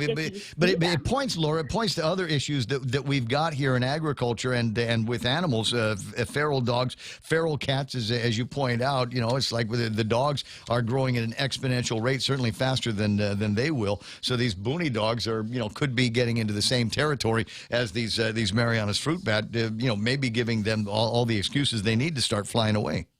Mm-hmm. Yeah, definitely, and you know, it's everywhere from problems with our animals out in the wild, you know, or cocoa. Like I like to say when we go out to schools, you know, if you have your dogs and cats, can I put a cocoa bird next to your yard? And they're like, no, my dog's not tied up. And I'm like, exactly. Like that's one of the things, you know, they may not want to eat it for food, but it's something either they're trained to catch chickens or things like that, or they just want to bring a treat home for you, kind of thing. What a great conversation. I wish we had more time for it, but suffice to say, you've satisfied a lot of my curiosity here, and maybe the listeners as well, reading the story going, what fruit bats are they talking about? We don't have fruit bats here. Ray Gibson ain't the last one. But at any rate, if there's anything that we can do, you know, by way of PSAs, or maybe you've got some programs that you want to talk about, you know, I'm a big fan of what you guys are up to over at the Department of Agriculture and want to help out any way I can. Yes, and, you know, if anyone sees a fruit bat or anything that just looks weird or, you know, not of the norm, feel free to call us, let us know. We'll check it out, especially fruit bats or any of the other endangered species. You know, we definitely keep track of what people see and where they see them. That's a fact. Now, I know because you and I work with some people that I know in different parts of the community. You were talking about USGS and some of the work that they are doing here on Guam, and with specifically brown tree snakes. And I will help if my buddy, if you see a big snake, I mean a big brown tree snake, I resist the temptation to dispatch it and turn it into big tree snake sushi with your machete. Resist the temptation. Get a hold of me so I can get a hold of my buddy, and he will come and capture that live big brown tree snake, so we can take it back to the lab and see if there's things going on in their life cycle, things going on in their diets that might help us eradicate them. Yep, that's exactly what they're looking for right now. I think we had someone bring a huge snake to our agriculture just last week, so they were able to stop by and pick that up from us as well too. Doesn't that kind of freak you out when somebody, hey, I got a snake, and then you go in there, take a look at it, and it's the size of a Volkswagen? I know, you're just like, oh my gosh. Yeah, definitely we've come across some of those in our field work. Absolutely. Oh yeah, there's field work. How crazy is that? You're out boonie stomping and you run into you know, one of these big snakes out there. Oh yeah, it's definitely a shocker, and then all of a sudden you have to come back down to reality and take care of it. With your bare hands? Ekalakis. Yeah, sometimes. Ekalakis. 8:39. Last question. While I did, just because I got stuff I got to format that I'm trying desperately to maintain here. LFAs, little fire ants. What are we doing about those? You got any plans to help me eradicate them? And in fact, over in the Gotnia area, there's LFAs all over the beach there.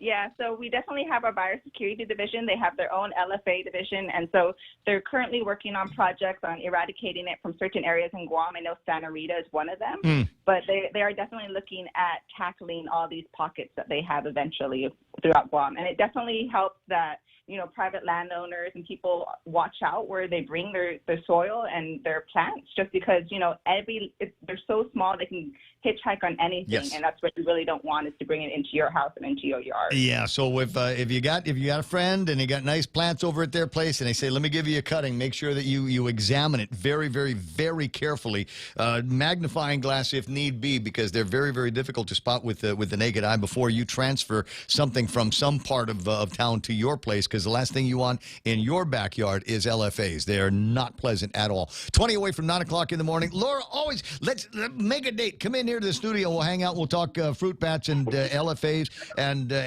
all of the other varmints that we've got here on Guam. I think it'll be fun. It sure does. That sounds like a plan. All right, I'll talk to you pretty soon.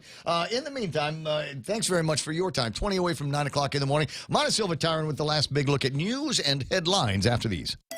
Everyone has a busy schedule these days, and sometimes we forget to schedule our routine dental checkup and cleaning. Don't neglect your dental health. Schedule one today with Dr. Robert Yang and his Smile Team, conveniently located at the East West Business Center on Marine Drive, Upper Tumon. Call us today at 647-8702 or 3. Again, that's 647-8702 or 647-8703. We make smiles happen.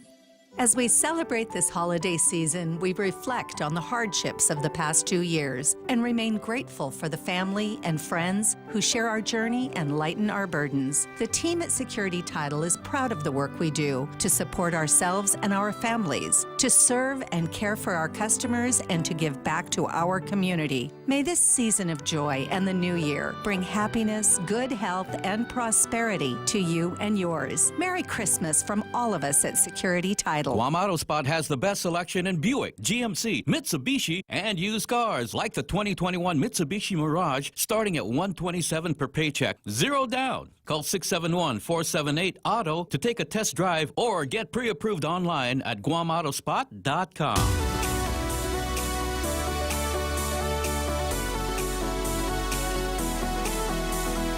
Yeah, how's that for an adventure? How was work today, honey? Oh, it's great. I found a 12-foot brown tree snake with a head as big as your shoes. I mean, so what'd you do with it? Well, I picked it up with my bare hands and stuck it in a bag, and now it's in a lab somewhere. A guy named Shane is doing there's a name for it. I think it's a different name for snakes. So they take it apart like an autopsy?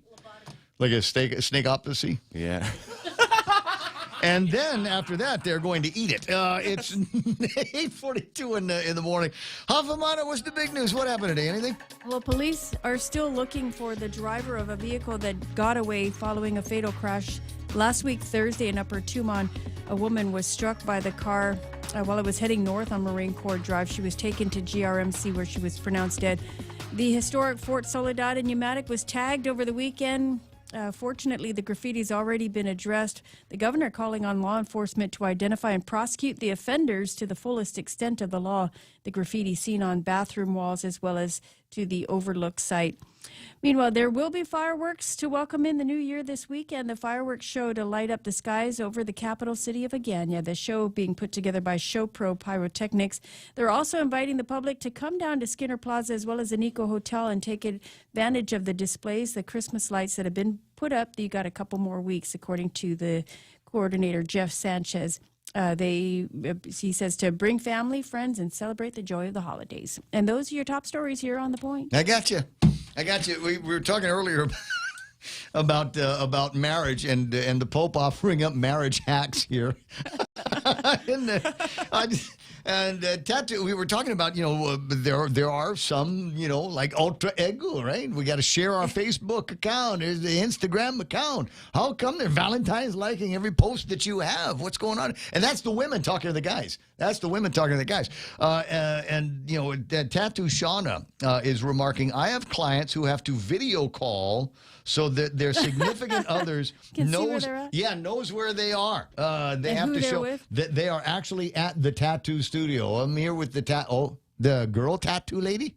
Yeah, what are you doing there? Getting a tattoo from the woman. Yep, there are people just like that here. Tattoo Shauna also referring to the puppies of the sky. I didn't know that's what they called the babies of the Fanihi. I don't know. She called them cute, and I was like, that was the first time I ever heard anyone call a bat cute. Ow. Real Joe. Yes, sir. Assignment. Find me pictures of baby Mariana's fruit bats. Right away, sir. I guarantee. They're ugly. I'm going to put it up on the screen. They're Shauna, so here's the thing. Tattoo Shauna, your assignment now is to come up with, just to flesh out a little bit of a drawing, a little kawaii drawing of a Mariana's fruit bat, maybe a baby fruit bat or Mariana's fruit bat in flight. Maybe that ought to be a thing. Maybe that ought to be a thing. You came face to face with one. They're not pretty. They're tasty. They're pretty tasty. As Are they Myra, really? yeah, you suck the eyes. Suck the head just like you do with shrimp. Really? Yes. But anyway, so Tattoo Shauna, I'm going to challenge you here because I know that if you've got time, I know how busy you are. There's like 17-month backlog of interested tattoo guys out there. But anyway, or maybe Pam's boy. What's Pam's tattoo son? You remember? Tattoo son. Tattoo son. It's like Clay Jr.? His name is Pam's tattoo son. Ihu Tattoo. Ihu Tattoo is the name. Send me artwork.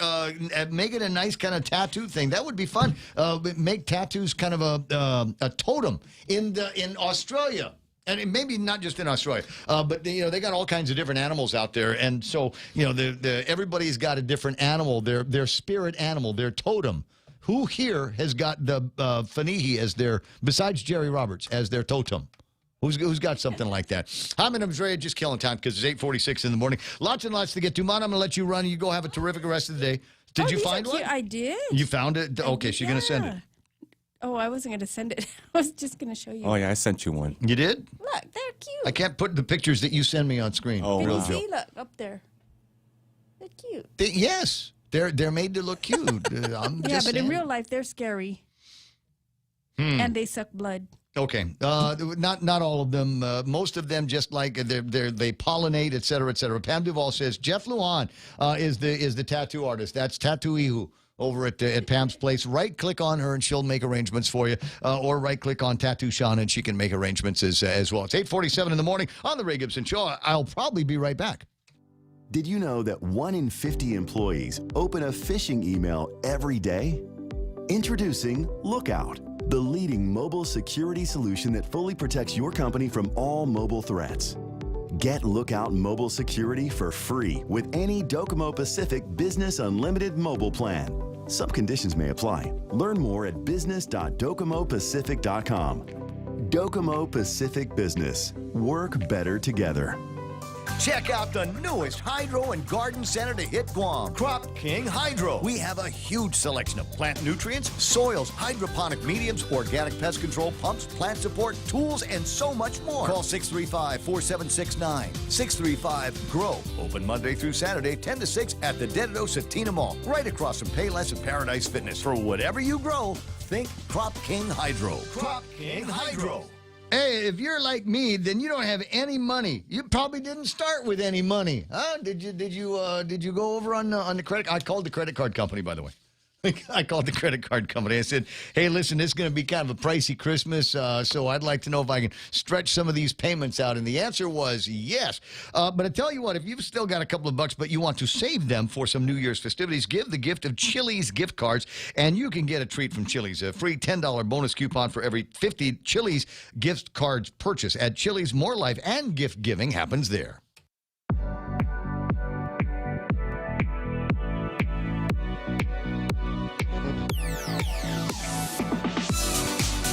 8:48 in the morning, and I tell you what, I got to tell you how much maybe more so this year than any other year, but I was just kind of fascinated looking at all of the Christmas greetings coming through on social media, and all of the families that are out there that made the investment in matching Christmas pajamas. I don't know, Chanel, you saw that as well on your social media. I did. I did. Did you just go, maybe that's something that we need to do maybe not, in my family. I noticed that yours had your brood all together for your Christmas greetings. And I think I Valentine's liked it on Facebook and on Instagram. Yeah. We just did the matching red colors, but we did the pajamas a few years ago. But the kids have outgrown those completely. There's that. But I also Valentine liked on Instagram the pictures of the what is it, the seafood that you guys had over at John B's. Yes. Yeah. We had our special Noche Buena shipment for our what do you call it? At John B's Mart, yeah. Well, it doesn't look like any of that stuff lasted. I mean, it looked like, there was a beginning picture, and you got this stainless steel pit full of, I think it was these massive prawns from the Philippines, and then the next picture taken just a couple hours later, practically wiped out. So you guys did well on sales, huh?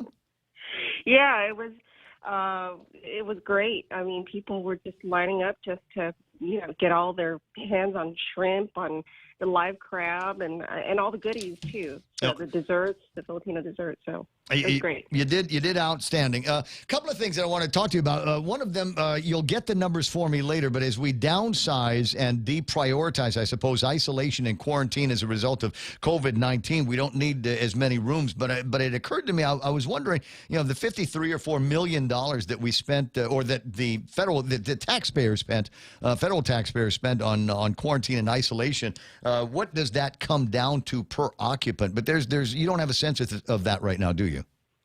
I don't have the exact figures. So our quarantine facility is no longer in use. So we only have our isolation facility. Anybody who comes in to Guam, most of them are either fully vaccinated or come in with a negative test. If they have neither of those, then they can go to home quarantine. So we don't have the the quarantine facility in use anymore. Oh, okay. That's right. So what we do have is isolation facility. So if you are ill, test positive for COVID-19, and you're unable to isolate at home and you still need an isolation facility, then we do have a baby hotel. I'm not sure what those numbers are. I'm frankly not sure what those numbers have ever been in terms pretty of... low. Right now it's pretty low. We average about maybe less than 10 people per day. How long do they stay in the isolation? Is that a prescribed time, or does it change with each individual? Well, it really depends on when they are endorsed over, but usually isolation is about 10 days.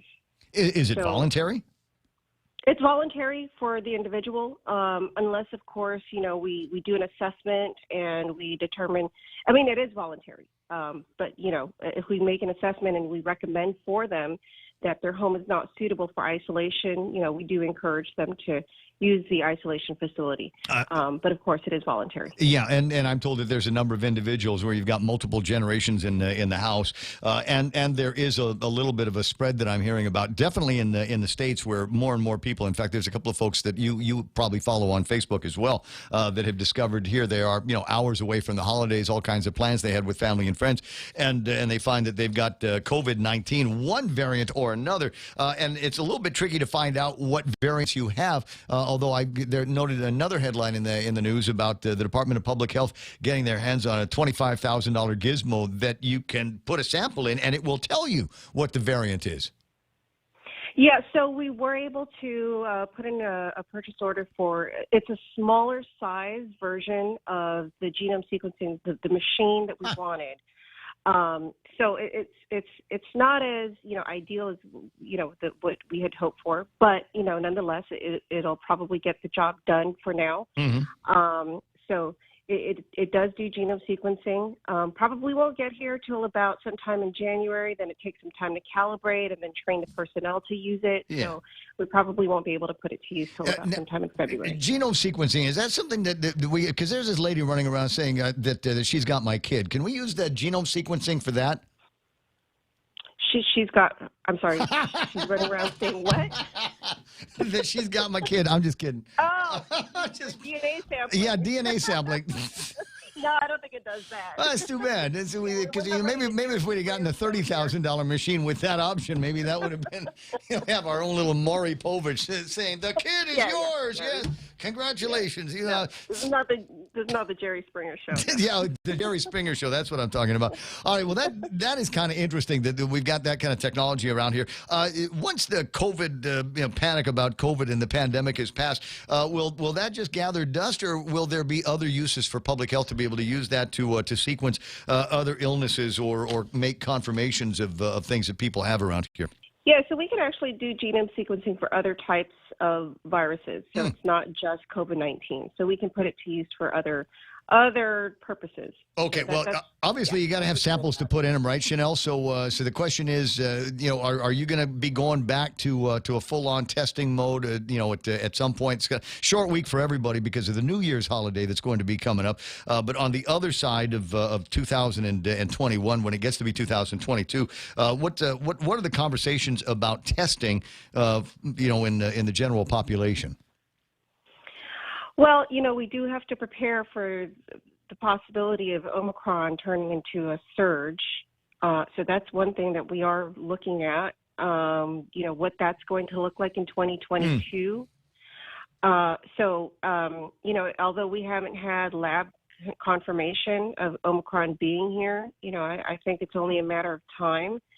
And so we're preparing for that possibility for sure. And now that we have a machine that's arriving, hopefully we'll be able. So what we're doing now is we're sending samples, of course, to the CDC, but we're also working with our partners in Hawaii to also test for genome sequencing.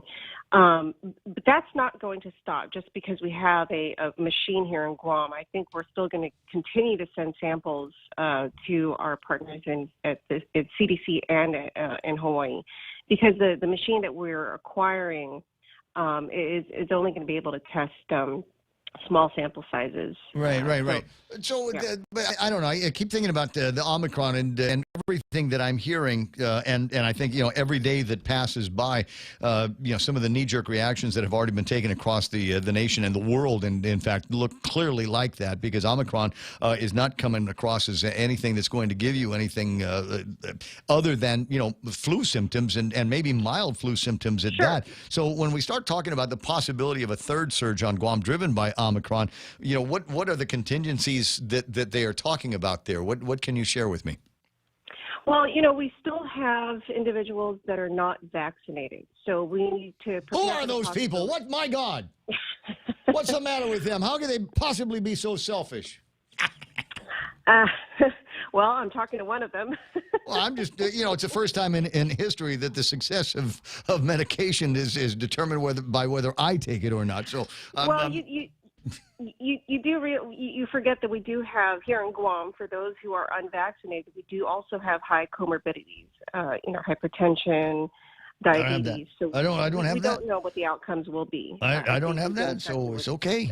I'm fine. Well, not you, but I'm generalizing here. So we don't know what types of symptoms they'll have or present with, and so. Again, we need to prepare for that possibility. I'm not saying that that's what's going to occur, but, for those that still haven't been vaccinated, especially those with, social outcomes that are not ideal, and given that with the experience that we had with Delta, with the DOAs, the dead on arrival cases, so, we just need to be able to prepare for those possibilities. I should probably direct this at Crystal, but have you heard anything from your contacts over at the governor's office on another executive order? Because it's getting to be that time of the month, isn't it? Where there has to be an executive order extending the public health emergency into 2030. I haven't, but I wouldn't be surprised if it was extended by another 30 days. But I haven't heard anything. Because the emergency, Umbi. Did you know that there's still? Did you know that there's still Marianas fruit bats on Guam? Oh, wow. I'm sorry. See, I'm not the only one. I'm sorry for the non sequitur. I just got off the phone with Laura Duenas from over at the Department of Agriculture. There's a story in the Guam Daily Post about this Vista Del Mar that they thing that they want to build up, and they were concerned that it might infringe on some of the feeding and et cetera, babying grounds of these Marianas fruit bat that we apparently still have about 60 or so here on Guam. Nice. I'm going to catch one. I'm going to catch one and I can make soup. No, don't do that. No. 8:59. Hey, I got to go. Stop. You just keep me on the phone forever and ever. I got work to do. So I'm gonna let you go. You have a terrific couple of days. If I don't hear from you until New Year's, Happy New Year's to you and the family. You too. Happy New Year as well to you and your family. All right, it's 9 o'clock in the morning, or it's really close to 9 o'clock. I mean, seconds away from 9 o'clock in the morning. Joe, do I have another hour left in me? I mean, I'm feeling kind of, I don't know. Is there? You do. I got some juice left. You'll squeeze one out. Another hour of this incredible, not boring talk radio that you can only get here. There is only one Ray Gibson, for which I'm sure the authorities are thankful. Anyway, Fox News Live is coming up. We'll find out what else is going on. And see where else the rest of the program is going to be headed. 888-8255 is the phone number. 797-8255. You want to send me pictures of cute Marianas fruit bat babies.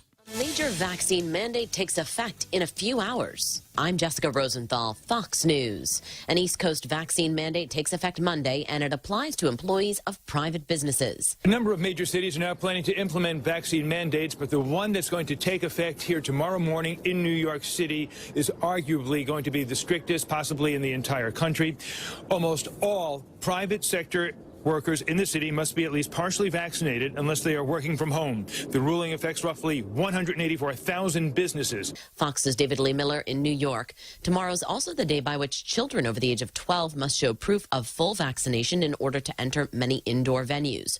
The Supreme Court has set a January 7th date to hear arguments over federal vaccine mandates that impact healthcare workers and large employers. COVID cases are up, in some places breaking records on case counts, like in Ohio and Florida. But doctors in New York say pediatric hospitalizations are up as well. Cases rising among children as schools in a few places say they will go back to remote learning for a couple of weeks after winter break. Brown University Health Dean Dr. Ashish Jha told Fox News Sunday, "We know that for kids, being in school is the right thing for them, for their mental health, for their education. And we have all sorts of tools to keep schools open. So I don't really understand why school districts are doing this. And I think we can keep schools open, and we should absolutely keep schools open." And the retired Archbishop Desmond Tutu has died in South Africa. He was 90 years old. The Nobel Peace Prize winner was one of the driving forces of ending the apartheid system in South Africa. Tutu was known for holding interfaith religious services and fighting against racism in all forms. Fox's Trey Yingst. President Biden said in a statement that his condolences are with his family and that his legacy transcends borders and will echo throughout the ages. America is listening to Fox News. Howdy, Chili's is serving y'all some Texas-sized family meal, because everything's bigger in Texas. Enjoy full racks of Chili's world-famous baby back ribs, margarita chicken, savory shrimp, beef fajita, smoked jalapeno sausages, mashed potatoes, and corn on the cob. Man, this meal's bigger than Bill's, but it ain't breaking the bank. Chili's has Texas-sized family meals for just $45 to feed your crew of 3 to 6 folks. For your youngins, just add $5 for a kid's meal. Chili's, more life and bigger meals happen here. Afre, my name is Kiona Rivera, student at the University of Guam and recent recipient of the G is for Giving Scholarship. This holiday season, I'm encouraging our island community to support the G is for Giving campaign. Your generous contribution not only support programs at the university, but also helps students like me reach our academic goals. For more information on how you can help shape the future leaders of our island, call the UOG Endowment Foundation at 671-735-2957 or visit their website at give.uog.edu. As Democrats promise to work on getting their social spending legislation passed early next year, Republicans continue to praise West Virginia Democratic Senator Joe Manchin for stopping Build Back Better from passing. North Dakota Republican Senator Kevin Cramer told Fox News Sunday, "Thank God for Joe Manchin and others like him, but especially Joe Manchin, who has, trying to save America and in the process may very well save the Democratic Party." Other Republicans have openly wondered if Manchin may want to join the Republican Party. Senate Minority Leader Mitch McConnell said recently if he did so, he would be joining a lot of folks who have similar views on a whole range of issues. Ohio's Supreme Court considers new congressional districts created by the Republican-led legislature. Fox's Jared Halpern has more from Capitol Hill. A group of voters in Ohio say a new map for congressional districts goes against anti-gerrymandering rules put in place in 2018. Republican lawmakers defend those districts, saying it's more competitive than previous versions. Opponents say the product will favor Republican candidates in 12 of 15 districts. The state Supreme Court will hear arguments Tuesday. State officials are hopeful for a quick resolution so candidates have enough time to file petitions and boards of elections can prepare ballots.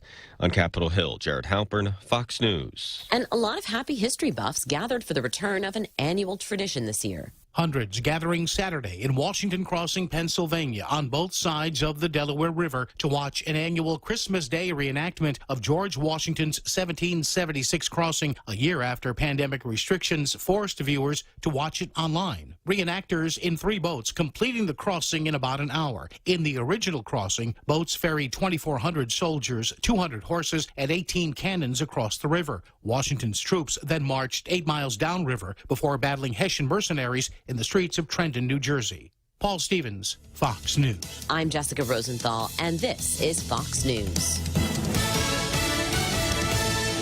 Choosing health insurance for my family is difficult. I need to know our health insurance will protect us now and in the future. Take Care members have access to the island's largest offering of free fitness classes and health education programs, and a high-quality credentialed network of on- and off-island healthcare providers, including the convenient one-stop FHP Health Center and urgent care. My family choose Take Care. Your family should also consider choosing Take Care. Call 671-647-3526 for more information. Take Care, our island, your health plan. Family Finance has been serving the people of Guam since 1959, and they will continue to be there for you in the years to come. Whether you're looking to get a personal loan for that upcoming Christmas vacation or paying off those long overdue bills, Family Finance has got you covered. Apply for a personal loan from $1,000 up to $3,600 by calling Family Finance at their new Hagåtña location, the old Nanbo Insurance Building, at 475-4 545, Tumon 647-5626, or in Dededo 633-4473. Family Finance, serving the people of Guam since 1959. Check out the newest hydro and garden center to hit Guam, Crop King Hydro. We have a huge selection of plant nutrients, soils, hydroponic mediums, organic pest control pumps, plant support, tools, and so much more. Call 635-4769. 635-GROW. Open Monday through Saturday, 10 to 6 at the Dededo Satina Mall, right across from Payless and Paradise Fitness. For whatever you grow, think Crop King Hydro. Crop King Hydro. Bro, I'm thinking about putting a man cave together at the house. Yeah. Yeah. What's the theme going to be? There needs to be a theme? I don't know, man. Sports bar? Yeah. No, everybody knows I'm not into sports. I don't know. I gotta give it some thought. How do I get into this conversation? So I was out shopping. And went to a place, and they had it wasn't cheap, but they had like this, $3,000, for lack of a better word, big ass TV, and the thing was as big as you got the window between us. It was at least that big, it was that wide. And I was thinking, and the sales lady, she was really nice. She was trying to make the sale. She's like, "Wow, that would look so good in your house." I said, "Baby, I don't have the wall. I don't have enough wall for that. I got a 36-inch TV at the house." And people go, "Wow, are you poor? You're poor, right? Do you need help? You want some money? You go buy a real TV." But it's all I need right now. But I was thinking, man cave over at the house, and we got the big TV over here. And 7.1 surround system, so I can literally play the house. What do you think? I think it would be sweet, man. Possible? Bean bags, maybe? Ooh. Okay. One of those. What do they call them? Where you can reshape it, but I want it to be like a couch, but it's also a bed. But not for that, just so everybody can hang out. In the thing and get comfortable and cozy, just more of a bed than a couch. It'd be like a resorty thing. Have that built into the thing. And where can I buy what would also be cool is if I could make a connection between like the guys over at Carabao and just instead of buying the little growler things, I could buy what do they call it, a keg. Yeah, a keg. And then stick it into the thing and then have a tap at my house. That'd be perfect, man. That would be perfect. Yes. You would actually come and visit. Yeah. Real Joe would you'd come and visit me. Send we'll me get a pin, PS5 and an Xbox in there and watch Netflix movies and just like chill. We could watch Fox, dude. We could do that. I'm sorry. It's in my head. That's how it is. Sometimes I get these things in my head. Now, if you are listening to the broadcast and you're going, man cave, yeah, I got one of those. Send me pics. I'd kind of like to see what you've got. 797-8255.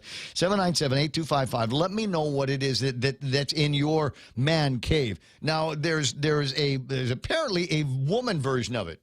It's a she shed. Have you heard of that? You have. It just sounds like the silliest thing in the world. What is that like for sewing machines? What do you have in there? You got your sewing machine, your crafting supplies, etc. In your she shed. You get to go. No, you know what they've got? Wine. That's all you need to turn any room into a she shed. Is one of those like wine cooler things that you get from Home Depot, and lots of big glasses. There's a survey that they did, a study that they did. Hold on a second. Bigger wine glasses make you drink more. Have you seen this? Does this not sound like one of those things like we just wasted all this perfectly good research money? I could have told you that. There is a direct link between larger wine glasses and increased wine consumption.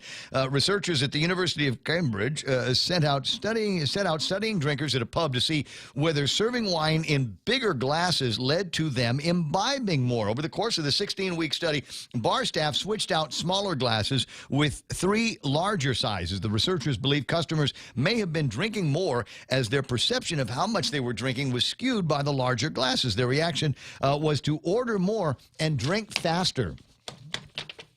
I have the names of all of the women that were drinking that wine. I'll share that with you on the Mean Machine. 10 after 9, Ray Gibson Show brought to you by American President Lines, APL, a global presence with a local home, also being brought to you by the guys over at Mescla. And we've got, there's a Mescla in Nagano, there's a Mescla in Tamuning, and they've got just, or Tumon, they've got just great food. It's a Chamorro fusion thing. Listen, if you're one of the people from the Carl Vinson or one of their group, and you're like you don't want to go back to the ship until you've tried some great Guam foods, swing by a Mescla and get the whole thing. So Chamorro fusion, but there's candied salmon over scallion fried rice, octopus tinaktak. Don't ask. Don't ask. I know there are some people for whom looking at an octopus and eating it might not work. Just close your mouth, close your eyes, and stick it in your mouth, and trust Ray here. They've got great Chamorro platters, super gourmet burgers, even keto-friendly food. The number is 479-2652. Call Mescla for reservations. It's the Ray Gibson Show.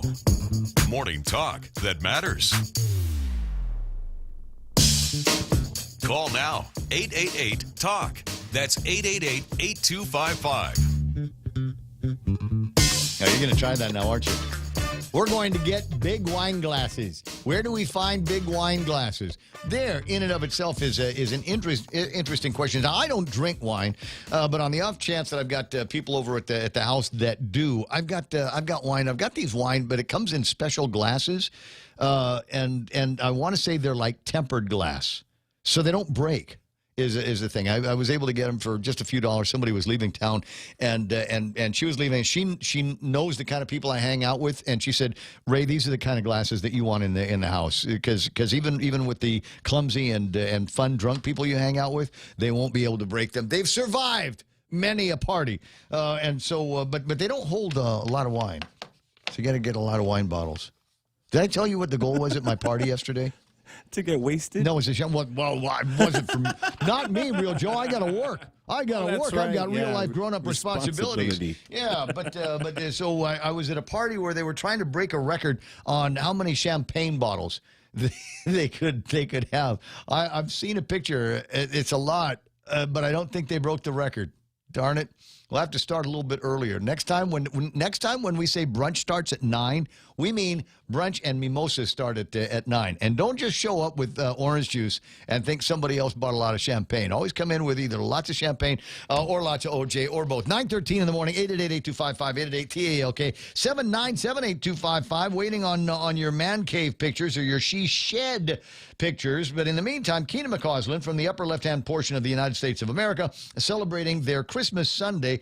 And this is what dinner looked like out there. Not being that's prime rib, isn't it? Real Joe, is that prime rib on the screen? That is prime rib, sir, and it looks perfect. It absolutely does. Exactly the right color, pink in there, and I can tell by looking that she used all of the fresh ingredients that you can find over at the Walmart that she works at to put that kind of thing together. I'm not a huge fan of steaks, but I appreciate a good one when I see it. I remember once I did a barbecue at the house and I had some of that.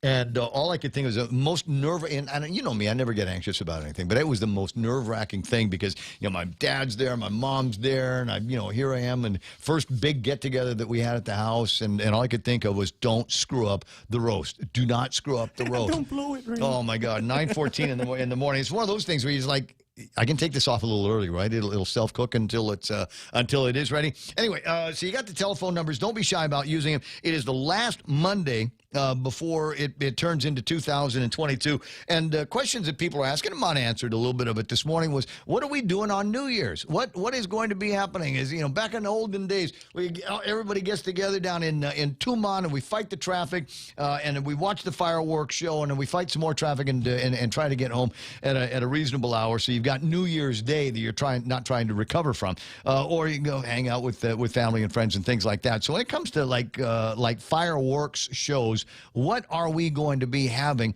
And it doesn't look like there's going to be a whole lot of fireworks shows. Although our buddy Jeff Jams has got some of that lined up. Good morning, Jeff. How you doing? Hey, good morning, Ray, and good morning, Guam. Are you working this weekend? Oh yeah, definitely. We're in fireworks mode. It's always the day after Christmas, man, where everybody just gets into pyro mode, which is setting up for the New Year's. And so, yeah, we're definitely hitting the ground running with all the setup for New Year's. Okay, now this one here is kind of a less for you a more subdued affair, right? Kinda. I mean, nevertheless, we still put 110%, effort into what we do. Albeit, yeah, Tumon is not going to be as it has been in the past, and we're also not doing Leo Palace like we've done. Those were regular, clients and stuff. It's just with all the no tourism and budgets and whatnot. Yeah, we're but Agania, and the Nico Hotel, those are our two focuses this year. And you were talking about how everybody get together in Tumon. Well, the get together place this year is going to be Skinner Plaza or Paseo or any of those areas around Agania. Okay, now but that's for the light show. No, for New Year's fireworks. I mean, yeah, you can definitely see it from Skinner Plaza because we're shooting off the sewage treatment plant as we have in the past, and we can put on some really nice shows. With, okay, with the water. I'm sorry, I was kind of under the impression that the only thing that was going to be happening was the lights show in Agania, which have been fantastic. I know that I saw your van down there on Thursday, and my God, what a crowd! It seems like every picture that I've seen on social media, at least one of the shots for the holidays is from around there on some of the stuff that you have put together with your outfit. But there is going to be a little bit of fireworks getting touched off in the Agania area and over at the Nico, right? Yeah, not just a little bit, man. It's a full New Year's show. Oh. It's like, and then since we are not having to, spread ourselves with Tumon, we can put a little bit more emphasis into Agania and, put on a 1-2 punch show down there. So it's going to be a good 10 to 12 minute show, and it's going to be pretty big. Some big shells going off, yeah, that's going to be the place to be. I just recommend everybody get there early because that place lines up every year. We've always done Agania. Again, that's always been consistent. And in Tumon, we've shot in different places, but this year it's just a scaled down version over at the Nico. And I'm just glad there is something in Tumon that I think most of the hotels will still be able to see. Yeah, I don't know about that. I'm not sure. Depending on what kind of altitude you're going to be getting on some of these shelves, and just the weird angle of the dangle that we've got down in Tumon. You're either going to be able to see it, or you won't know that there was ever anything going on. It will be just like that. But you should be able to. I mean, if we're shooting over at the Nico, seems to me that up along the cliff line in Tumon. I'm sorry, the cliff line by Two Lovers. That ought to be some decent viewing, unless I'm trying to think of the scale though. So if I'm up there looking down, there's the Tsubaki Tower, there's the Lotte Hotel, and then you've got the Nico. Would the fireworks? You should still be able to see above the hotels, right? Yeah, here's the thing. All those hotels like Hyatt, and Nico doesn't want me to say this, but Hyatt, the Dusit and Lotte, they will all get a great view, and they should all pretty much thank Nico for making this happen. But that side will get a great view for one. Because usually we're over at the EPOW side, and PIC and Hilton are the ones that are the great, benefactors to that. But this year, because Nico is doing it off of their little lookout, and you're right, because of the distance, we won't be able to, shoot the big shells and get a super high altitude, but you'll still be able to see it if you're on the beach side down there. And it's funny because the way it's situated is Tsubaki might not get the greatest view because they're facing towards Hilton. Well, so like sitting in the very front of the movie theater as well. Yeah, they get a side view, and you have to look sideways and crack your neck pretty much to see it. But Nico and their guests are going to get a wonderful show there. Front row seats and them obviously, but no. Okay, now you got me thinking. So they're gonna you shoot it off on the side on what is the Nico's cliff side, which I always thought would be a great place to put a zip line from there down into Tumon. But having said that, if that's where you're going to be pushing the mortar boxes down, then I'm thinking among some of the best places to see that might be over by the pillbox in front of the Hyatt, in front of the Dusit. I think it'd be Pleasure good. Island Pleasure Island is going to be the place to to be down there. Okay, this time. You put together a lifetime worth of experience. I've known you as a DJ, as a lighting guy, and now production on shows. But the people go, well, gee, where else has this guy worked? You've been able to take your talents out of town before, haven't you? Hey, man. Yeah, and I'm glad you mentioned. I mean, and by the way, for the record, I did not cancel France's fireworks. Okay, I heard when you were reading that story, you mentioned my name, and I'm like, wait a minute. Yeah, well, they didn't contact you early enough to get it done. And, I know you kept bugging the guys in France about their fireworks show, but anyway, you've done this kind of thing around the world. I have, man. I've shot in Australia with a company that does that every year off the Sydney Bridge. That family is a wonderful family. They've been doing this since the 1700s, believe it or not. And they're generational. I've traveled with them to Turkey. We shot in Europe, and we did 5 barges, rooftops, and the Bosphorus Bridge, which is like the only bridge that connects 2 continents. So that's like the Golden Gate Bridge, and we've shot that all in one night. That was like a week-long setup. It was crazy, but yeah, we definitely have global power, at our hands, man. I can put on an awesome show for Tumon Bay, but it does, take a global budget to do that kind of thing. Yeah, I'm looking forward to the day where we can, make it so, tourists just, are booking super early to get to New Year's on Guam, because we have our own version of, some of these big fireworks shows that go on in Sydney, that go on in France, and even in the United States. Well, it's the level of sophistication has gotten so much better over the years, and being able to do this internationally means you've got access to some of the technology. Because for those of you that don't pay any attention to this kind of thing, because for the most part everybody's looking up. But I mean, if you were ever actually where the mortars, where the shells are getting fired off, when back in the 1980s was a guy, John, who was a terrific guy. I want to say John Solis. John Solis, yes. And John was the guy with the pyrotechnician license on Guam, and back in those days, the level of sophistication was he had a torch in his hand. That's right. He would walk from one shell to another, bang, bang, bang, bang, bang, and they'd go up in the air. And there was nothing like synchronizing it to music or synchronizing it to other features as there is now. And there was a limit to what you could do with as many shells that you got in the ground. Every single one of them has got to have a mortar that it shoots out of, and sometimes you get duds. Now it's all done electronically. I mean, it's like an electronic ignition. You ever played that game, Operation? where you've got one end, and when it touches metal on the other end, you close the circuit, and that's enough to light the fuse and send these things up in the sky. And obviously, with that kind of sophistication, it makes it a whole lot easier to say, okay, here's bank 1, here's bank 2, here's bank 3, and alternate between the two and synchronize it to music. It really has gotten a lot more sophisticated. What I'd like to see, I mean, if you said, Ray, what do you want to do for New Year's? Okay, here's what I want to do for you. I want to have a big barge out in the middle of Tumon, and we're going to put in be a couple of 40-footers strapped side by side, big sound system. You and I will design a Woodstock, bigger than Woodstock sound system, so you'll be able to hear music from the Hilton all the way over to the Nico, and we'll sell tickets to people. We'll sell the hotel rooms. And we'll have boutique style food that is catered to them, and the higher don't forget, I have LED screens too that we can LED screens. LED screens. We'll bring in like rock bands. We'll bring in I don't know who's still alive for New Year's. Who's still alive? Number one, and borderline affordable. Because that's what it's always come down to. Yes, we can get Michael Jackson on Guam if people are willing to pay $2,000 a ticket. Back in those, it's one of these years, a big ticket deal, PME opening up for BTS. You know what I mean?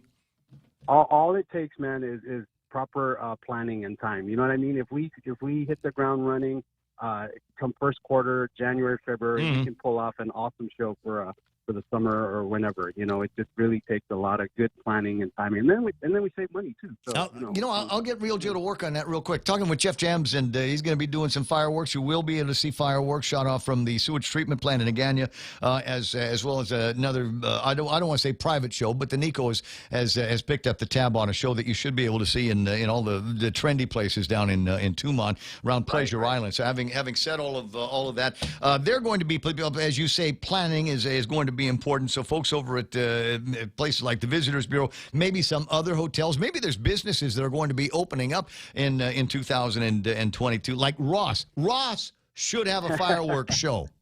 Yeah, that would be awesome, man. Back there in the Agania swamp area, we could shoot back there. I've looked at it before. Yeah. How do people find you? I'm on Facebook, jamsmedia.com. That has all of our information from fireworks to lighting displays to all the stuff. I try to keep that current. So, yep, jamsmedia.com, everything's there. And I have gotten inquiries. People have dropped, messages, everything from, hey, can I get a job, to shoot stuff off with you. Oh, my God.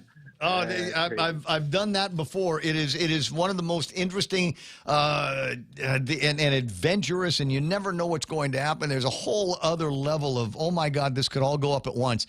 That you can only get in the pit working a fireworks gig. It's 9:26. Yeah. Jeff, you have a terrific rest of the day. I hope I get a chance to see you this week, but I'm sure that you and I probably aren't going to be able to get together until you've washed off the gunpowder. Right, that's right. And if I don't see you, Ray, man, Happy New Year, and keep doing what you do, man. It's great for the island. Yeah, well, it's good for me. Is people listen to this? I mean, yeah. Okay, Liz, I'll talk to you soon. Hug and a kiss to the wife. I'll see you later. See you, brother. Bye-bye. 9:26 in the morning. So there's the answer. It's New Year's coming up Friday night, and then it's going to be fireworks. Going to be goofing off. Going to need to call those Togi people to take you home. Somebody's finally done it. They've got a public service organization that will be more than happy to come and pick you up. We were trying to alert them because we were getting together on Thursday. Was it Thursday night? When were we? It was Thursday, right? Thursday night. No, it's Friday. My thing was on Friday. I had a thing on Friday. And everybody was sending. I don't know why everybody sent me a copy of that flyer. Like, okay, I'm off the air. No, but you still need to know. Right? But anyway, so they send me the gig, and I'm looking at it. Okay, yeah, this is nice. And it occurred to me that, I knew of a couple of places where if they were charging, they could have made all kinds of money. Right? Because everywhere I went, seemingly over the weekend, there was somebody that was having a party and a good time. 9:27 in the morning, 888-8255, 888-TALK is the telephone number. Again, 797 if you've got some interesting things that you want to send over. What is it? Why are there no man cave pictures being sent to me? What's going on? No one's allowed to have one, Ray. What? No one's allowed to have a man cave. Yeah, Not on every Guam. man should have a man cave. There ought to be someplace. I don't know, maybe outside kitchen. My buddy, I got a friend, buddy Jack, and he's got an outside kitchen, and he's got a TV out there and a barbecue grill and his own cool refrigerator that is only allowed to have beer inside that refrigerator or ice. When you made it, man. Exactly. And it's just what do you do there? He says whatever my wife won't let me do inside, I can do outside at my at my outdoor man cave. I'm just looking for ideas, and colors and that kind of thing. But if you got something cool, or maybe you've got your dream man cave, maybe send me the picture that you got from, I don't know, Family Handyman or whatever, and send me what that dream man cave looks like. So, because I can do the electronics, I can fill it with all kinds of stuff. I can call Crutchfield. Did you know that Crutchfield ships to Guam for free? No, I didn't know. Now you know. Now you know. That's crazy. Look, when you're buying big speakers, when you're buying speakers that are designed literally to play the house, those are the guys that you want to go to. So you're not paying the freight to get the thing out here, which is kind of groovy. But I know how to set up the electronics and get all of that stuff going. But what are the other cool things that you can have? I mean, is it a requirement to have, as an example, a bar? Should the man cave have a bar? Am I going to be expected to stand behind the bar and give people drinks while they're at my house in my man cave? And advice, too. Or should I just say, there's the ice, there's the drink, there's the cooler, you're done? No, you got to play the part, bro. The Hugh Hefner of Guam. It's 9:29 in the morning. Tell you what, we'll grab a quick break. I'll reset the deck and see where you and I are going to be headed over the next half hour of the Monday version of the Ray Gibson Show. It's the biggest singing competition and reality show on Guam. The Half a Day Show with Jay Martin proudly presents the Guamanian Song.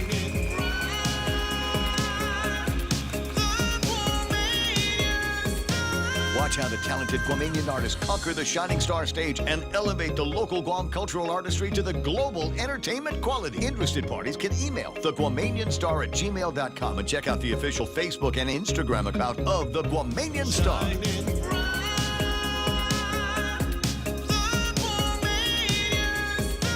Guamanian Star is powered by the official radio partners Star 101, Boss 104, and The Point in cooperation with Tumon Sands Plaza and Glam Portraits. The Guamanian Star live on stage every Sunday at Tumon Sands Plaza. Set yourself apart. Sing it from the heart. The Guamanian Star. Set yourself apart. Sing it from the heart. Over the past 5 years, confidential data and network breaches have doubled for small and large businesses, resulting in huge financial loss. At GTA, our multi-threat security bundle is a cost-effective solution monitored by our team of experts, ready to detect known malware and stop new evolving cyber threats before entering your network. Protect your business with confidence and call 671-644-1000 or visit gta.net/enterprise. GTA, we start with you.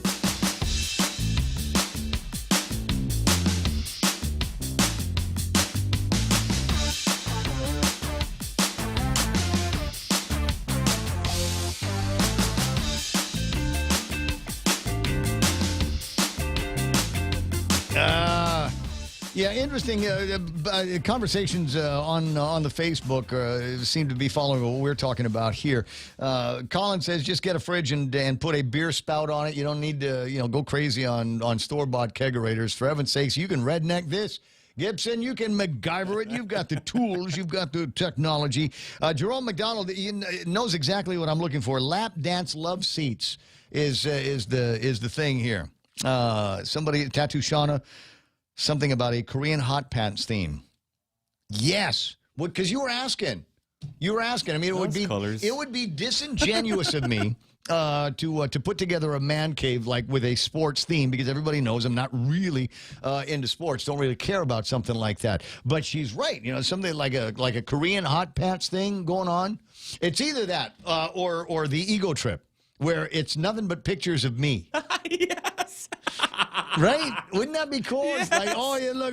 Even the pillows. Here's a gallery of pictures of me when I was doing music radio. See, this is me with Ricky Martin back in the day at the OG Fieldhouse. Oh, look, here's a picture of me with Carl Gutierrez before the comb-over. Huh? Perfect. Exactly. But Tattoo Shauna, you got a thing the going Ray here. Room. Yeah, Korean hot pants theme. Colin, now Colin's just full of advice here. He says, put a stripper pole in your man cave and a pool table. So, I don't need any of that stuff in the kitchen or the dining room or anything, right? We just turn the whole wing of the house. It'd just be like bedroom and man cave. That would be bathroom, bedroom, and man cave. All right, I gotta call my cousin. I gotta call my cousin from over at Barrett. Where can I get a urinal? I mean, that's when you that's the height of sophistication for man caves. If you've got a bathroom around associated with your house that's got an actual urinal in it, I mean that's game changer. That's level unlock stuff, right? Okay, just playing around. Mike Grace Blas, Korean. No, I'm not going to say that on the radio. Table can serve multiple uses. Jimenez Hessa, have a prosperous Christmas and New Year. Wishing you all the best. Mark Voigtland says, Ray, every man cave should have a kegerator. I built one years ago. Living in the Pacific, I'm quoting here, says, my man cave is in the Philippines, and I'm not there. Dude, they need to get rid of Duterte as quick as possible. The guy's response to COVID-19 has been laughable. It's like Australia, Austria, and the Philippines where it comes to freedom. Colin says, I can't show what's in the man cave. You know what? Another week has gone by, and the question that I've got is maybe there ought to be more pictures of little Ray Ray the pig. I haven't seen any pictures of Ray Ray. It's 9:34, and I got this from Post Canteen, and I appreciate you putting it up on the thing so a lot of people can see it. It says, for those who knew him, Jerry Krause passed away in November. There will be an internment ceremony at the Veterans Cemetery tomorrow at 11. Jerry was a big part of the success of so many programs the VFW Post 1509 had done. You need only look to know the kind of man that Jerry was if you know the kind of man his son Jason is. And I know Jason. I know that, an incredible amount of affection for his father that he had for his old man, parallels with the way I felt about my father. So I can imagine what kind of a loss that is. But, I will tell you this because I believe it's a truism. Jace and anybody that knew Jerry are probably, looking for memories of the guy, things that maybe you and Jerry knew about, but maybe not anybody else knew about. It might be fun to, if you get a chance to see Jason and the kids roll around and start talking about some of the adventures that you and Jerry had here and in Saipan. I think as they collect up all of those memories, those add to just an incredible understanding of what a great guy he was. 9:35. Appreciate that. 11 o'clock tomorrow over at the Veterans Cemetery. 888-825-5880-TALK 797. TALK is the meme machine, and I think the last thing I've got on the meme machine is Keena McConsland's prime rib dinner. They sell that over at Walmart. Can you buy that over at the thing? Wouldn't that be great if they had that? Like, you got rotisserie chicken over at Payless. Wouldn't it be cool if you could go there and get rotisserie prime rib? Yeah, it'd be expensive. Yeah. What's not? You're right. What? Tell me any more. What's not expensive? Here, let's make a little game here. What's not expensive? Tell me what you bought in the store that you go and felt as you purchased it that that's about right for this. This is about right for the price that I'm talking about. Yeah, I know. You're really going to have to think about it because it doesn't happen that often. You don't go someplace and, you spend $20, $40, $60 on what will fit anymore in one plastic bag. Oh, that reminds me. Yeah, well, I'm distracting myself.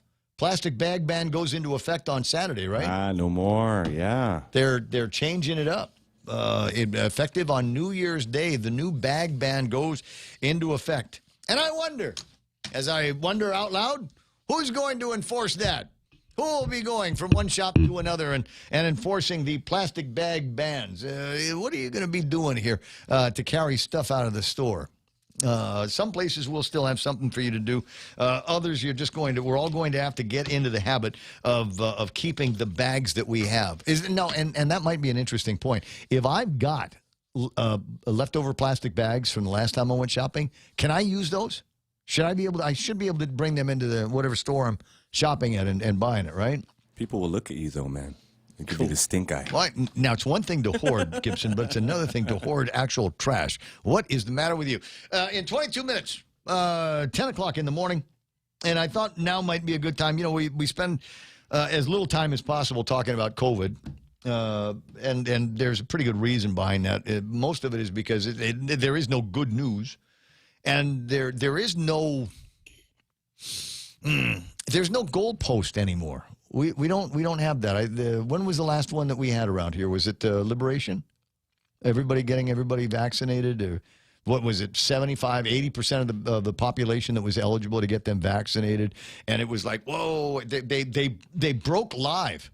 Governor's office and Guam Daily Post, all the other media, broke into live programming from the University of Guam Fieldhouse, where Dr. Mike Cruz and we had Lieutenant Governor Josh Tenorio was down there, and the lady that gave the guy the last, the goal-reaching shot. And you remember you thought at the time, well, this might be it finally. We might have turned the corner on this thing. And then as we went through the middle and the summer months, oh my God, the explosion of cases. And then it became to look less and less and less like there was an end, like there was if this, then that. And that's one of the reasons why I don't spend a lot of time talking about COVID, because it just seems to me that there is no end in sight. There's still guys like me that if I want to go and enjoy lunch with somebody, it's going to be outside, probably over at Teray or Moses, because I can eat. They've got an outside place. I just got to get there first, because it's not a lot of outside space that they've got over there. And where was it that I was telling you I wanted to eat a bantai with my friends? The waiting list for the outside, because of you unvaccinated heathens, And I was like, hey, those people over there are vaccinated. Make them eat inside.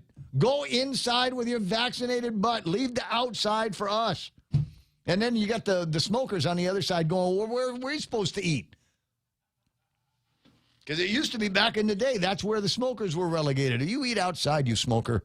But anyway, so it just doesn't seem like there's a whole lot, like if we talk about COVID-19, you can go, oh, here it is. This is going to be the end. As I said, it's the 27th, that time of the month, where the governor is going to come out, if she hasn't already, come out with some kind of an executive order that will extend this public health emergency into 2022. Where are we, 22 months away from it? So here's the update, as some are suggesting. The new year will start with an almighty surge of Omicron. It is hard to imagine anywhere will be spared. This is the epidemiologist guy from Harvard, Bill Hanage. He says, almighty surge of Omicron. But I'm trying to figure out why they're talking in such kind of language, because that we can tell it ain't all that bad. I mean, didn't CDC come out with a list of like the top 5 things? Sore throat, runny nose, body aches and pains, that kind of thing. So that's the flu, baby. And people get the flu on a regular around here. A bad cold is what they're saying. But there's still the concern. The rapid rate of spread could still lead to overwhelmed health systems, even if it is milder. So are we saying now that the systems, A, are already overwhelmed, and B, couldn't take a third surge of very mild cases of COVID-19? Now, I know what you're going to say. Well, Ray, people get sick from other things as well. Okay, I get it. But, after 22 months of public health emergency, wow. So even if it's something where the symptoms are mild, we're still concerned about an overwhelming surge and an overwhelmed healthcare system after all of this is done. Initial data indicates Omicron causes a milder disease than other variants, if only because of how many people have some level of immunity. Ding, ding, ding, ding, ding, ding, ding. That's the D-link that they don't want us to talk about. What do you mean some other level of immunity? Like they already had COVID-19 and are less likely to get it as a result of, or to get hard symptoms because they've already might have had it? Well, there's about 20,000 people on Guam, 20,000 cases on Guam that have already had it. So I guess we don't have to worry about them until we have to worry about everybody. Ray, experts say in the long run, we're never going to be 100% done with the coronavirus. The hope is that it becomes more like background noise. Like Menudo records. No, I'm thinking. Zeke Emanuel, Vice Provost for Global Initiatives at Penn, said, I don't think we're ever returning to a normal that is pre-2019. For one thing, COVID is going to be circulating, and it's going to be part of our ongoing lives. The optimistic scenario, they say, is come June or July. That's when we'll be pretty close to normal. Bottom line, it will soon be the 2-year anniversary of March 2020's 15 days to slow the spread. Between now and then, we're likely to see caseloads higher than anything we've seen before. Or it won't be. We don't know. We have no idea. That's the way the world works now. It's either going to be the worst thing to ever happen to the planet, or it won't be. And nobody has to be worried about being wrong, because they will always say, out of an abundance of caution, we erred to the right. We erred in the name of safety for everybody. Even Ray Gibson, you complain about eating outside. We're doing that for your own good. They're keeping me away from the vaccinated people inside that can still spread it to me. That's careful. You get into that circular argument again, and it's just a headache. That's why people are drinking more, because they're trying to figure out the logic behind all of this COVID-19 stuff. And I'm sorry, I don't know that a whole lot of it exists. At any rate, I'm looking forward to New Year's for one reason in particular, and I'm thinking about going to see Romeo Miranda and getting a shirt that says so. Oh, by the way, just a note. tomorrow and the day after, there's a very good chance that I won't be wearing collared shirts. Yeah. Well, I got some nice editorial shirts over the Christmas. And I want to wear them on the show. But I always feel like, if I don't come in with a shirt with a collar on it, it's like the equivalent of not wearing shoes or like pants. So I'm thinking, okay, I'll warn you, tomorrow and the day after and the day before New Year's, there's a very good chance that I will be wearing just a T-shirt. Well, I mean, I have pants. I'll have pants on as well, maybe. But it will be a T-shirt and nothing, sophisticated with the Adidas logo or anything like that on it. Just there's your warning, and we'll remove the logo and things like that, so you'll be able to see, a little bit more of the shirt and what the shirt has got to say. This one here, free of editorialism. Tomorrow might not be the case. 9:45 in the morning.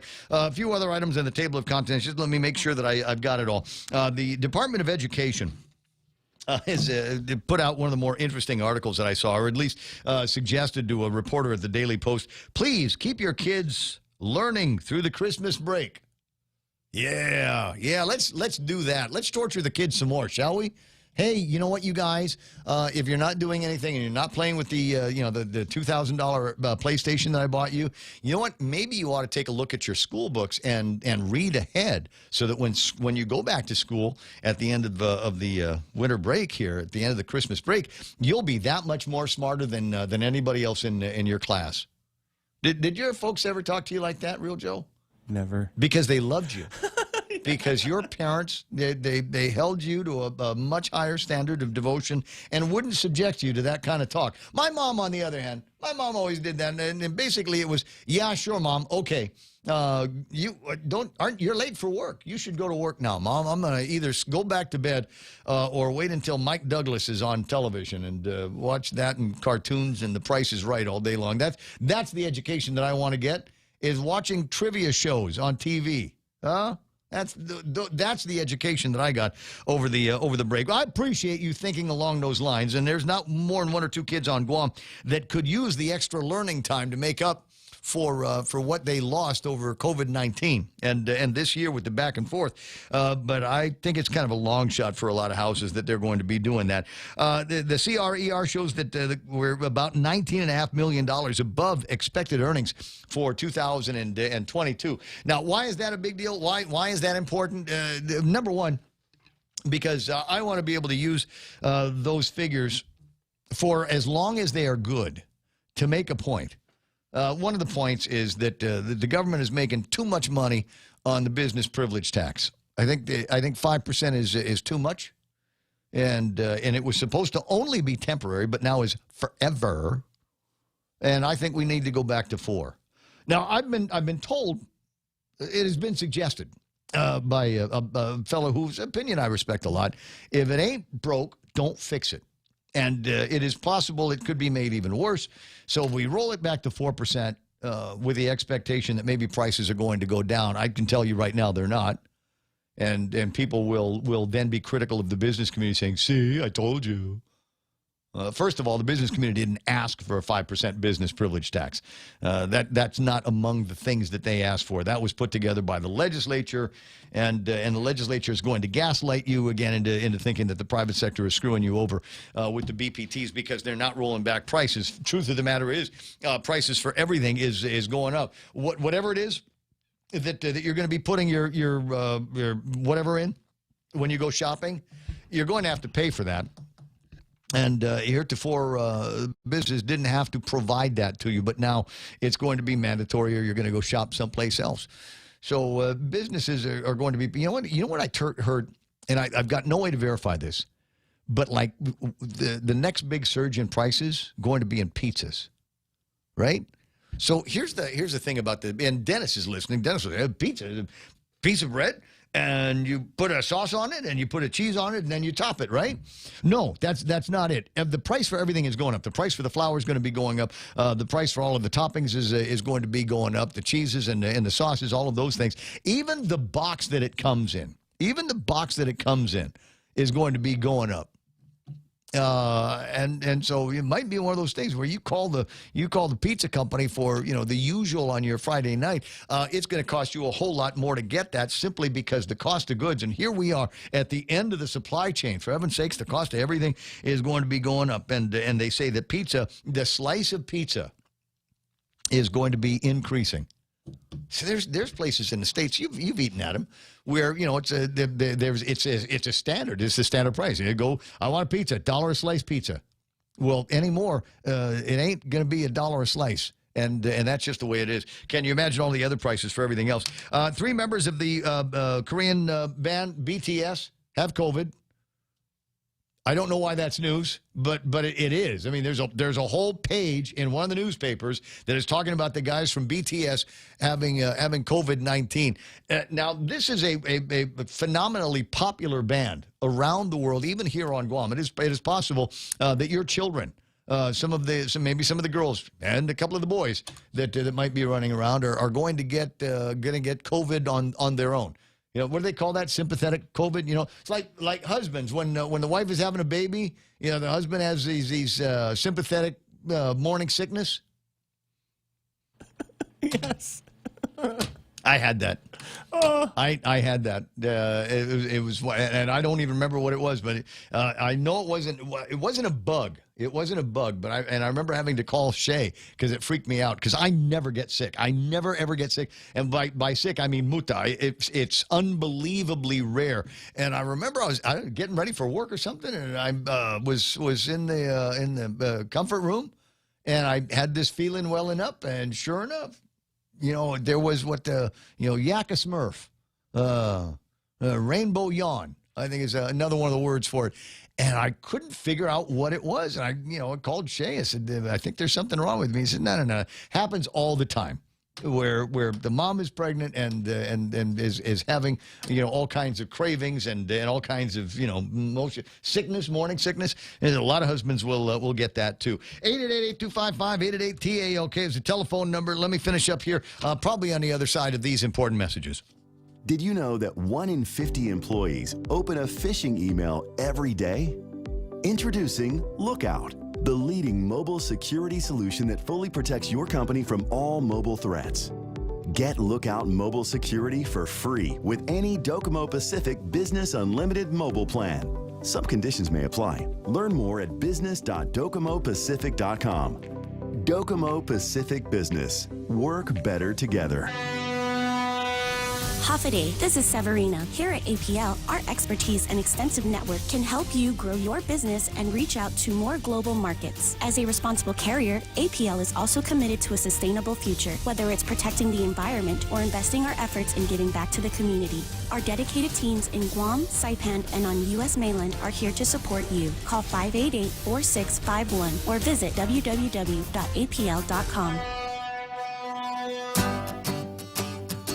Santa's coming and things are looking up. Bank Pacific has rolled out Rudolph's favorite My Christmas loan with an annual percentage interest rate as low as 3.99% and up to $50,000. And with the new Bank Pacific contactless Visa debit card, you can have the flexibility of using your money when you want to, where you want to. My Christmas Loan contactless Visa debit card. Let's make Christmas merrier this year. Equal opportunity lender. Credit conditions apply. Merry Christmas from Bank Pacific. The Blue Oyster Club. There's the theme. Leather everywhere. What do you want? Everybody with a little... Those hats? I could totally do this. Mike Grace Blah says, beach, please. Peter Santos, loop games of women's volleyball in your man's cave. I don't think it was women's volleyball, although that's a tantalizing sport, if for no other reason, the shorts. But I think what you're referring to might be women on trampolines, which came to us in The Man Show. Peter Santos says, I got a box set of the DVDs of The Man Show I can donate to you. I remember The Man. You can't do The Man Show anymore. You cannot do The Man Show anymore. Not in this woke nation of ours, in this woke planet. You would absolutely be canceled. It's funny because they keep trying to cancel Adam Carolla, and he doesn't care which is the great thing about it. He doesn't care. I follow this guy on Twitter. I just think it's great whenever people start to lunge after him, because as is the case in most cases, right, where you got guys that are talking, oh, you can't do this, can't do this, misogynist and what is it, chauvinistic, whatever. And if you look deep enough into their backgrounds, you will find something that is equally, if not more, misogynist and chauvinistic. But, people are in the media. It's the point a finger, there's still three pointing right back at you. Tattoo Shauna saying, totes!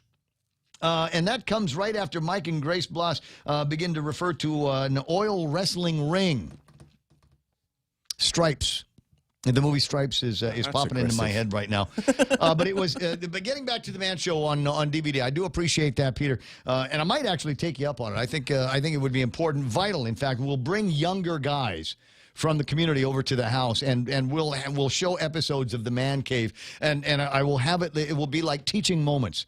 All right, guys, what did we learn from this? What have we learned from this? And I was. Every once in a while, it'll pop into my head. Maybe I've got to stop saying things out loud just because they're in my head. But I was trying to figure out a couple. I was talking with a couple of young ladies yesterday. And when I say young ladies, I mean literally just a few years older than my daughter. But not that would slow me down or anything. But I was talking to these young ladies, and I can't remember what it was, but a thought popped into my head, and I said, I want to pay you a compliment. I just don't know how you're going to react to it because they're in that age group. And they said, no, go ahead. And I said, I'd like to see you both dressed as Lara Croft from Tomb Raider. And right, and look, no black eyes, no black eyes. They actually took it for the compliment that it was. I mean, a couple of good-looking girls, and it looked like we're talking about video games or something. Things that would go literally in my man cave. And I was very, very pleasantly surprised at their answer, i.e., they did not smack me over the head with a champagne bottle. Maybe next time, though, we'll watch and see what happens. Carlene says, have a day, Guam. Props to Guam. All over the news yesterday for Operation Guam D-Drop. Christmas drop. That's a big deal. We made that movie last year. I'm a little bit disappointed we didn't have a chance to do it again this year. Now, there are conversations about what I should be wearing on the program tomorrow. Ryan Trent wants me to wear a kilt. Ryan, I own a kilt. In fact, I almost wore it over the weekend. But there's a thing, and my last name is Gibson, which is an Irish name from one of the original tribes. I forget how it goes. I mean, there's a whole list and how you get Gibson from this original name. But anyway, so I am culturally would be okay. I was culturally allowed to wear a kilt. Mick Gibson. So I could wear a kilt, but I'm just concerned because one of the things that I notice when I do wear the kilt is you've got to be. I'm a man spreader. Right? Yeah, are you man white? Yeah. Oh, you know what? Where's that video of Joanne Brown at the legislature when she was asleep? Yeah, she was man spreading in that one too. but I'm a man spreader, and I just worried that there might be people, folks getting an education a little bit too early in their lives. 2 minutes away from the top of the hour, and I do want to encourage you. At some point, if you haven't already, pick up today's newspaper, today's Guam Daily Post, and take a look at the editorial. Now, over the last couple of days, because it's the Christmas weekend, they were all goodness and light and community, whatever. But anyways, I'm kidding. I'm just kidding. Don't get mad. Hoping for new leadership in the coming year. And as usual, Lee, a very, very well-written and thoughtful editorial in today's Guam Daily Post. My favorite part says, unfortunately, much more if the same. What do we have to look forward to in the months and years ahead? And he says, unfortunately, much more if the same, unless we, the people, pull ourselves up by our collective bootstraps and, quote, dump the fools who are currently in political office. I'm thinking of the Hunchback of Notre Dame. And the Parade of Fools. I think we need to have one of those. Can we just make one of those like rickety wagons and throw some of the fools that we've got, the Foolios in there, and just parade them up and down Marine Corps Drive, that kind of thing. When they says dump the fools, that was the first thing that popped into my head here. At any rate, so take a look at that and see what he's got. Dump the fools who are currently in political office. That is nationally and locally, and he gives a variety of reasons why, and many of you are living some of the reasons why. 9:59 and change.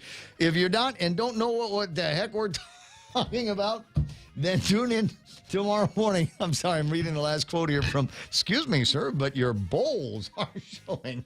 Bowls, thanks for correcting. Thank you for adjusting that. Look, it's after 10 o'clock. I got to go. It's time for Fox News. KUSG, Gunya, this is The Point. News. Russia's President Vladimir Putin said the clock is ticking. He wants an answer on his sweeping security proposal from the U.S. and Western allies. For a month, over 150,000 Russian troops have been running drills near the Ukrainian border. It signaled to U.S. intelligence officials that Russia was gearing up for an attack. President Vladimir Putin has denied this. Following a talk with President Biden earlier this month, Putin said today that he is weighing his options if the U.S. does not give in to demands of security guarantees alongside a commitment to halt NATO's expansion into Eastern Europe. Fox's Alan Hall. NATO and the U.S. have dismissed demands that Ukraine never be offered membership to NATO. Putin said talks are planned for next month in Geneva with the U.S. as well as with NATO.